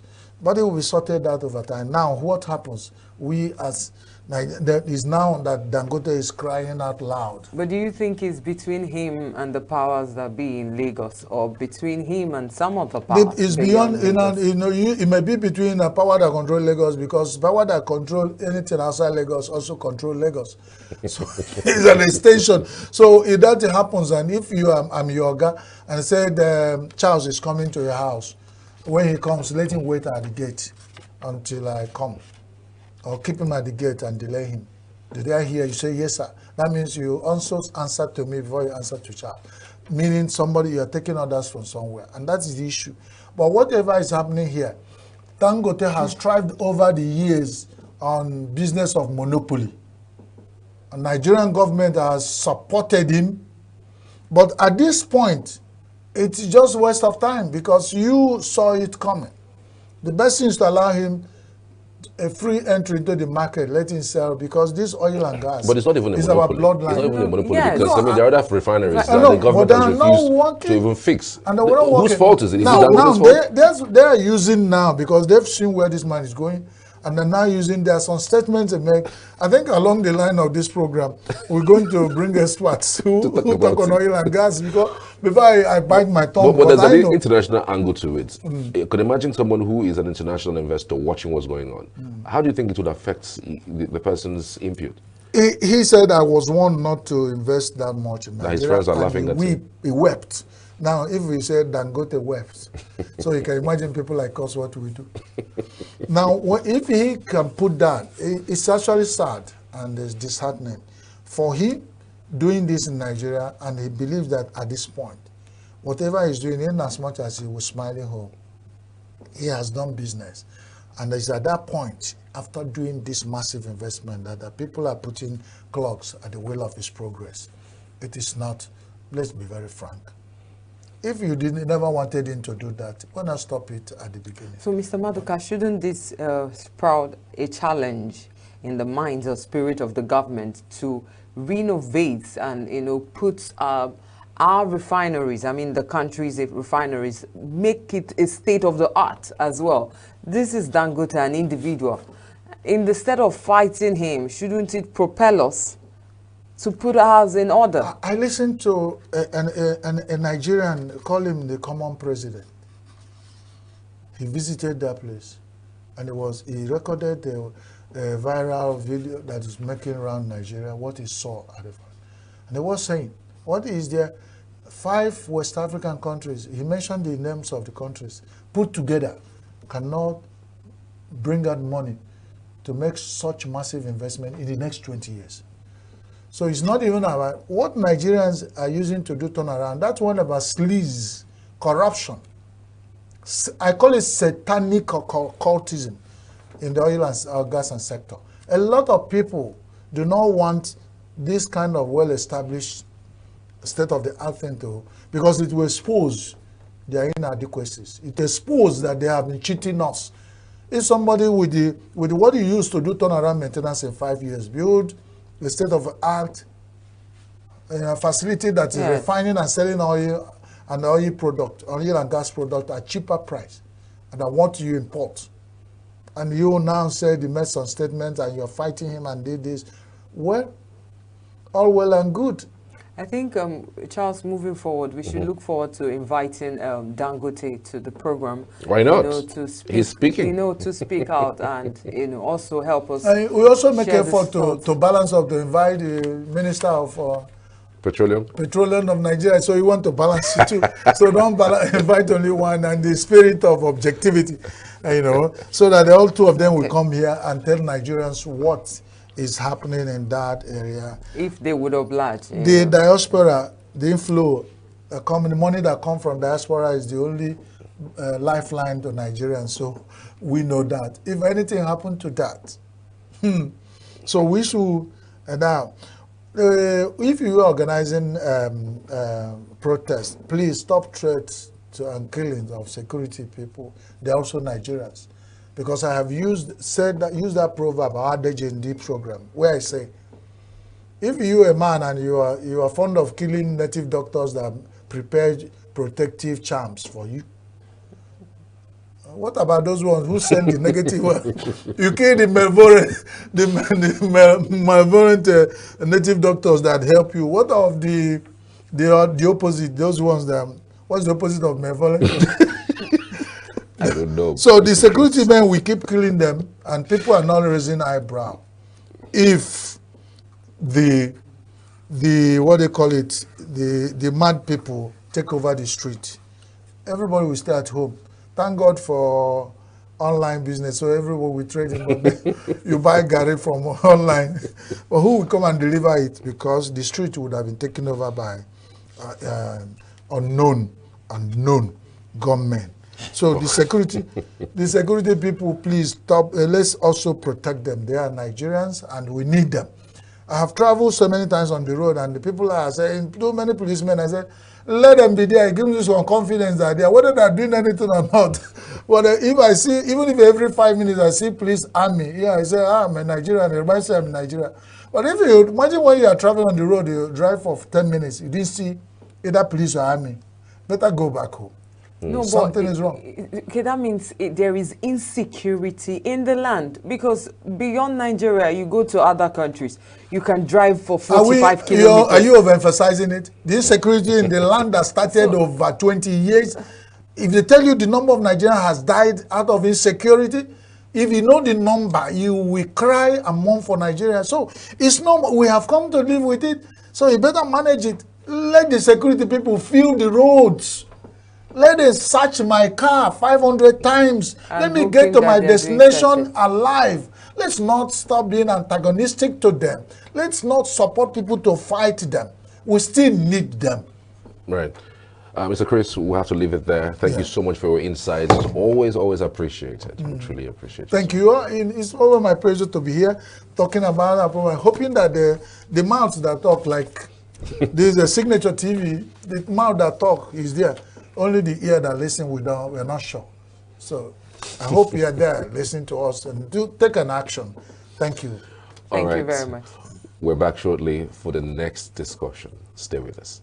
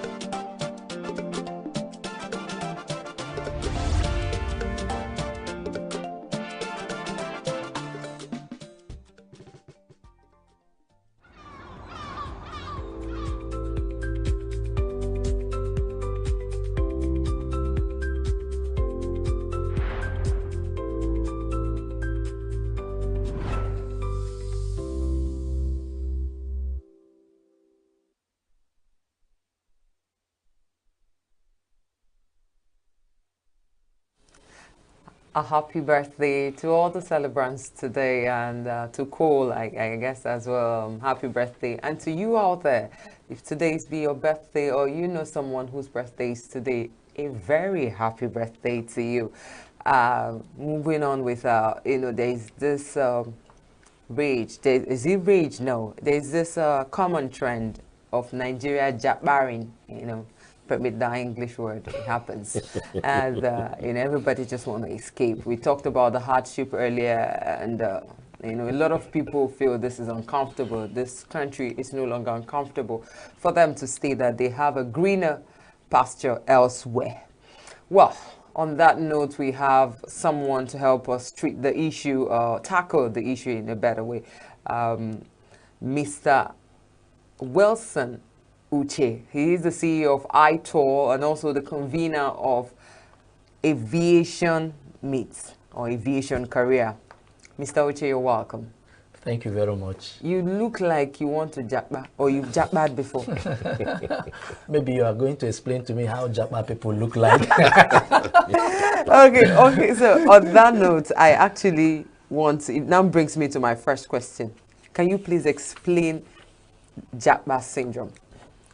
Anyway, Japa syndrome, or Japa, is a line or a phrase coined by Nigerians when they say this person wants to Japa.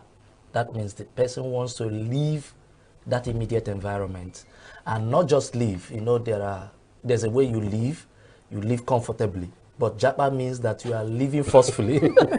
You didn't just make up your mind, you just have to leave because the situation calls for it. So when did you discover the first, when did you first notice this trend becoming prevalent in Nigeria? Actually, the truth about it is that it's been in existence because, of course, Nigerian our economy kept deteriorating. You notice there was a time when parents would have to go to someone an uncle who came back from abroad and say, please, just this our son, one person. Because they believe that if that person leaves, the entire family is saved.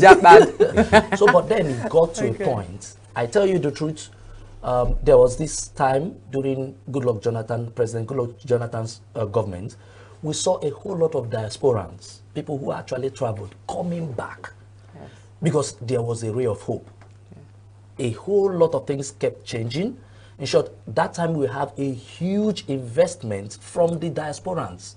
In short, at some point we were told that the diaspora contribution rose very high to the extent that it was almost competing with our GDP. Yes. That's some point, under Goodluck Jonathan. Under Goodluck Jonathan. And we saw a lot of, he actually brought in a lot of people from outside, like Nigerians who were doing very well. They came down to this place. You saw the likes of Okonjo-Iweala. We saw the likes of Obieze-Kwesili. All of them came back. In short, most of the people within his economic cycle, that's the team, were actually people from abroad. And they tried to do things right. But then, immediately after that, there was this switch, and a whole lot started happening. From what year was this? This should be from 2015 or thereabout. Really? That was, yes. That was when the switch happened. Like the people coming back. Immediately, Goodluck Jonathan lost the election. Yes. There was just something that happened. It triggered something. Anybody stands to disagree, but that is the truth. And then you see Nigerians, everybody became panicky. Panic, okay. Yes, there was this panic and all of that. And then the economy started changing. The economy started changing. It was as if the economy was moving. That time, I think the economic indices was being quoted to a growth of about 5-point-something%. Even IMF quoted that Nigeria was among the fastest growing economy at that time. Yeah. That's under Goodluck Jonathan. Under Goodluck. I'm only explaining to you. So, but something just happened. And then we saw massive spending, as in spending like you. Of course, before the election, there was this impression that the man who was to come is a man, a no-nonsense man. So, of course, even the ones that even stole under President Goodluck Jonathan's administration, we saw them even bargaining to return their loot. But something just happened that we started seeing the people who were supposed to fight the looting, started looting back the looting, the loot. But is it only economic reasons that's why Nigerians leave the country? Are there other reasons why they leave the country? I tell you the truth, if the economy of Nigeria is working very fast, why would anybody want to go to a place where he will be enslaved or even be working? Some of them can't even work as nannies in Nigeria. But when they travel abroad, they go as far as working in the mosques. Okay, so Monks. Yes. It's a lucrative job to work. No, what I mean in is, Nigeria. What I mean, I'm not saying it to despite or to spite the this thing, but you know things that you not naturally do. They're here. You but go because there to do it. they go as far as when they go abroad, if they tell you terrible things Nigerians do to survive. You mentioned because if you check our international airport, the influx of people leaving in relativity to the people coming in, the ratio isn't good at all. Now, and you mentioned looting. Are there facts to really check this looting that happened? Maybe we might not be able to, because there are agencies, government agencies, whose job is to investigate these matters. But of course, whatever we are saying are things that the common man knows about. Let me give you an instance. Why would a lawmaker in recent time in Plateau State buy one of the most expensive cars for the daughter who just graduated from secondary school? Who pays that lawmaker? Is it not our money that they used to pay him? So which other evidence do you need for looting? Because obviously, when you check the amount of money he's being paid and the car, his resources cannot afford it. That is why I feel that at some point, it's a pity that we are taking this route. The fact remains that there was high expectation. The essence of people trying to vote against President Goodluck Jonathan was that there are certain lootings that he didn't really tackle the way he was supposed to tackle. But the economy was moving fine. So everybody felt that Mr. Discipline, Mr. Integrity should come and take over, and then things are going to work better. Yeah. But it became worse. And as if it's a trend. I remember the words of Goodluck Jonathan. He said there's a way he put it, but I am not quoting him verbatim. He said, you will look back and wish that I was still the president. Well. And truly, if I look back and seeing the number of persons who have left this country, I tell you, only in UK, only going to UK, you saw that scandal where a Nigerian came out to say that Nigerians forge dependents to be able to have them come to UK.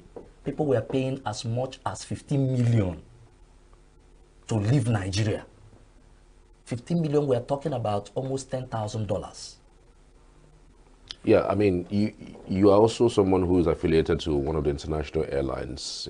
That's the Ethiopian Airlines. Everybody knows you to be that individual to go to when you want to fly abroad, especially in ENUGU. But I wanted to find out from you, according to the statistics that you have, is it only about economic japa that is happening? Are there other reasons why Nigeria is Japan, and how much of the economic instability in Nigeria is making people leave the country? All right. One aspect is economic reasons, but again, security reasons. That's another aspect. At some point, we'll notice that people are being kidnapped.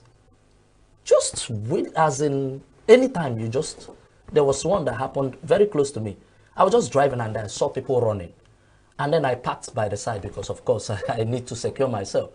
And the next thing I saw, a man who was actually bundled into his car, bundled into another car. And the car parked there for a long time before his people came and picked the car. Where was this? This thing happened around Achaleout. In ENUGU? Inside ENUGU. So the truth about it is that in as much as some of these things are being addressed, by this present administration, because this thing happened around during that election. And of course, I was told that the man was kidnapped. So if these guys can come into the city during the day, this happened around between 6 and 7 in the evening. I think he was coming back from work and he wanted to buy something. So he went into the store to buy something, and then they picked him. They came with keke or something like that. They came, pick him, and then put him in another vehicle, and the car was just parked there. Wow. So, but that is not even what I'm saying. What I'm saying is that at some point, people's lives were being threatened. We started receiving calls. People would just call you and say, so person, please make transfers and all of that. If not, we are coming for you. It happened. Okay, look at what happened in Ladipo. Of course, we knew that the security agents tackled it. But before they were able to handle that matter in Lagos, they have been able to kidnap people. And people paid as far as 1 billion. Do you know how much? 1 billion just to be out of kidnappers then. So when such thing happens, what people do, those people who have the means, is to relocate their family. So just they relocate their family. Just to express and put so that we don't say it. What are the things that happened in Ladipo? Of course, the news is everywhere. No, we may know, but just for yes, the viewer. What actually happened was that I was told from the news, we got to know that a special squad there was this trend of kidnappings that happened. I think some people moved, they said they moved from a certain part of the country to Lagos, yes, to kidnap certain wealthy individuals, especially importers. They will just write to you and tell you, keep our money. We'll come and pick you. And then, as far as they will even fulfill it, on that day they will show up. They were so dreaded. So, but on a particular day, they said the commissioner of police had to set up a TAC team that actually tracked them and monitored them. And even from the news, they also said that someone was planted in their midst who kept giving an informant. So when they came to strike on that particular day, of course, they were caught, shot dead, and then I think one escaped with a bullet wound, and then they caught one alive. And even there's a speculation around it that one of a notable actor and a producer was also among the people who were killed. So you can see the trend growing. And then the other day, you could literally see while you are driving along the expressway, you just see everybody scampering for safety. And then the next thing we'll hear is that kidnappers have taken a whole lot of, sometimes 30. And I'm wondering, a complete luxury bus will be evacuated, and then prices they are negotiating. So apart from economic reasons, security reasons, then social influences.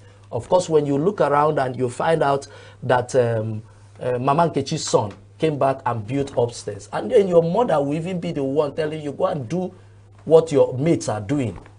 So you could see the social pressure.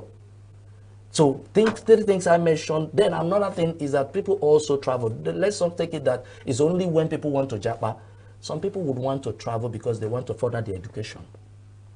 So their career improvement and all of that. So, taking you from what you just said some people might travel to further their education. Sure. And I know in Nigeria there are schools. So is it that we can't further our education here? Why travel out of the country to further your education? Are our schools dead or closed? Actually, we now see a trend happening. It's quite, the whole thing is happening all around and is affecting all facets of this economy. Be it educational system. Our educational system has gone so low to the extent that people pay their way through. You can imagine someone who is going through an undergraduate course and never showed up in school, only the day he's graduating or she is graduating. And the person is given a certificate? Of course. A popular content creator came for this thing and also mentioned it. Say, I never sat for any this thing. And I got my certificate. I paid my way through, whether paying in cash or paying in kind. A female content creator said it. I didn't say it. So the truth about it is that... Can you mention name? I wouldn't be able to mention name. But then it is all in the public. Then another thing that also she actually at some point came back and apologized and said that she didn't mean what she said. But the truth about it is that there is no slip of tongue. There's no smoke without fire. But, you know, there's no stopping this movement of people from one place to another. And then, sorry, before you say something, now even some lecturers now before you even after writing their course would say that if you don't pay the course rep, because they usually use the course rep to do whatever they want to do.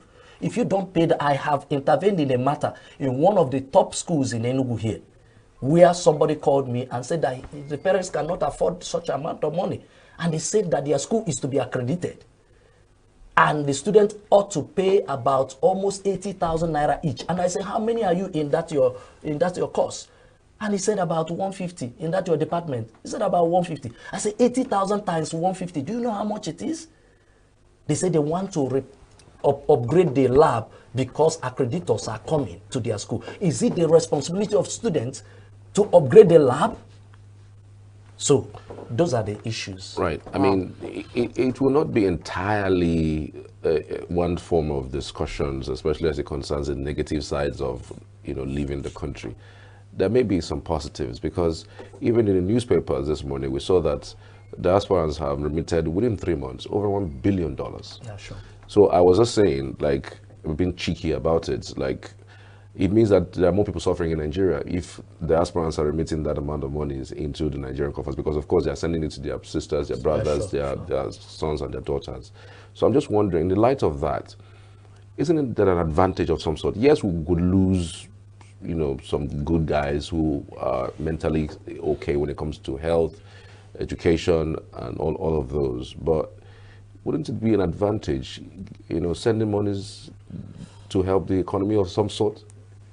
I would disagree with you on that, because now when a country starts losing their best brains, because the truth about it is that you see a situation whereby a medical consultant, a doctor to the level of a consultant, decides to leave. In short, at some point we were told that we have a shortfall of medical consultants because most of them have relocated abroad. So when you do that, it's going to impact on our health system, because you are now going to have people who are less experienced to handle certain important matters. You see people dying, and then you see a situation whereby we also saw researchers in our research institute. Most of them they have actually relocated abroad. So if we no longer have an avenue for some people to actually apply what they have learned in school, to research, to see how best we tackle certain issues in our society, especially health-wise. Like we are having the food security shortage. There are people whose job is to figure out what do we do in order to go away from this food security challenge. But the fact remains that some of these good hands have relocated abroad. So when you start having what we call brain drain, the economy begins to suffer in every aspect. Because those people who are supposed to help build and also help train new persons, like the consultants I mentioned, they were supposed to help nurture new set of people who are going to take over from them. When we no longer have it, we now have inadequate supply of manpower in the system. So, you know, you mentioned brain drain. Can you marry brain drain and national development? Yes, of course. Whether you like it or not, America thrives in using their best hands. Well, I thought you were going to say America thrives in draining brain. No. Of course, what they do is that they go around the world looking for the best brain. There was this story, I can't confirm the story, that I heard. Somebody actually did internet fraud or this thing. Yahoo. And then FBI came to look for him. And they picked him, of course. At some point, his family was even also picked. Yes. Because they want to know what this guy knows. We need it. At some point, I see government officials saying, if they want to travel, let them travel now. We still have more people. No, nobody does it. I tell you, at some point in India, India has the highest supply of IT experts. Go and check it in the world. In America, top CEOs of blue chip companies, 80% are Indians of Indian origin. They might have become Americans, but you trace it. But this is a deliberate attempt by their government. They decided to upscale the trainings in their IT sector. And today, India feeds the entire world with IT experts. And that one is understood. If government have a policy to train a certain individuals in order to send them abroad and then start making money, because of course when you go abroad you will send them money abroad, but this one is an unfortunate movement, an undecided movement. So you didn't plan it, and then when such thing happen, you can't really tell as much as people are going to remit. Okay, I want you to jump on this. I will just quote him. A quote by Dangote. He said, import dependency is equivalent to importing poverty and exporting jobs. Thank you very much. I also heard where one of the government officials said, okay, the plan for us to address this food insecurity issue is to import a certain amount of grains. And of course, we also set up a livestock ministry. And I'm like, excuse me, you can't keep rubbing balm on an open injury. You need to tackle this thing from the roots. What has the agricultural ministry? Because I tell you, there's a plan they are going to put in place, ensure that the farmers have gone back to their farm. Highest within a year, we should have a yield. These things are not rocket science. How long does it take grain to grow in Nigeria? At some point, we also know that at some point we are having the granite pyramid. Corns were everywhere. Yam to a surplus level. But when Agatu was attacked in Benue State, this is where they have the highest cultivation of yam. In short, we saw it in the video where a truckload of yam was burnt down. Don't you think that there is something fishy if they are attacking all the food basket of this country? Somebody is trying to create scarcity. Somehow. And we are not seeing it from that angle. The only thing we are seeing is farmers' herders fight. It doesn't take a rock science to solve it. Before now, there is something they call grazing routes. Why can't they maintain those grazing routes? Or we advance what we are doing and then begin to have ranching as a solution to this. All right. I mean, this is an interesting conversation. I want us to move over to some solutions now. Yeah. Is it solvable? Is it surmountable? Because I really don't know. Somebody makes up to 15, 20 million naira now. They're not thinking of investment. They're not thinking of, putting something down at least, or maybe even building a shop or a house or something. They're thinking, how do I use this money and leave the country? Like, I'm wondering, if you, for instance, as someone who is a consultant, if you were to advise someone who has 15 million naira between leaving the country and investing in the country, which would you give the person and why? Actually, let me start with this. At some point in my life, I decided to relocate. I actually stayed abroad. I relocated. But when I came in, my friends were asking me if you are going up or you are coming down. Of course, I know what I wanted. The truth was that I came back. I have had stints in tourism development in Sao Tome and Principe. And in the course of it, I now realized that a governor who is interested in tourism came into ENUGU. That's His Excellency Sullivan Chime. And I came back. I felt I have something to give into the society. No matter the fact that I am not going to earn as much as I was earning, the fact is that people are naturally patriotic if you give them reason to be patriotic. Okay. There's an adage that says, pat my back, I pat your own. Pat my back, I pat your own. The fact remains that if you show someone how much you care, if you don't show someone how much you care, that person doesn't care how much you have. That is the truth. So we must come to that point where every individual, no matter highly placed or lowly placed in this Nigeria, feels that sense of belonging. Because the issue here is that they only make ministers as a situation whereby they settle some of their cronies. You see the son of so senator, they just pick him just to settle the father. So nobody, the son of the non-senators will not feel any sense of belonging. So they don't owe Nigeria anything because Nigeria never contributed to their well-being. So if somebody has 50 million naira and comes to meet you, how would you advise them? The only thing I'm going to tell the person, the truth is that I can encourage the person as much as I can because I'm staying here. I tell you the truth, at some point I also thought about jackbarring. Again. Yes, because the truth is that when you are no longer appreciated within the environment where you are, what would you do? You go to where you are appreciated. But now, coming to his question, if someone is to, there are several businesses you can go into, but not to forget that there are certain instances that could discourage you. If somebody like Dangote, who has invested up to $1 billion, will say, I regret making that move. Is it the person with 15 million? It's actually $20 billion. No, I'm just giving you as much as. So you can imagine when our government has taken so lightly people's contribution, patriotic contribution. I'm not saying that everything he did was fine. I don't know the platform on which he negotiated. But the fact is that there are certain impressions you don't create to the people. I tell you, a whole lot of people lost it when they heard that man complaining.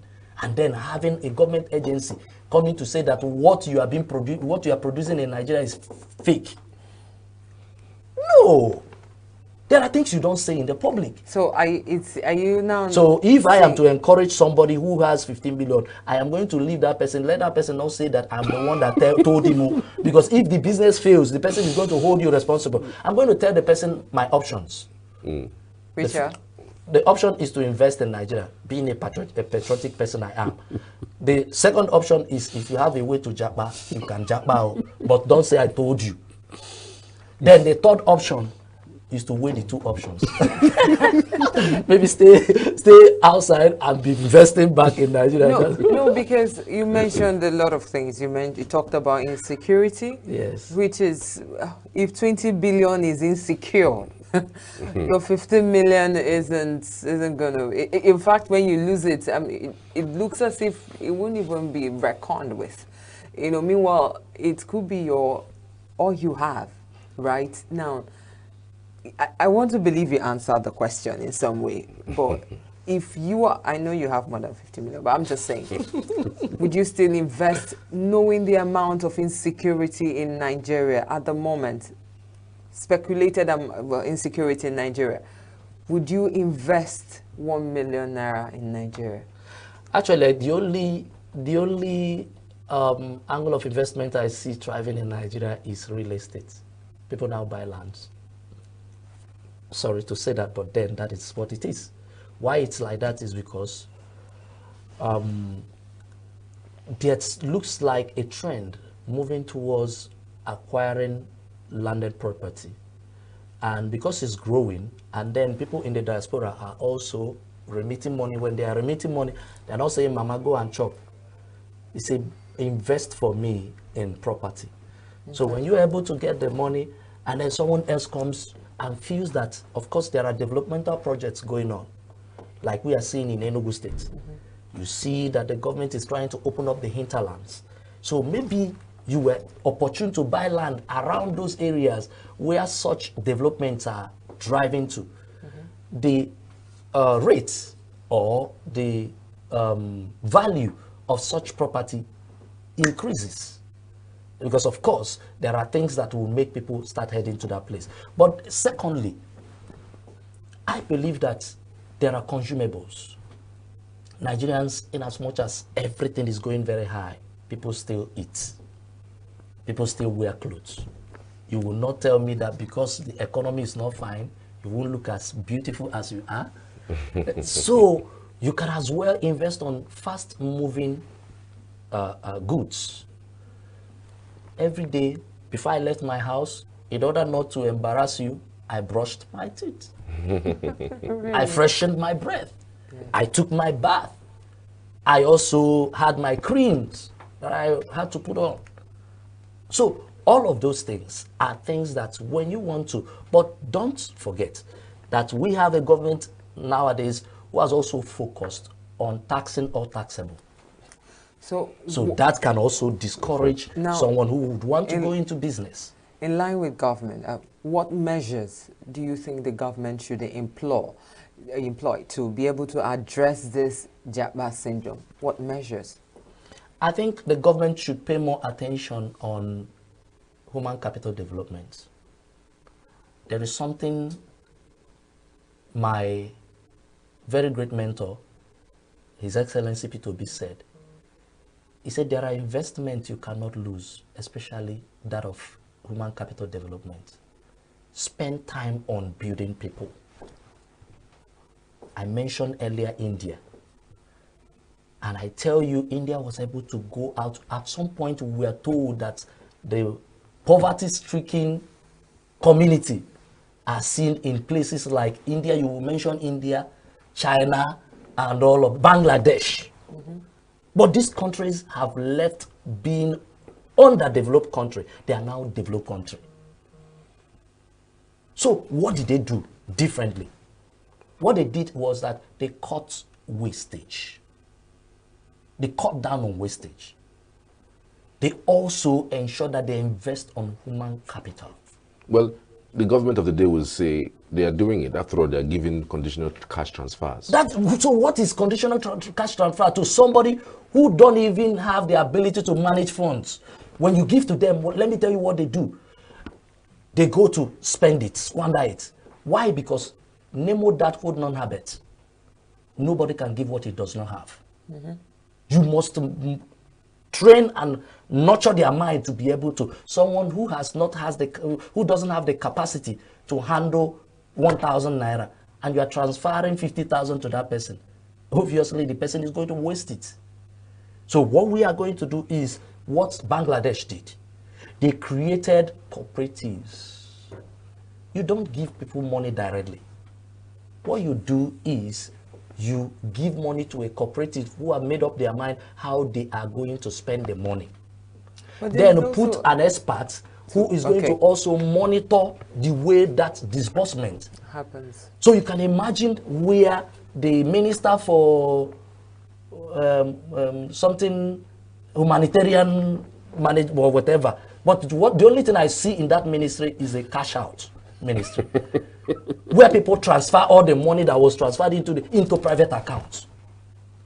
And then we are talking about 200 and something billion, we are talking about 600 billion, and then we are taking it as a kid glove. This was supposed to go into supporting the small scale industry, small, medium scale industries. So how do you expect such economy? So what we are going to do is to cut down on wastage, and also ensure that anybody that takes what does not belong to him is brought to book. Okay. How is that even possible? Because they are the ones who It are is even there. definitely very impossible, because now when you see, look at what is happening in Kogi. We have a lot of allegations where EFCC wants to arrest somebody, an ex-governor, and is being protected by security agents. And even a governor, his own governor, his stooge, he kept there, came and picked him up. And then nobody has said anything about. No, but the truth is, people might say that you're asking me to wash off the oil from my hand, the oil stain, and to shake you. But the same hand you want to shake me with is dirty with crude oil stain. So how does the washing, how does it happen?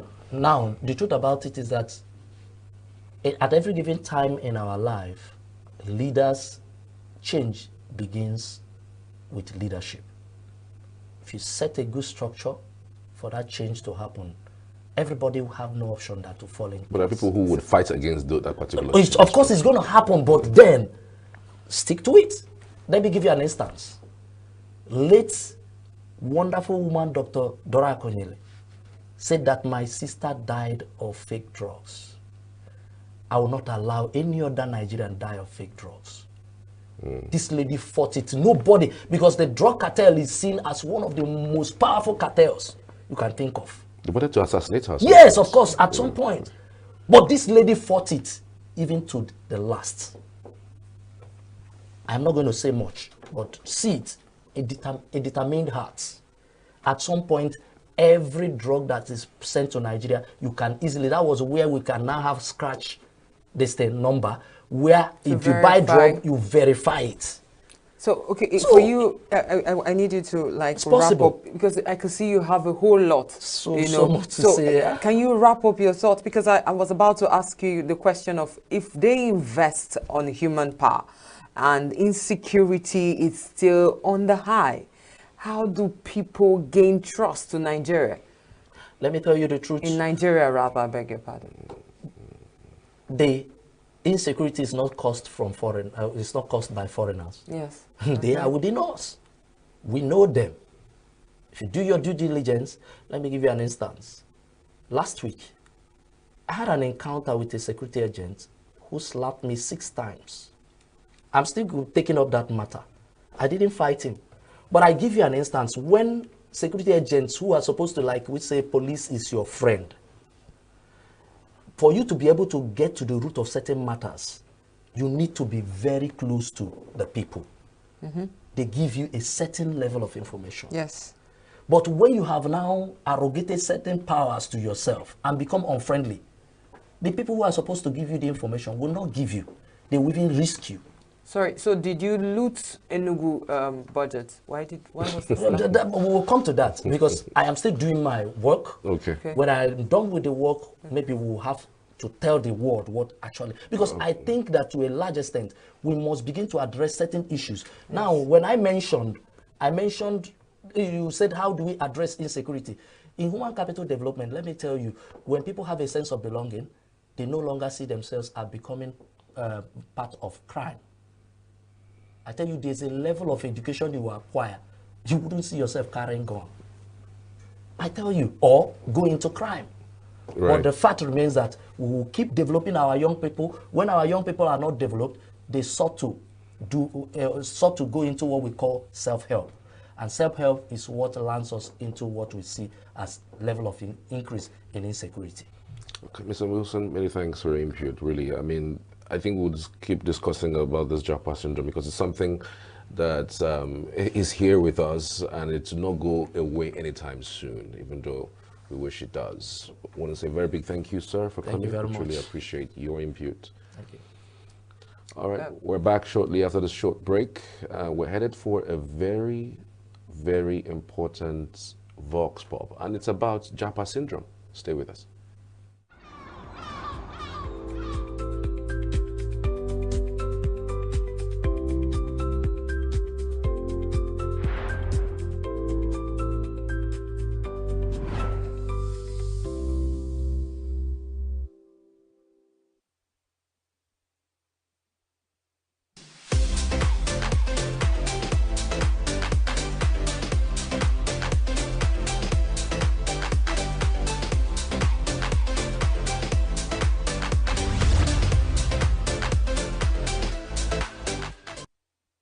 First of all, I would like to talk about the government. Like the way the government are ruling us is not, I don't understand.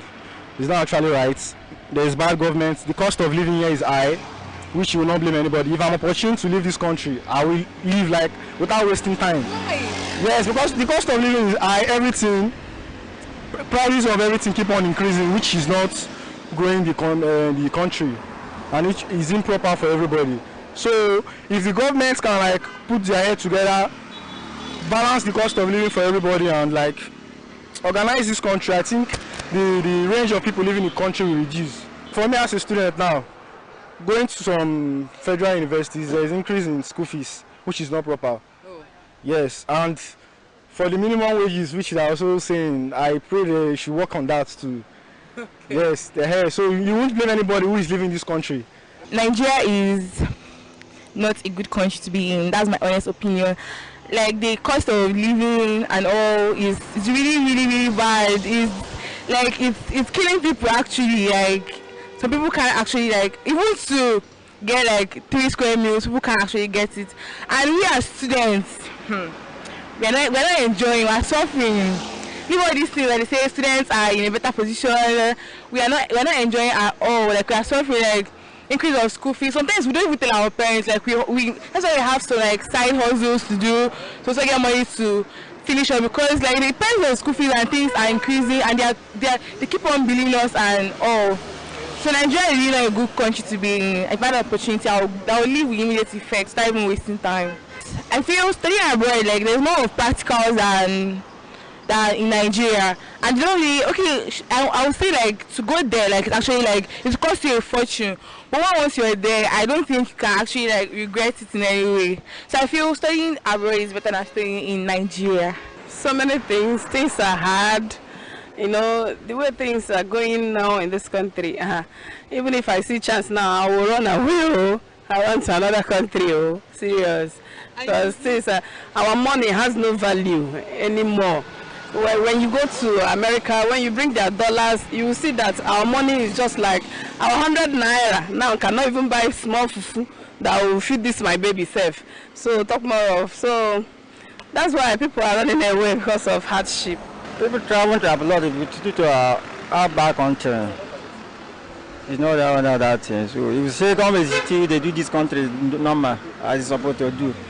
So people cannot travel to leave our whole country, travel to another place. If I see opportunity for as I stand here, I will leave. But as I youth now, I don't get joy. I don't get joy for government. Wow, a lot is happening in this country, especially from the last regime till now. Okay, they have a lot of crash. Something like food, cost of living. Okay, cost of living is bad. It's going higher every blessed day. Okay, then foodstuffs. Okay, and in short, we have bad economy. We have bad economy in this country right now. Things change upside down. Okay, instead of coming down, it's going higher every day. My dear, I'm leaving today. If I have the opportunity, I will just call my children that I'm moving out. Because what we are seeing every blessed day is too bad. Nigerians are leaving Nigeria because of hardship that the country is suffering today. And that is why everybody is finding a way to leave the country. Okay, because of the situation of the country, I think individuals are looking for greener pastures outside the country. So, and the government is not helping matters at all in this country. So, anyone that has the opportunity to go outside to, earn more for a living, will grab the opportunity.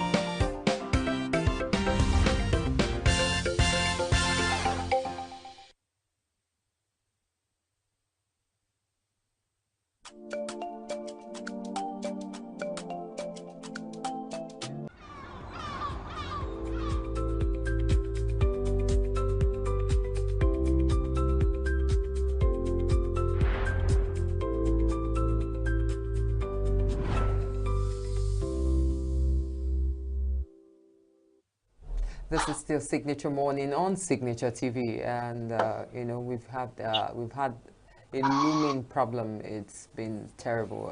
Yeah, we heard it, voices on the street.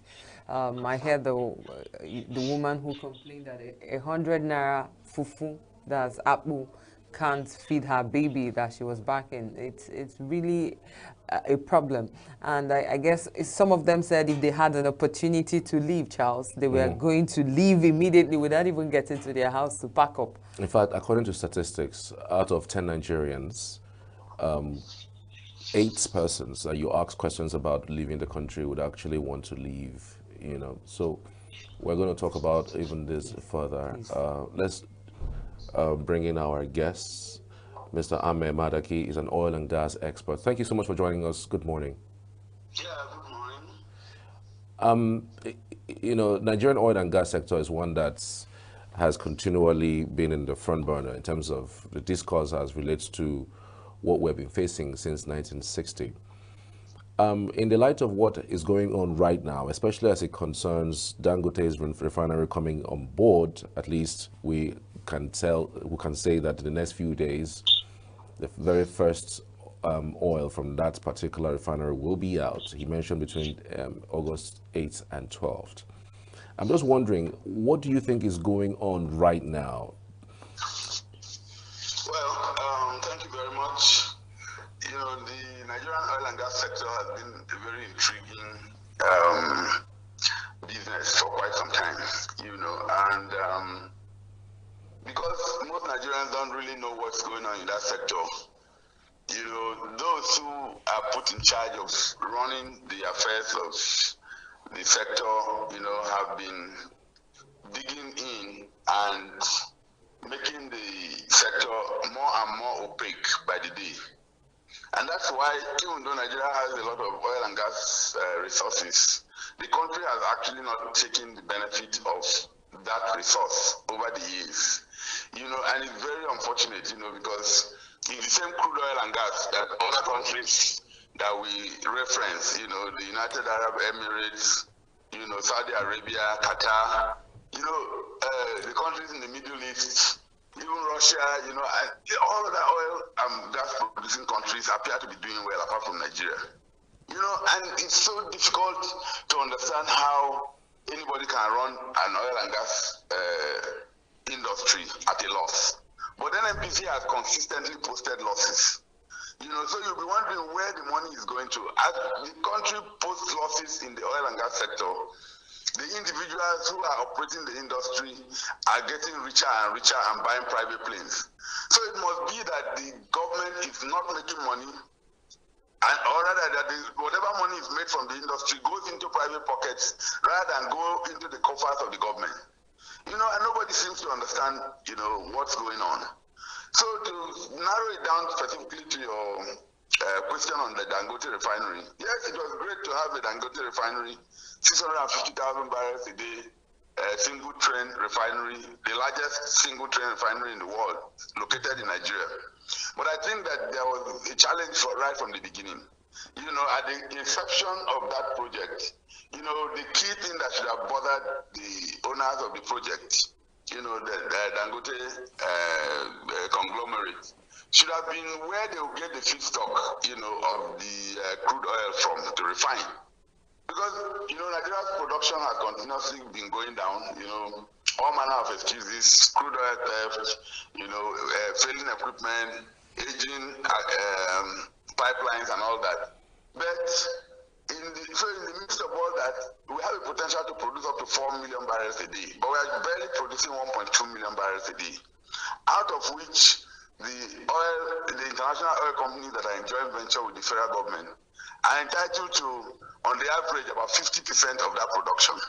So if you take 600,000 barrels, which is equity crude for the IOCs, out of it, then the other 50% is what, you know, it becomes available as Nigeria's own share of the equity crude. And so out of that 600,000 barrels, there has been a lot of forward sales, you know, because we keep borrowing money on and on and on. We don't know what we do with the money. But every single time they keep borrowing money on oil production. So, as it is right now, the country doesn't even have any crude oil to sell to anybody because they have sold most of it upfront and collected the money, on business terms that are very laughable. How people could put their signatures to such agreements which sold off Nigeria's crude upfront, and collected peanuts for it, and they'll be still paying, and they'll keep paying for it, on and on and on. We collected $3 billion, from Afro-Exim Bank, to pay back $12 billion over a period of time. Nobody borrows money on those kind of terms. But again, so now there's no crude to give to supply to Dangote, and everybody is crying. You can't ask the international oil companies to seed their own equity crude and give it to Dangote, because that's equity crude that they have already worked for, and it's part of what they are entitled to take because they are in a joint venture with the government.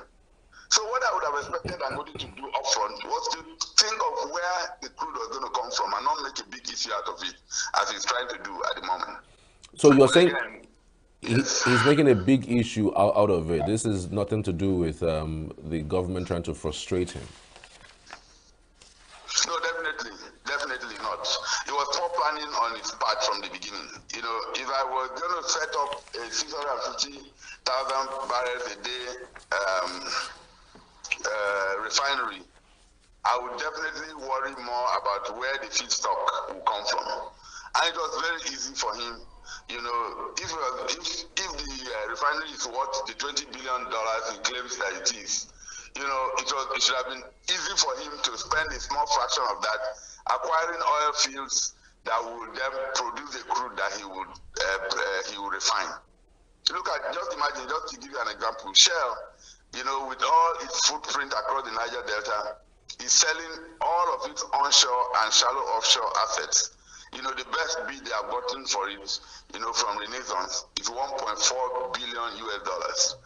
If Dangote is setting up a $20 billion refinery, it should have been easy for Dangote to make a bid for the Shell onshore and shallow offshore assets, which, if they took entire control of it, would have been more than enough if they ramp up production to be able to supply, the feedstock needed to keep his refinery working 24/7. So all of this noise about we can't get crude, they're trying to sabotage us, we're the first to set up a refinery, even though many people were licensed. All those are monopolistic conversations. In the real world of business, it is dog eat dog, shark eat shark. You get the point? So if you want to make money, you have to keep your eye on where the profit is going to come from. Not expecting somebody to throw a feeding bottle at you and you'll be sucking at it all the time, just to make money, to make easy money.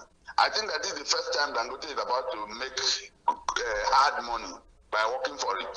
Okay. So instead of crying like a baby, he should just sit up and do what is right, by, debottlenecking all the challenges around his business. And now I think it's too late, because the investment is already on ground. And I think that whoever put the business plan in place from the beginning without clearly identifying where the feedstock, for the refinery will come from in a seamless manner, honestly ought to be called back to question. Okay. And whatever consultancy Chief fees Madaki. should be refunded. Chief Madaki, I hear you, but we also, so you're saying is not as a result of bad blood from the government. So what do you think effects on existing local refineries and small players? What do you think the effect of what Dangote refinery brings to these people? Well, yeah, generally, as they say, when something is happening to your neighbor, you should learn your lesson. So what you're saying, in fact, is that people like Bua and the other modular refineries that are about to come up will now be a bit wary and saying, well, if it's happening to Dangote the giant, who are we? I don't think it's going to operate exactly that way, because everybody has his own unique business plan. To start with, I think the location of Dangote refinery was wrong from the beginning. You can't, there's hardly any oil production going on in Lagos. And then you go and locate such a massive refinery in faraway Lagos, where you have to be worrying about the logistics of trucking, or piping or barging crude oil, the crude to the place. You get the point? It would have been better located in the Niger Delta, but I can understand his reputation at that time. Maybe because of the instability in the Niger Delta and the fact that, things can erupt rather quickly. He wanted a safe haven where he could put his investment with the least risks. But these things don't work that way. You know what I mean? There's no way, even in Palestine, with all the bombs dropping, I'm sure people are still investing there. You have to just make your investment analysis properly, and then and position your business, in a place where you can get the maximum advantage. I really don't think it will dampen the results of other people who want to invest in the refinery business. Refining is good; it's an international business, and again, if you have a refinery, you should be able to buy crude from anywhere. So all this talk about we are now importing crude oil from other countries is not a big deal, provided the price at which it lands in the refinery makes sense and they can refine profitably. The business is still a lucrative business. And I think that what ought to happen, is a situation where the government regulator, that is the Nigerian Midstream and Downstream Petroleum Regulatory Authority, should put their feet down and properly regulate that industry.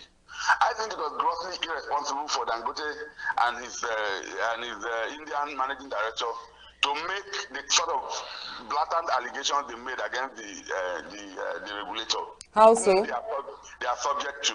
You don't open your mouth and say that the regulator is licensing marketers to bring in adulterated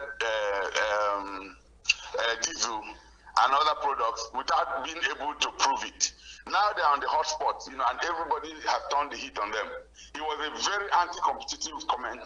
It was a comment that was completely unnecessary at the time it was made, and it could have actually led to a conflagration in the country and some complicated lawsuits, class lawsuits, because the citizen can actually go to court relying on that comment to say that the government deliberately wants to kill them, by spreading cancer.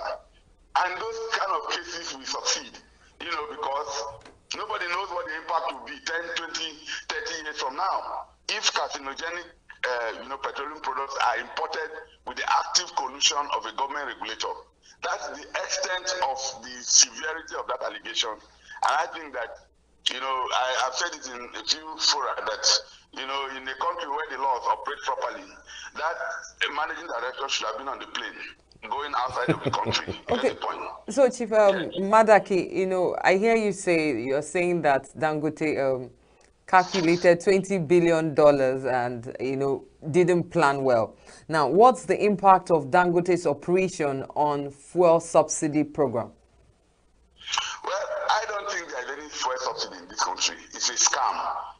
We cannot say we are subsidizing anything right now. That money is entering people's private pockets.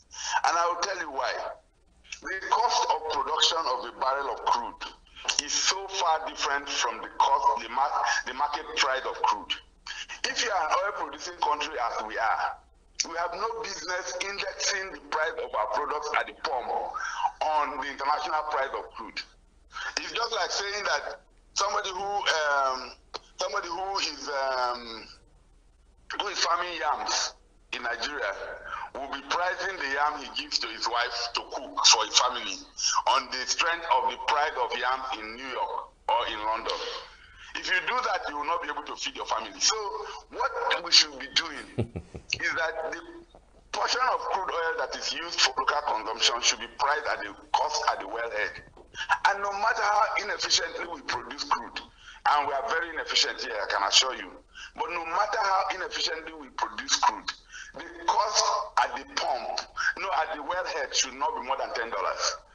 No matter how hard we try to pad the price. You get the point?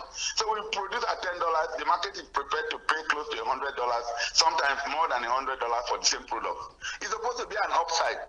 But Nigeria is the only country where when the price of crude oil goes up, everybody starts crying that the price of the product at the pump will also go up in tandem. Why should it be so? When we produce the crude here, it's just like we produce crude water. And then, because the process of producing crude oil and crude water is actually the same. It's the same drilling down, and then you reach the aquifer for water. It's just that the crude oil is a bit deeper underground, than where you reach, for water. You get the point. So why would somebody who is bringing water out from his borehole, be pricing it at the international price for water, if there is such a price? So it's very shameful economics, and I can't even understand why we allow this kind of economics to happen. You get the point? In a country where people are supposed to be educated. Right. And annoyingly, the president goes and reappoints the entire board of NNPC recently. As if, yes, you guys are doing a fantastic job. Doing a fantastic job in a country where they were posting losses on a daily basis, when other countries are taking advantage of the increasing price of crude oil, and then we're not making any money and we're borrowing. In another short, period, this country will be defaulting on loans because what we earn is far less than what we are using to service our debt. So how are we going to survive as a country going forward? As everybody's running away. All right. All young people want to leave the country right now. And I think it's very shameful, actually. Yeah, Mr. Madaki, I really want to ask you this because a whole lot of talk about Dangote Refinery bringing some sanity into the system. Do you think that Dangote's refineries would, in one way than one, make the government become serious about the 4 refineries that is under its coffers? For too long, those refineries have either been refurbished or are in the process of being refurbished. Every minister of petroleum that comes, sets a new target for when the refineries will work. We have been rolling around the politics of getting the refinery to function, as if refining crude oil is rocket science. I find it extremely shameful that for so many years we are still talking around whether those 4 refineries, 2 in Port Harcourt, 1 in Warri, and 1 in Kaduna will ever function. As far as I'm concerned, from a technology perspective, we are probably better off scrapping those refineries and building new ones, because they have never functioned. They are always being turned around, and only to be turned around again. You get the point? Yes, it was good that Dangote put in place a 650,000 barrels a day refinery, and it's functioning. But the impact of Dangote's products on the Nigerian market is yet to be felt properly. For many reasons. First of all, one of the advantages of setting up a refinery is actually the employment generation that is supposed to come from the setting up of such a massive project. But you and I know that most of the people who work in Dangote Refinery are Indians. Maybe because the managing director of the company is an Indian, and he brought a lot of his own people to come and work. I'm aware, from figures that have been made available, that up to 11,000 Indians are working in Dangote Refinery.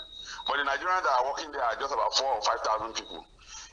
If you even add the casual hands. That's not right.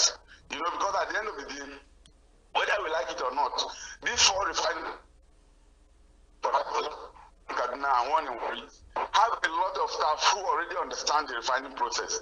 Why wouldn't Dangote employ a lot of those people who are redundant right now and are just earning salaries? That is for those who have not been fired, are earning salaries for doing nothing. They should just move them there, giving them the best possible training, and then transfer technology in a way that our people will then even hone in their skills even more, and then train more of the young chemical engineers, petroleum engineers who are around now cannot even find any job in the industry, because most of the IOCs are quitting and downsizing or divesting completely. These are the kind of multiplier effects one would have expected to see from a Dangote refinery, but I'm not seeing it. And nobody, if any other person is seeing it, by all means, I want to see, I want to be told. I heard, that part of the reason why they employ so many Indians is that, they say that Nigerians are not reliable and they are not serious at the place of work and they are not honest. But that's very shameful. I hope that didn't come as an official comment from from Dangote as a company, because that would be totally laughable. I don't see how anybody should run down his own countrymen just because he wants to prove a point. I don't think Indians are more honest than Nigerians any day. So yes, it's good to see the local content part of the project. It's good to also see, whether there will be multiplier effects in the Nigerian economy from the Dangote refinery. But honestly, from the way I see it right now, the impact will be extremely minimal. We are still importing, PMS, and Dangote has been producing PMS. It's just that he has not put it on the Nigerian market. And I don't think that's fair. You get the point? Right. Because, you know, Let's talk about modular refineries. sorry? Let's talk about modular refineries, the ones that we know that BUA is getting into, and some other persons are also looking to invest in that direction. Now Dangote's refinery is going to be on board pretty soon, especially now that we know that there are meetings to tick the I's and dot the T's. I'm just thinking, if we have more refineries, more modular refineries, do you think it will solve the problem of at least bringing the prices of the fuel down? No, I don't think so. Because first of all, they will still have problem of feedstock. There's no crude. So unless they deal with the issue of crude supply, the challenge will still be there. You build a refinery and you do not have the crude oil to refine, then you have a problem. Many of them do not have the muscle required to import crude from other countries because the logistics are a bit complicated. So yes, it's good to have refineries. For instance, a country like Singapore does not produce a single barrel of crude oil, but they have over 50 refineries in Singapore. Wow. But they have also been able to deal with the issue of the supply of products. They buy cheap from us, from countries like Nigeria and other countries. You buy crude oil cheap, and then you refine, and then you make several times, the money that you spent on the crude. But those are countries where they got the economics of their production properly. You get the point? And that the government is regulating and, doing what is effective, at that policy formulation level. But in Nigeria, anything goes. There are no consequences for poor performance or complete lack of performance. Everybody's just gallivanting from point to point, and then we don't see anything. And nobody gets punished for even defrauding the country, from decisions they took, from out of which the country lost money. Okay, I want to ask you, sir. Hello, sir. So I would like to ask you, Madaki, implications of a broader future of Nigeria's oil and gas industry. What are the implications on a broader horizon? Well, I think that the industry will right size. With the IOCs exiting, there will be more of local content, Nigerian content, because most of the people who are behind the consortia, bidding for the stakes of the IOCs, like the Shell, the Total Energies of this world, the people who are exiting, most of them are people who already acquired skills in running the industry from the IOCs. So I see a future that is bright. I see a future that is now going to be more realistic and with better regulation. And in fact, with NNPC being removed completely from perceiving itself as a regulator rather than an operator, we are going to get to a point where the industry should become profitable. But to be able to do that, we have to have a government that knows exactly what is going on. Right now, the industry is being run by politicians. You get the point? Who are not technocrats in this area and who do not really understand the nitty-gritty. It's one thing to be a minister of petroleum, but it's quite another to know what's going on in the industry. And quite frankly, if you look at the constitution of that industry in terms of management right now, you do not have the sort of quality knowledge that is required to drive change. So what do you advise? What do you advise? What's your advice? Yeah, what I advise is that, I think the president has worked in an oil and gas company before, Mobil. So I expect that he should translate that, whatever experience he gained from there, into the way the industry, into taking more interest in the way the industry is run. Incidentally, he's on record, the Minister of Petroleum, but we haven't seen anything that he has done in that regard. We haven't seen the benefit of his experience having worked in Mobil, in the way the industry is managed right now. So if we see a more structured approach toward the running of the industry, putting square pegs in square holes, and ensuring that those who have the right skills, and there are many of them in the country, are the ones actually running the industry, then we will begin to see some benefit. Otherwise, we may as well start thinking more of making money from agriculture, from solid minerals and so on, because I actually think that the emphasis on crude oil, and gas is misplaced. because we're not making money from there. The industry is a loss-making industry right now to the country, and NNPC has been posting losses consistently for years. So why would you keep, such a behemoth when you should actually disintegrate it, and let everybody, go their different ways, and then you know that you don't have, a business. But right now, that business is just a facade. There's no money being made from it, and it's totally shameful. So, All right, sir. the outlook, the outlook will brighten when the government takes more charge of the way, the industry is run. But I think because the government borrows money and there's easy money to spend, they are not really trying to sweat the assets and ensure that what we have produces for us what it should produce. I think that's why we are still where we are today. Wow. Mr. Ahmed Madaki, many thanks for your input today. We truly, really appreciate your input, even though for me, most of it were bleak reality of our oil and gas sector. Many thanks, sir. Yeah, we don't have a choice. We have to say it is. There's no point sugarcoating this thing, and creating the impression that all is well when we all know that all is not well. So thank you very much. It's been a pleasure. And I wish Signature TV the very best. Thank you so much. Thank you so much. Phenomenal. Thank you. Thank you. We're back shortly after this break. Do stay with us.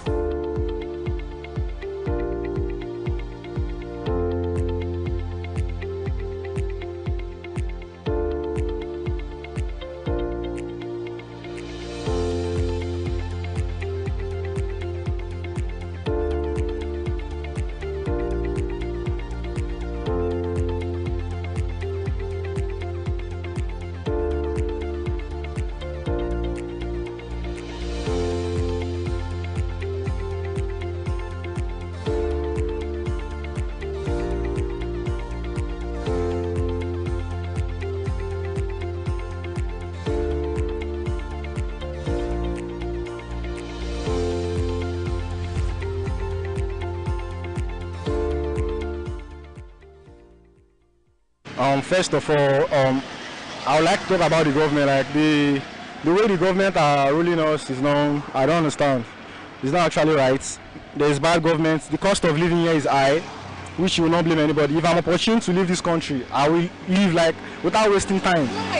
Yes, because the cost of living is high. Everything, prices of everything keep on increasing, which is not growing the country, and which is improper for everybody.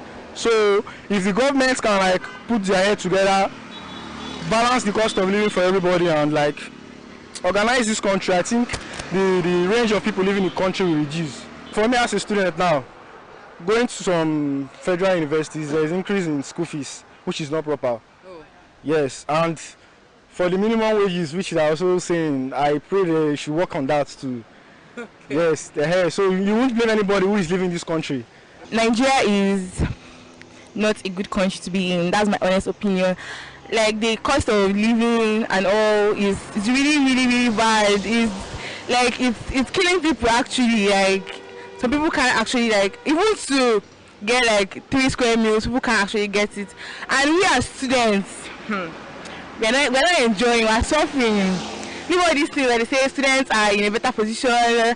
We're not enjoying at all. Like we are suffering like increase of school fees. Sometimes we don't even tell our parents, like we that's why we have some like side hustles to do to also get money to finish up, because like the price of school fees and things are increasing, and they keep on billing us and all.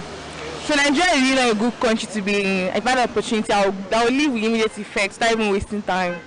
I feel studying abroad, like there's more of practicals than in Nigeria, and the only I would say like to go there, like actually like it costs you a fortune, but once you're there, I don't think you can actually like regret it in any way. So I feel studying abroad is better than studying in Nigeria. So many things are hard. You know, the way things are going now in this country, even if I see chance now, I will run away. Oh. I run to another country. Oh, serious. Because things our money has no value anymore. When you go to America, when you bring their dollars, you will see that our money is just like our 100 naira. Now cannot even buy small fufu that will feed this my baby self. So talk more of. So that's why people are running away because of hardship. People travel to abroad due to our back country. It's not that thing. So if you say government still they do this country normal as it's supposed to do.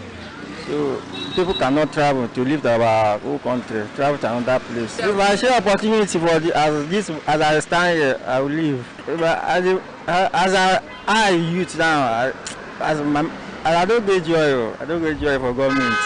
Wow, a lot is happening in this country, especially from the last regime till now. Okay, they have a lot of crash, something like food, cost of living. Okay, cost of living is bad. It's going higher every blessed day. Okay, then foodstuffs. Okay, and in short, we have bad economy. We have bad economy in this country right now. Things change upside down. Okay, instead of coming down, it's going higher every day. My dear, I'm leaving today. If I have the opportunity, I'll just call my children that I'm moving out. Because what we are seeing every blessed day is too bad. Nigerians are leaving Nigeria because of hardship that the country is suffering today. And that is why everybody is finding a way to leave the country. Okay, because of the situation of the country, I think individuals are looking for greener pastures outside the country. So, and the government is not helping matters at all in this country. So, anyone that has the opportunity to go outside to, earn more for a living, will grab the opportunity.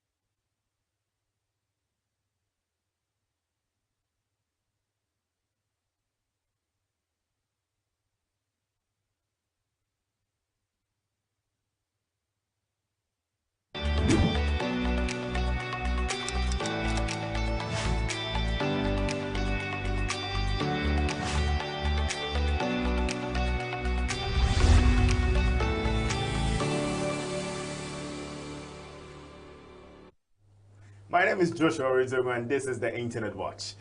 Less than 42 hours of Joe Biden dropping out of the presidential election, Kamala Harris is calling out Trump on his true colors. Well, I thought Trump was white though, but what do I know? Kamala Harris, in her capacity as vice president and former prosecutor, addressed her experience in prosecuting various types of offenders. She highlighted her efforts against predators who abused women, fraudsters who defrauded consumers, and cheaters who broke rules for personal gain. Harris drew a parallel between these offenders and Donald Trump, indicating a familiarity with his type. This statement was made during a campaign event, suggesting a strategic positioning of her legal background against Trump's character as part of her campaign strategy. I'm not going to talk about Harris because there are some things I've been reading online that I'm just going to not go there. Interesting time to be alive, yeah? All the Gen Z watching me now who understand what's going on. Don't worry, don't worry, don't worry. Forgive my laughs. That's on the lighter note, but comments on this topic were not light. Let's read them together. So I have jumped back to reality saying Trump will be prosecuted by November 5th and convicted by a jury of his peers of American voters. Next, I have what a breath of fresh air we've been needing for a long time. Oh, really? So, okay, I'm sure this is a Harris supporter after the statement she made during the campaign. Trump is freaking out right now. He's no longer running for re-election. He's running to stay out of prison because, you know, Harris will lock Trump up. We don't know that yet. You're speculating. Charlie is saying Trump is outclassed and outwitted.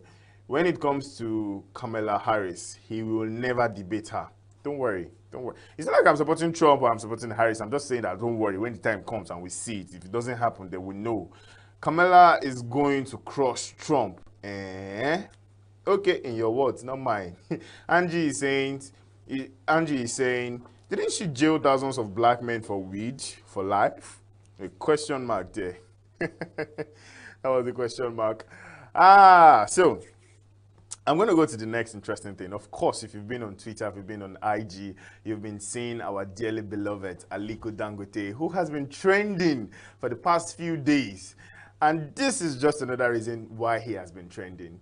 So Aliko Dangote, a prominent Nigerian businessman, has recently voiced his concern regarding the Nigerian oil and gas sector. He accused some personnel from the Nigerian National Petroleum Corporation, the NNPC, and oil traders of setting up a blending plant in Malta, where they allegedly import low-quality products with fake certificates. Dangote expressed his readiness to confront these issues head-on, despite the challenges. This situation has sparked a wide range of reactions on social media, with many expressing surprise as Dangote has spokenness and speculating on the potential implications for Nigerians' business environment. Dangote, they say, has become a reporter and a journalist. Like they drop podcasts on a daily now. Reactions from various parts of the country will leave you amazed. I'm going to go to the comment section right now. And first on our comment, I have Adenika. He's saying, I have never heard or seen Dangote talk this much. Something is really wrong. Like if you know Dangote, you will know, of course, that this man does not even know how to talk that much. It's stressful for him. Chief is saying, waiting una really do Dangote way just they explain up and down. Because this guy has released back to back to back to back. Them say the way Dangote they complain, they do podcast, go so invite them. Like come and express yourself. Just come and do some 30-minute podcast. Dangote has the money to fight federal government, but he will not. Federal government have the power to make life miserable for 4 to 8 years of Dangote's life, but they will also not. My prayer, my hope, my desire. Everyone should just think Nigeria first. Well, we are praying that they do. Honestly, we are praying that they do. Did Dangote record the whole press conference and he's just releasing it track by track every day? I mean, every day my guy, they enter studio, go well. I'm concerned.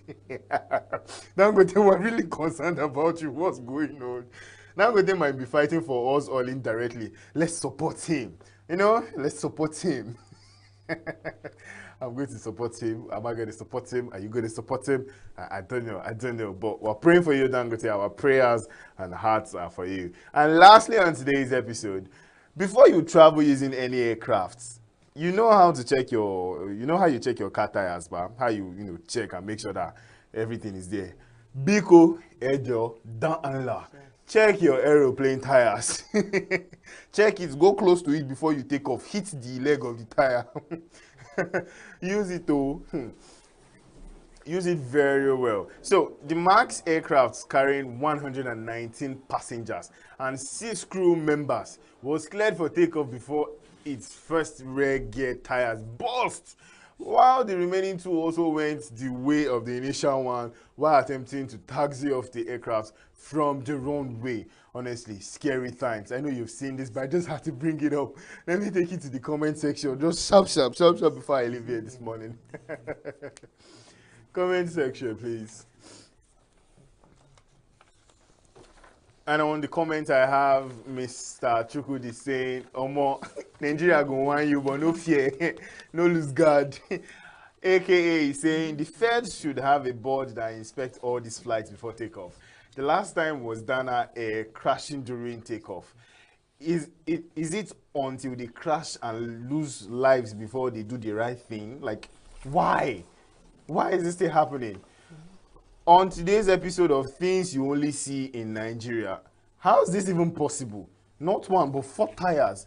Where did you guys buy the tire from, Biko? Nei is saying, I won't even be surprised if the agency in charge of checking the conditions of the airplanes are already compromised.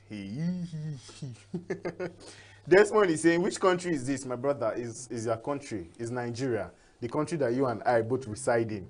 The one that has been having basketballs. And lastly, on my comment section, I have, who is going to jack the plane? You know, when your car tire don't burst and you guys jack it, you have to jack it, like push it up. Well, better check the tire out to be sure. I'm just saying, because I care about you. Don't forget to like, share, and subscribe to this YouTube channel. My name still remains Joshua Ritogo, and today is Tuesday already. But then, come close. Stay jiggy.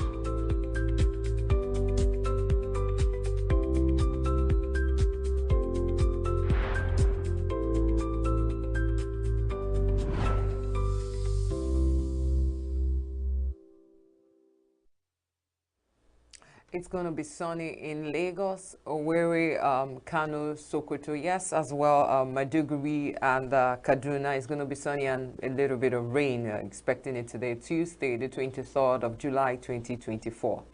And moving on, we're trying to, in a bid to solve some of Nigeria's problem. What is the best way to solve Nigerian issues? What is the best way? Is it protest or dialogue? And one would think, one would actually say it is puerile for government to blame anybody, you know, to transfer blame on whoever wants to organize protest, because these are what people, individuals are feeling. With us to expatiate and throw more better light on this issue is Barrister Victor Giwa. He is a legal practitioner, and we hope at the end of this we will know which is the best way to solve Nigeria's problem. You know, protest has been it's been a call that we've been having for a long time now. You know, there was the case of NSAS in 2020, and some people might say, what did it achieve? Some might disagree and say, of course, our voices were heard. You know, in some way. There was also a protest in Kenya, and places like Argentina also witnessed protests because of hardship and bad governance. Moving forward, we're trying to, as Nigerians, trying to know what is the best way to achieve, you know, to solve our problems. What is we've been dialoguing, you know, we've been talking. What is the best way, Charles, you know? Yeah, speaking of best ways, I really don't know if there are actually best ways for things to go, if, you know, if you ask my opinion. I just feel that more than just talking about best way, allow people to vent if they want to vent. Something that's as easy or as little as even putting out a tweet or putting out a message, calling for some sort of right ways to do things. I think it's also a protest. You mustn't necessarily go out to show yourself on the streets and maybe take placards around town or even destroy properties, because again, some persons just feel that protest, for you to protest, you must have to go out and maybe destroy you know, the country's properties, or even constitute nuisance on the streets. I mean, putting out messages on Twitter, Facebook, whatever message or whatever platform that you use, stating that you are really dissatisfied about what's going on in the country is also a measure of, protesting. And then talking about dialogue, I mean, you can't say maybe dialogue is better than protest. Sometimes protest can lead to dialogue. I mean, sometimes also dialogues can also lead to protest. So it's like, okay, now that the government isn't listening to how hungry Nigerians are, some of them are saying, you know what, let's just, get on the streets and then make a statement and say, look, government, you have to listen to what we're saying. There are actually the list of things that protesters have said that the government should meet for things to go back to normal. Charles, well, I think it's the word protest has been misinterpreted. Protest means to make a firm, objection, to just say, I don't agree to this. It's not distraction. It's another angle people just choose to, it's not even an angle. It's just what people employ. And sometimes they could be tagged as saboteurs, to the effect, to the cause of the protest. Because if you ask me, an Axe dictionary is to make a strong objection. I don't like the way you're doing things. I didn't like the way you served me food. I didn't like the way I cooked for you. Just affirming that whatever it is this person is about isn't what you think you're supposed to get. So protest is just like what we have in the government, in legislative house, where there is the ayes have it. If you're in support, say aye or say nay. But most of the time it's being hijacked and people misinterpret it. Yeah, I mean, protest in itself is a legitimate way of calling the attention of government to issues, and it's not necessarily government. Yes. It could be anybody at all. It could be maybe in school, even at home. There are protests. Kids protest against the kinds of food that they eat. Yes. I mean, they want to eat a certain food, and the parents are saying, you know what, this is the kind of food that's that is available. So it's in our constitution that you can protest. I mean, it is allowed for you to protest, but where it becomes a problem is when it dovetails into something else, when it becomes violent, when it becomes destructive. Even though some people would argue that the people who cause the destructiveness are those who want to do a counter-protest. Remember the answers. There are people who were out and supporting police, in that manner. So you want to be careful in the way and manner you go about the protest in case you are looking to protest. So whether it's dialogue or protest, one somewhat leads to the other. If you don't protest, there won't be a call for dialogue. And if you do not talk about some of these issues and you don't agree on the table of discussion, then people will head onto the street to, reiterate their mindset about how dissatisfied they are with the policies and programs of government. I mean, it's been more than a year since this government took over office. And by now, some persons would say that we're supposed to be seeing some signs of good things to come. But it does seem like we're going backwards. I mean, some persons in their life would say that they would not want a government that is just like the last administration, where people also, suffered in terms of, prices of goods and services. But right now, some people are saying, I mean, it looks like Buhari's government is even better than what we're having now, because they could purchase Gari for at least 1,000 naira. I'm talking about a pinta of Gari for 1,000 naira. They could even purchase a pinta of beans for at least 2,500. But right now, those things are triple. A pinta of Gari right now is over 3,000 naira. A pinta of beans right now is over 6,000 naira. I'm saying this because I know. I also go to the market. So you can imagine that double price speak, as it relates to the last administration. So you wonder. I actually learned yesterday that pigeon peas, that's the one we call fio in the eastern part, or abubu by some people, is 12,000 naira. It is. As of last year, it was, what's it called? A pinta of beans was 2,000, 3,000. You could, but now you can't even 9,000 to be able to purchase just a pinta, not a bag.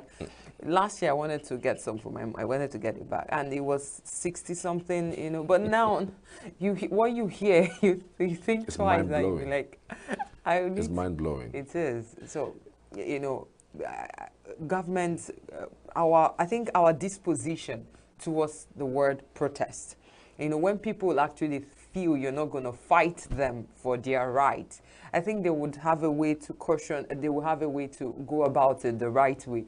But when they feel, oh, as I'm protesting, they're about to attack me, they also prepare for your attack, like a counter attack. You know. Yeah, I hope that this protest is not in any way influenced by what's happening in Kenya. Kenya's protest is, totally different from what we're facing in, Nigeria. The protests in Kenya is about the so-called financial bill that was imposed by IMF on Kenya, and Kenyan government thought to transfer this amount to the people. And given that they'll be paying more for some services that they shouldn't be paying for, they went on the street. And I thought that the government reacted so late, so much so that we had over 30 persons passing on because of that protest. If they had acted quickly, at least they would have said, okay, fine, this government is listening, and they would want to, in some way or another, listen to the government. But right now, it looks like it is too late to call, and every single day, the people in Kenya, the Gen Zs in Kenya, are actually on the streets doing crazy stuff. We have Barrister Victor Giwa to do this, help do justice to this with us. Barrister Giwa, good morning. Good morning. Can you hear good morning. us? Yes, okay. I can. So this issue of people are complaining of bad governance and so many other issues that have trickled out from it. So the best way, what do you think is the best way to solve Nigeria's problem? Well, thank you very much. Good morning, Nigerians. Well, your question is very clear. What is the best way to solve Nigerians' problems? For a government that listens is dialogue. For a government that is sensitive is dialogue. For a government that is proactive is dialogue. For a government that connects with the people, it is dialogue. But for a government that is insensitive to the people, a government that seems to be disconnected from the people, a government that is full of bureaucracy, the proper way to draw the attention of government to the yearnings and the issues concerning the people is through protest. So in Nigeria right now, protest is one of the viable tools to push the government to listen. And of course, we understand that just with the incident that just happened some few days ago. The NLC and the government just agreed at a 770,000 naira as what they call minimum wage for the workers. This is after about 1 to 2 days protest and a long period of engagement with government and threat of even more protest. So from what we have seen so far, government, especially governments in Africa, African governments, they seem to be a bit far from the people. They seem to be disconnected from the people. They seem to have gotten a barricade. If they get into government, they barricade themselves against the people. They put a shell. They insulate themselves from the people such that they no longer listen to the people or they no longer hear from the people. So they do what they want to do. They do what they feel they should do. They do what they think they should do without understanding the fact that your government, especially democracy, is the government of the people, by the people, and for the people. So they think about democracy when they want to get to power. When they want to get to power, when they are vying for offices, when they are going for election, they quote Abraham Lincoln. Oh, democracy is the government of the people by the people. Oh, the people are the paramount. The people are sovereign. the people are the most important. The people are the most important ingredients in democracy. But when they now get into power, they forgot democracy. They forgot the fact that democracy is all about the people. They now see themselves as now government is about them. And that is where they have the disconnect. All right, Barrister, you mentioned that protest is one that is for government that actually doesn't listen. Just like you have also mentioned that some African governments don't really listen to the people. Would you say is because of the fact that the people haven't really pushed further about their rights, so much so that the government doesn't listen? Because in other climes, it just takes 1 day protest, 2 days protest for some things to, happen. Sometimes it doesn't even happen just for people to just say it or mouth it. Governments, becomes, it becomes very hard for the government to even move, But the question is, why is it difficult for the African leaders to listen to the people whose mandate that they seek to be where they are? Now, the reason why African leaders don't listen to people is because the leaders themselves have weaponized poverty. It's because of illiteracy. It's because of lack of good governance.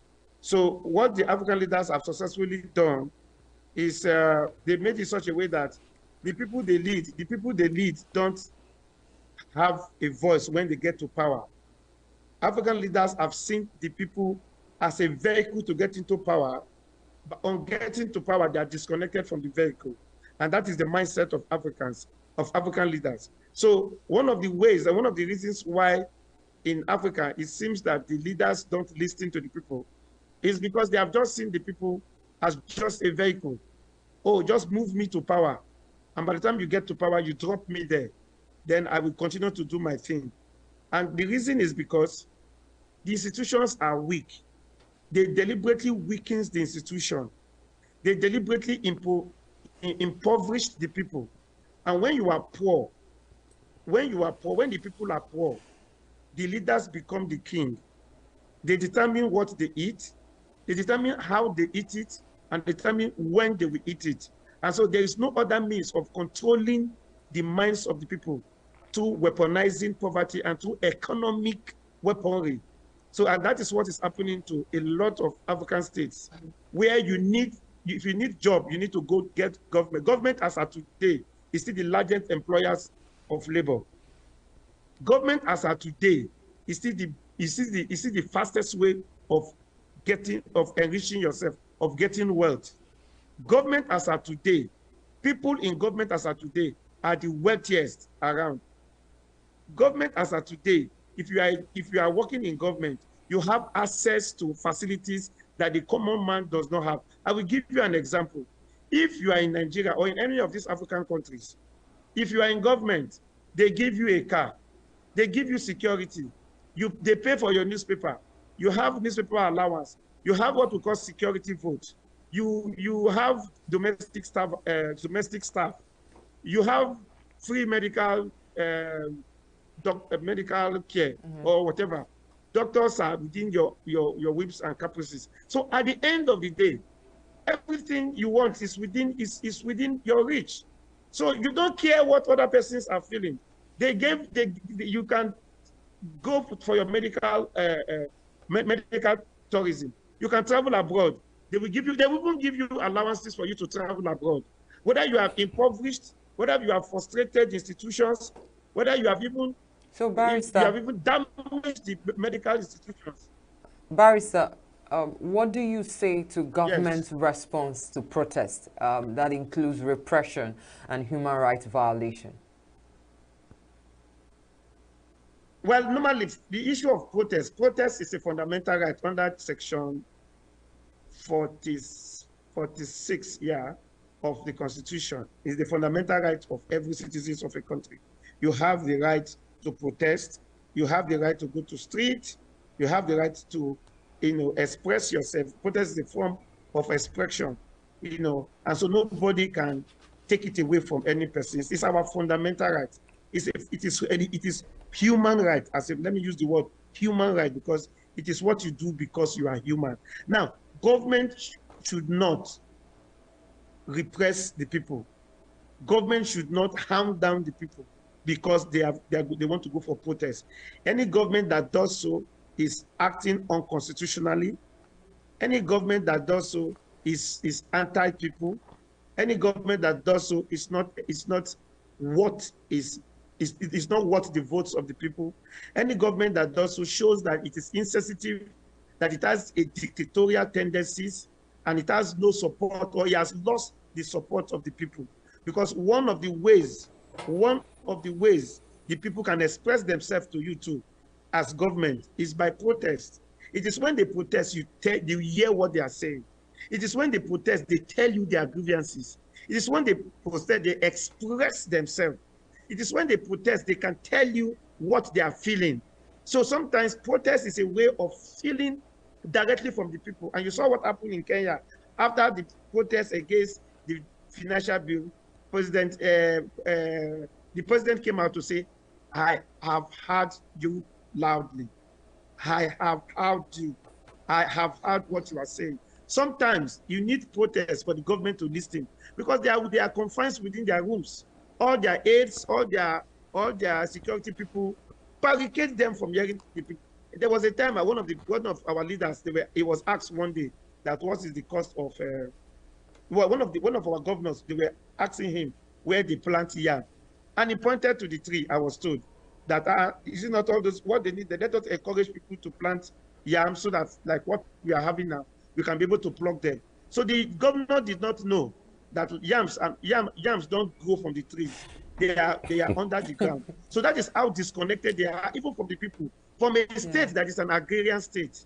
So this is some of the issues that are befalling us as a nation, where Barrister. government is disconnected from the people. Barrister, many thanks for your contribution. We do appreciate, we are grateful for your input on today's program. Thank you very much. Thank you so much. Thank you so much. Oh, okay. Right now we want to hear some voices on the streets. Before now we got to ask the people, what is their take? I will need you to listen. Just watch it.